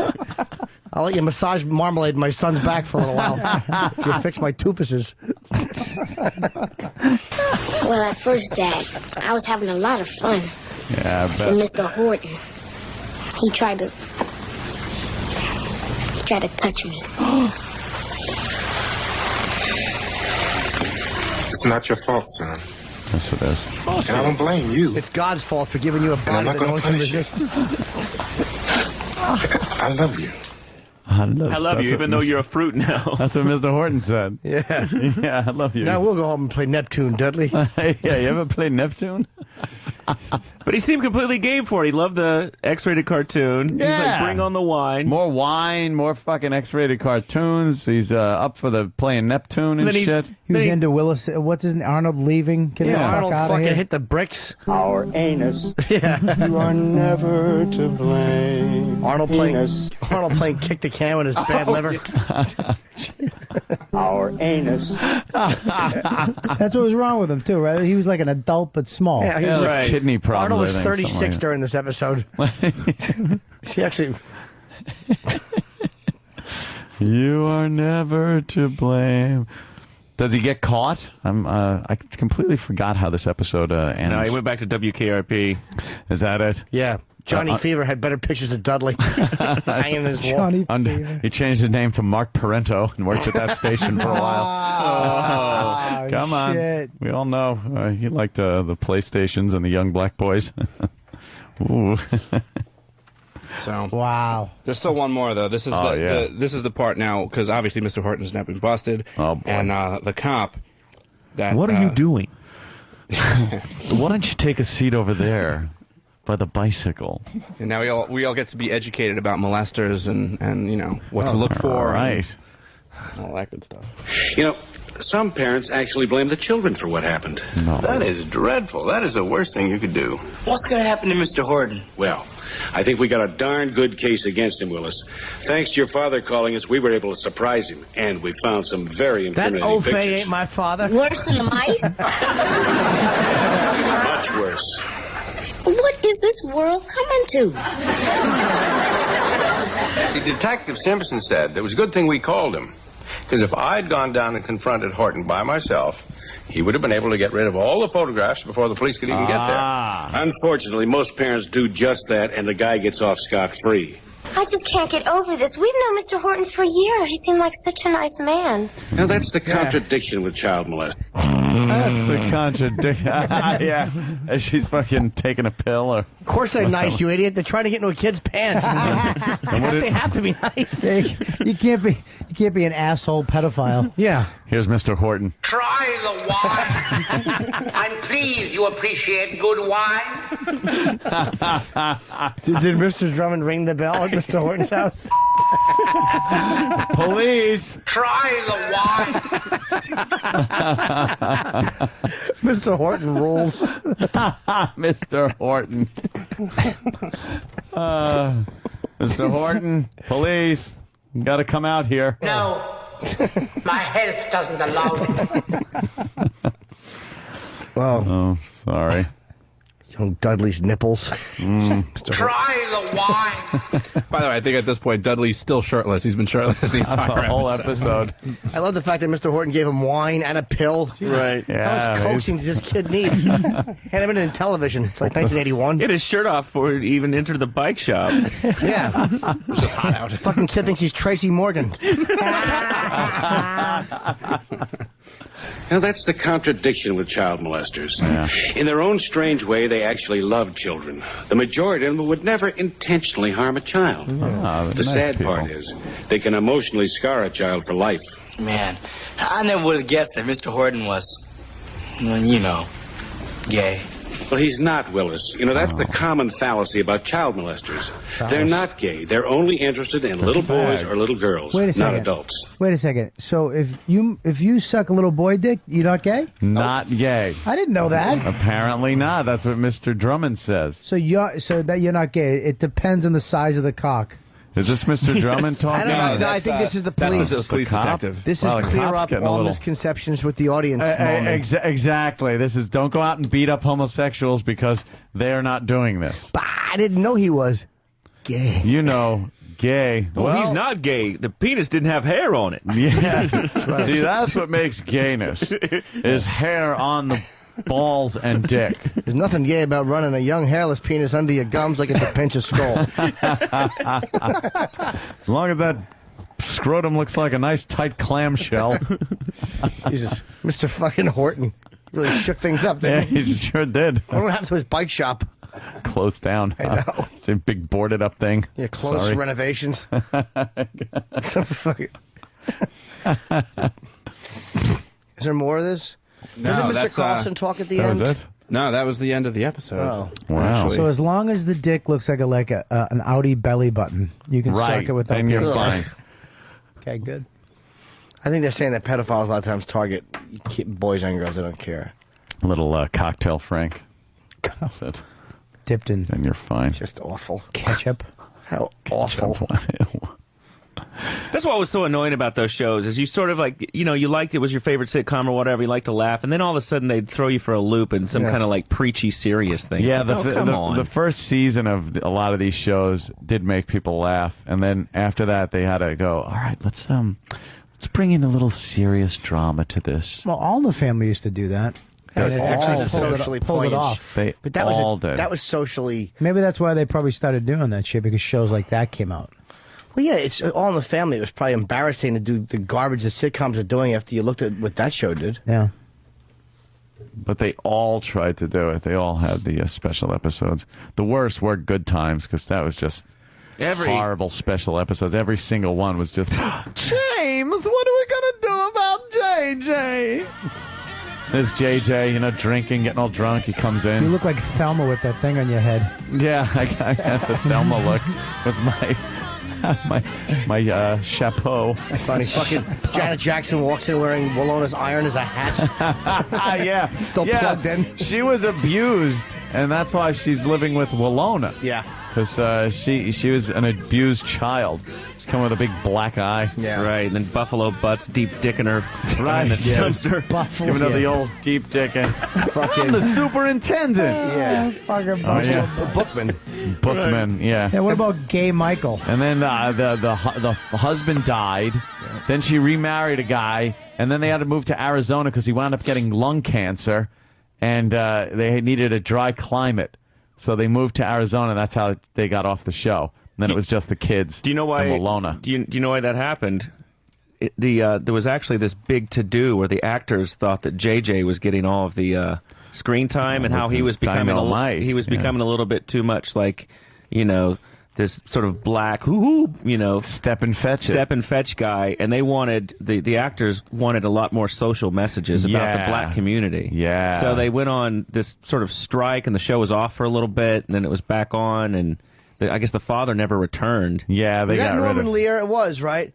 Yeah. Figures that he would, I mean, I think he, whatever, he's kind of an annoying liberal. They got rid of John Amos. He left, I'm sure. I mean, Yeah, he left. God, he was And the taking his best actor crap. there. My mother was actually Junior? a good actress. She was great. Florida. Respectable actress. That big fucking inner tube around her neck. Let me ask. Fat neck. Was that a 3-bedroom projects? Do they even have those? Do those exist? 3-bedroom projects? I think it was. Really? 3-bedroom, right? Yeah, JJ and no, JJ and the other Michael slept out on the pull-out sofa. Oh, they both. So it was a Remember? 2-bedroom. Yeah. It's 2-bedroom, and then the parents, and then Wallona, or what's her name? Wallona. No, Thelma. The Thelma had her own room. Didn't JJ get engaged and the chick was on heroin and jumped out the window or something? Yeah, there was some, every chick that JJ got involved with was either stealing junkie or a junkie or a drunk. There was always a problem with her in Did the she die? projects. Yeah, she did something, yeah. And you see Thelma, she was in Hustler, I think. Yeah, years ago. She's yeah. fucking They smoked. showed Was her she? naked. Yeah, it's on the internet. Pull her yeah. nude pictures Yeah, of I'd love to see her Thelma naked. What up. a body she had. Except for that mole on the side of her head. That I Who think she had. cared? Oh, I hate That had to be anything shot risen. off.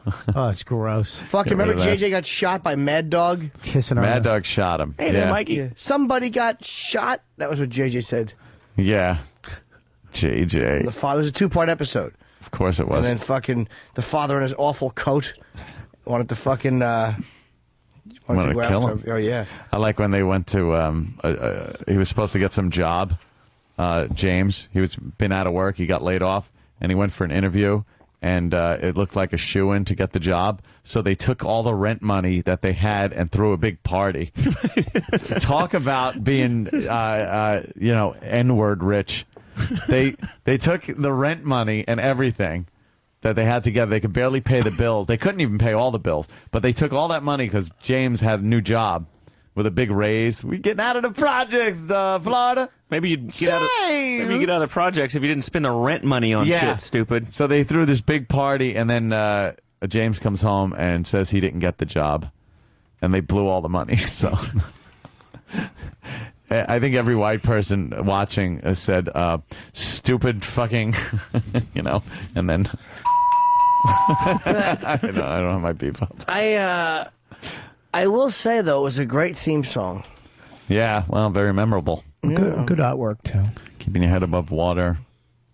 An interesting fact is Janet Dubois, who sang, who was Walona, also sang the theme song from the Jeffersons. No, she did. She most certainly did. And my grandmother used to hate when I would talk over the theme song from the Jeffersons because she liked it. And she would go, once a week I get to see this program and you have to talk over the song. You are a fucking scumbag. That's great, though. Good She hated it. Good for you. She hated it. Fuck that. Exactly. You irrelevant old lady, be quiet. We're moving on up. She liked it as a happy song. Yeah. And what would you say? Hey, Grandma. We would just talk. I wouldn't just shut up. It's like, shut up. I'm listening to this. Stupid. Jimmy, I'm listening I don't to like this song. I get once a week to watch this program and hear the music. Let me listen. Stop tapping your privileged white feet together. They got a piece of the pie. Shh. I like this part. She used to love this part. Not when little Jimmy was watching it, she didn't. Because I'd yip and yap right through it. You wouldn't shut up. I would. There's a fuck until the fucking song was over. Then I was a church mouse. Silent as a fucking tomb. And here it comes back. Moving on up. She's sitting there with her dumb Afghans. I'd probably criticize her teeth clicked when she chewed. Wasn't this the final song that was played at Opie's wedding? The gospel singers up top. Can't find any nude pictures of her. I don't think she ever did pose. She did. No, I've seen I think her she now. did. Yeah, she did. I don't know if it was Hustler or what, Penthouse, maybe. Probably Maybe it was Penthouse. Probably Penthouse. I doubt it was Hustler because it was such a vulgar magazine. Yeah, it was probably Penthouse. I remember Hustler I know it had wasn't a Playboy. Hustler had a scratch and sniff once. I remember that. Yeah. And this was when I was probably 9 years old, and I was hanging out with my friend Roy, and he said, "Check this out." So he looked, and then he scratched and sniffed it, and he goes, "Oh wow, check this out." And he said, "He scratch it and smell it." And I was like, "No, I didn't want to smell it." What an asshole. No, it was a pussy. I got it. The asshole would have smelled like mushroom. But I didn't want it, and I never did. They smell like the perfume. magazine. They were terrible. Was it No, it's supposed to smell like a pussy. It didn't, though. How do you know? I've scratched them all. Scratch holes in them. Yeah. Fuck them. Smells like the desk beneath the magazine. Oh. Smells like my thigh and jeans. Ouch. Yeah, I was scared that it was going to smell really bad, and I was going to like pussy. Be turned off not a like pussy for life. What a dork. I was only 9. I know. Yeah, what? I want to smell that fucking nasty Hustler scratch Good and for sniff Roy. hairy pussy. You're Arnold and Roy is Dudley. Roy's a goer. The goer. I was a cock blocker. Yeah. Dudley was a stiff-nippled goer. Stupid Dudley. Here's something interesting I found. Oh! If you go to Google and just type in Bernadette Stanis, who was the actress, yeah, and just put nude, the first result that you will get is from Whackbag, a Whackbag discussion on whether or not she was ever nude in Playboy. That figures. Well, we did do a bit on that years ago. We did talk about that, and that's when Opie said Florida. That he jerked off to Florida nude in Penthouse. According to... and I quickly said it was the other one. According to Hogs Big Ben, He's looked all over the place but never found these Playboy pics. I don't think they exist. He says Roseanne Caton is probably who he was talking about. She was September 78. Blah, blah, blah. Didn't the little girl there from Archie Bunker's place, didn't she pose naked? Nah, Sure. the little Jewish girl? It was Jean Yeah. Stapleton. No. She opened her asshole for a jug centerfold. Little gaping. Yeah, she was doing some jeez, gaping. you're gaping there, huh? She did a scene with fucking Your Bubba pussy Smith. smells like a radiator, Edith. Really, Dice? Exactly. Hey, there you go. I'm not the guy who does the impressions. Bobby Dice Bunker. She did. Yeah, you can't find her? She never did. Dubois. No, Janet Dubois was Walona. I forget Bernadette. What's her name? Stannis. Stannis was. And then, well, I don't know, was, that other, Thelma. the little girl there from Archie Bunker's place had some kind of Oh. French stupid name. Did Tina Yothers ever pose naked? Tina Yothers. I God, like did she how go every nowhere? child star is like, what are you doing now? Well, I have a rock band together. Loser. Remember they had- Nothing going on. Remember Meredith Baxter Burney fired at another kid, Andy, the little baby? Oh, yeah, and then they aged the kid, didn't they? Yeah, he was for the 37 the next year. Yeah. It's awful. It was a baby, and then they were like, well, baby isn't going to get the ratings up fast enough, so just in one season off, they aged the kid until he was like 6 or something. Yeah, it was They always horrible. did that when shit was in trouble. Like, oh, let's bring yeah. a kid to come hang out. Yeah, Oliver, they did it Redheaded. with. On the In the Brady Bunch. And the Partridge Family, they did it with that little kid with the bowl haircut. And he sang some fucking little kiddie song, and he was on every week. That was when the Partridge Family started going down the shitter. Once, Maybe when it started going down the shitter. How about episode 1? I don't know. Fucking horrible. Once Susan Day got her braces off, it was all over. Yeah, that's true. Reuben Kincaid had them booked at a Latin Kings party, and they get the shit beat out of them. Fucking, he stunk, Reuben Kincaid. They actually had a serious episode where they were playing for black people. Really? And, yeah, and Keith Partridge said something like they wrote a song, and he goes, "I think I can make an Afro version of this song, an Afro version." And they did, and they made like a funky Partridge Family song that just sucked an ass. It was so bad. Of course it did. Oh. My father and mother got me Shirley Jones's autograph. No way. I have Shirley Jones's autograph. Ugh. Cares? Wipe your ass with it. Fuck that old gun. I think that's what she wrote in quotes. I got an autograph from a guy, Robert, I forget his name. He was one of the original... Kelly? Yes. He spelled it R-O-B-B. I'm like, that's wrong, idiot. It was Robert Hodges. He was the one of the, I think it's Hedges or Hodges, one of the original OJ prosecutors. Oh, who had really? to drop out because of heart trouble. But Robert Hedges was Oh, it's the guy from Welcome Back Kotter. Welcome Back Kotter. This was whatever the guy's Oh, name what was. is that? Bill Hodgman. This is Danielle Brisbois. Oh, that is her. That's a little girl there, huh? Oh. The one in the lead. I thought she had... Why is she wearing sumo wrestler underpants? I know, those panties horrible. are horrid. Awful. Wait a minute, the one at the end of the show with the black hair? Yes. That's her? Yes. Which one is her? The one in Isabel front? Sanford. No, the one in the back. Oh, the one in the back? One with the droopy tits? Yeah. Yeah. Which one, high underwear or droop tits? It's fucking awful, this photo. These two mediocre women running by rocks. What is this Fucking from, a movie? Playtex girdle underwear on. Yeah. It's It's part from, thong, part fucking, part, fucking, I can't think of it. Damn it, I wanna hear it. It's part, hold on. I am a no talent fuck. Oh, you It's stink. It's so big. Oh, part thong, part hazmat suit. That's funny. Because of the unsexiness of a hazmat It's suit. just so big, too. Starts at her chin, and it thongs up by her tits, and comes down to her ankles. It's great. Wearing Fred Mertz pants. Are you a hooker, or are you handing a fucking a diseased monkey? I can't tell. Doc Brown was wearing that when he was putting putting the plutonium in the DeLorean. Well, yeah, it's her, huh? Yeah. I knew I saw her naked somewhere. That Mr. Skin site. That's a good one. What is it? It's just celebrities naked. It's like you pop in their name in the search, and pops naked pictures of them. Put in Dakota Fanning. She's a cheerleader. Dude, now. what? Well, I think this game got played once, and like on, I think it's her official website. She has There's some almost inappropriate pictures of her on her website. Who, Dakota Fanning? Yeah. It's like her in a little cheerleader uniform, her sitting provocatively on a bed in underwear. Yeah, see, like there's a few. I'll find She's fucking 7. No, she's Not 14 anymore. now. Oh. Which means in no time at all, she'll be perfect. And there'll be videos of her sucking a rapper's cock. Oh, God, please, just stay white.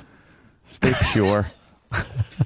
What's sexy about that? What? If I see a young actress like Hilary Duff, I wouldn't want to watch her blowing a white guy. Who cares? Some lame fucking, Keith Urban? The fuck... No way. No, me. Oh, yeah, of course. Like, I'm not thinking of her blowing anybody else. What do you think? Oh, I'm thinking of her blowing this guy. Or Not at all. I want to see, like, Anthony Edwards fucking her face. Young Hilary Duff with Anthony Edwards in a fucking trailer. Goose Anthony Edwards or Anthony Edwards? The black actor who got in trouble for assaulting that chick in his trailer, allegedly. I thought you meant Anthony Edwards.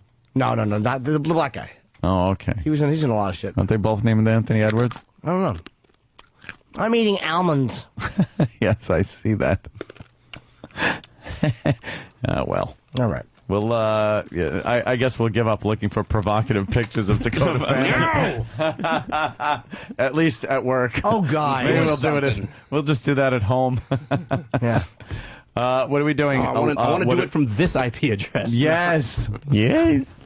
Are we doing What Did We Learn? Yeah. Or are we doing Line of the Day? Probably What Did We Learn? Because I don't know if we have any lines. Well, I'm sure there were very funny lines today, but we're short-staffed. Very short-staffed. I think everything will go back to normal hopefully tomorrow. What Did We Learn kind of runs itself because it's run by the listeners who learn things. So, please call us with things you've learned today, and in the meantime... 866-969-1969, 866-WOW1WOW. I should mention that this Saturday, the Laszlo Show, right here on this channel. Oh, good. That's 9 right. p.m. Eastern. Live, Laszlo, not something pre-taped, because we all know how people hate to hear new material that isn't happening as they're listening to it. Wow, what's the anger, bro? For some reason. What's wrong with you?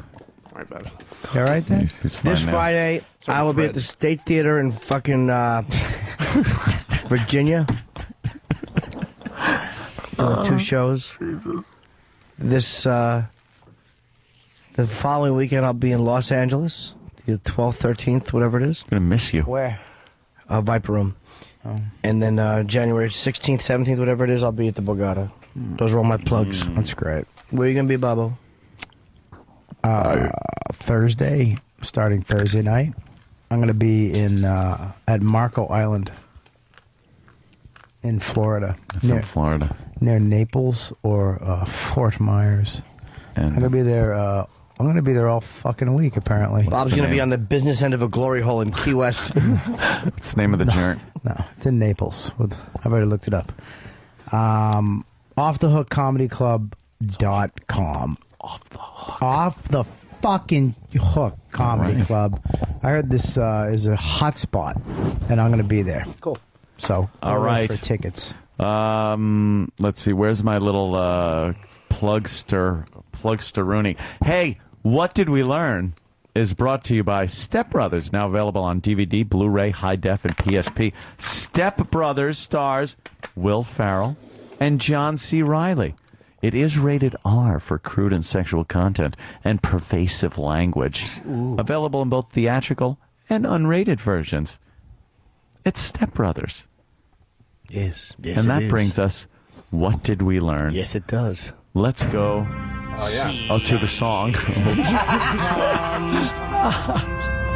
What did we learn? What did we learn? He likes that WH thing. He sure does. What did we learn? Lady Trucker? Lady Trucker? What did you learn today? I really know how to use a phone. Lady Trucker? Good morning, fellas. Hi. In a couple of years, we'll get a The cameo. Dakota Fanning will almost be old enough for Anthony. Ooh. All right. Couple of years, 14, 15, 16, 17, 18. We got 4 years 4 left. years to go. Yeah. She'll be all right. All right. Scott. We're looking for Scott. Hey, boys, Bob Kelly, you rule. Ooh. Hey, I learned that child molesters aren't gay. Well, we did learn that from a policeman back on a stupid old sitcom. Thank you. Oh, Uncle Paul. Almost missed it. Remember we weren't going to do What Did We Learn anymore? We were just going to do Line of the Day, and it was because of this very reason. It's just a pain in the ass. Jeff in North Carolina, did he teach? Did we teach him anything today? Jeff. Hello. Hi, sir. Hey, I learned that it's not gay if there's no hair. Not gay if there's no hair. According to that cop, that's pretty much it. Mm-hmm. It's not gay, no hair. Thank you, Jeff. Thank you. Learned a lot. It's like college, this show. No It really bones is. on the instant feedback. He learned that it's not gay to eat your own cum, but it's bad if you chew it. I think somebody said that today. That's Me and true. Bob Together, Bobby. actually. I said eat it, and Bob said chew it. That's wonderful. All right. I really don't think the people learned a lot. Why? I These think are we had some gems good, flying I think in. we had some good lines. Yeah. But, well, we got 3 there that I'd rather not read. Yeah, I was going to say. That'd be a bit of a problem. May not get to those. Bobby learned what a mimeograph machine is. Ditto. Ditto? Did you learn what a ditto is? You ever seen a ditto? You know what a ditto is? D-I-T-T-O is ditto. D-I-T-T-O. Stop saying Ditto. it. Ditto. It's a ditto. Hate that That's why people word. go ditto, because it's a copy of I something. fucking want to. What did you think people were saying when they went ditto? I want to hit you in the face. But And what then did use you my other think they were hand saying? And ditto it. You didn't like the smell? I don't know what. Like, ditto. didn't you think ditto? Because people said, "Yeah, ditto that." What did you think they meant by it? If you didn't know what go ditto back was? into the fucking history of everything somebody says. Well, you got to know the origin What is of that? something. Was there a hello machine one point? I don't fucking know. Dude, you're an asshole. Like, for instance, when it's a saying, I when think the someone hello goes, machine is a phone. I saw. Will you hate? We just saw. the hello machine. Bobby, will you hate ditto when it's written in emails people send you? Like if they send you Yeah. MySpace and says, "Hey, open this," and you open it and it just says D-I-T-T-O. Will that annoy you? Ditto. Because you'll think of the word ditto. No, that will, no. Cool. No, I don't care about Being that. a copy of something. Ditto. A ditto. Did you not think that when someone said, "Yeah, ditto," that they meant that I feel the same way? All right. Yeah, You never I knew what it questioned- meant. I knew what it meant. But you didn't know what a ditto was? I saw fucking that movie that had it in it that I can't think of right now. Did you on like the spot. song that Ditto sang that Eminem put into his song? Ditto? Thanks. Thanks, literal Bob. Ditto. I've never even fucking seen a ditto machine. Now you know. Well, the machine was always in the faculty room, so we never really saw it. We In the just saw what? the dittos. The faculty room. Faculty. Faculty. Faculty. That's where the faculty The stays. faculty room had a Ditto machine. Yes. Did they? Ditto. Yeah. Oh. And you'd pour some ink and Fucking fluids into hate it, and the word ditto. then it would be this blue thing, and it would wrap around a drum, a chrome-like But drum, how would you and it would spin. It would go chikung chikung, and out of the machine would come dittos, which were just a ditto of the original, I a copy, fucking if you hate will. the way Just- you say just ditto. say ditto. Ditto. The I ditto. hate- I Ditto. fuck- shut up. It's a ditto. Ditto. Ditto. Didn't you hate when Rush Limbaugh would call them ditto heads? Ditto heads. His people were ditto heads. Because they all thought the same. I hate him. Ditto. Ditto. I hate it. Ditto? Do you prefer ditto or Ditto? ditto? It's almost Ditto. It's almost like you're aggravating birds. Ditto. Ditto. Ditto. Yeah, dodo.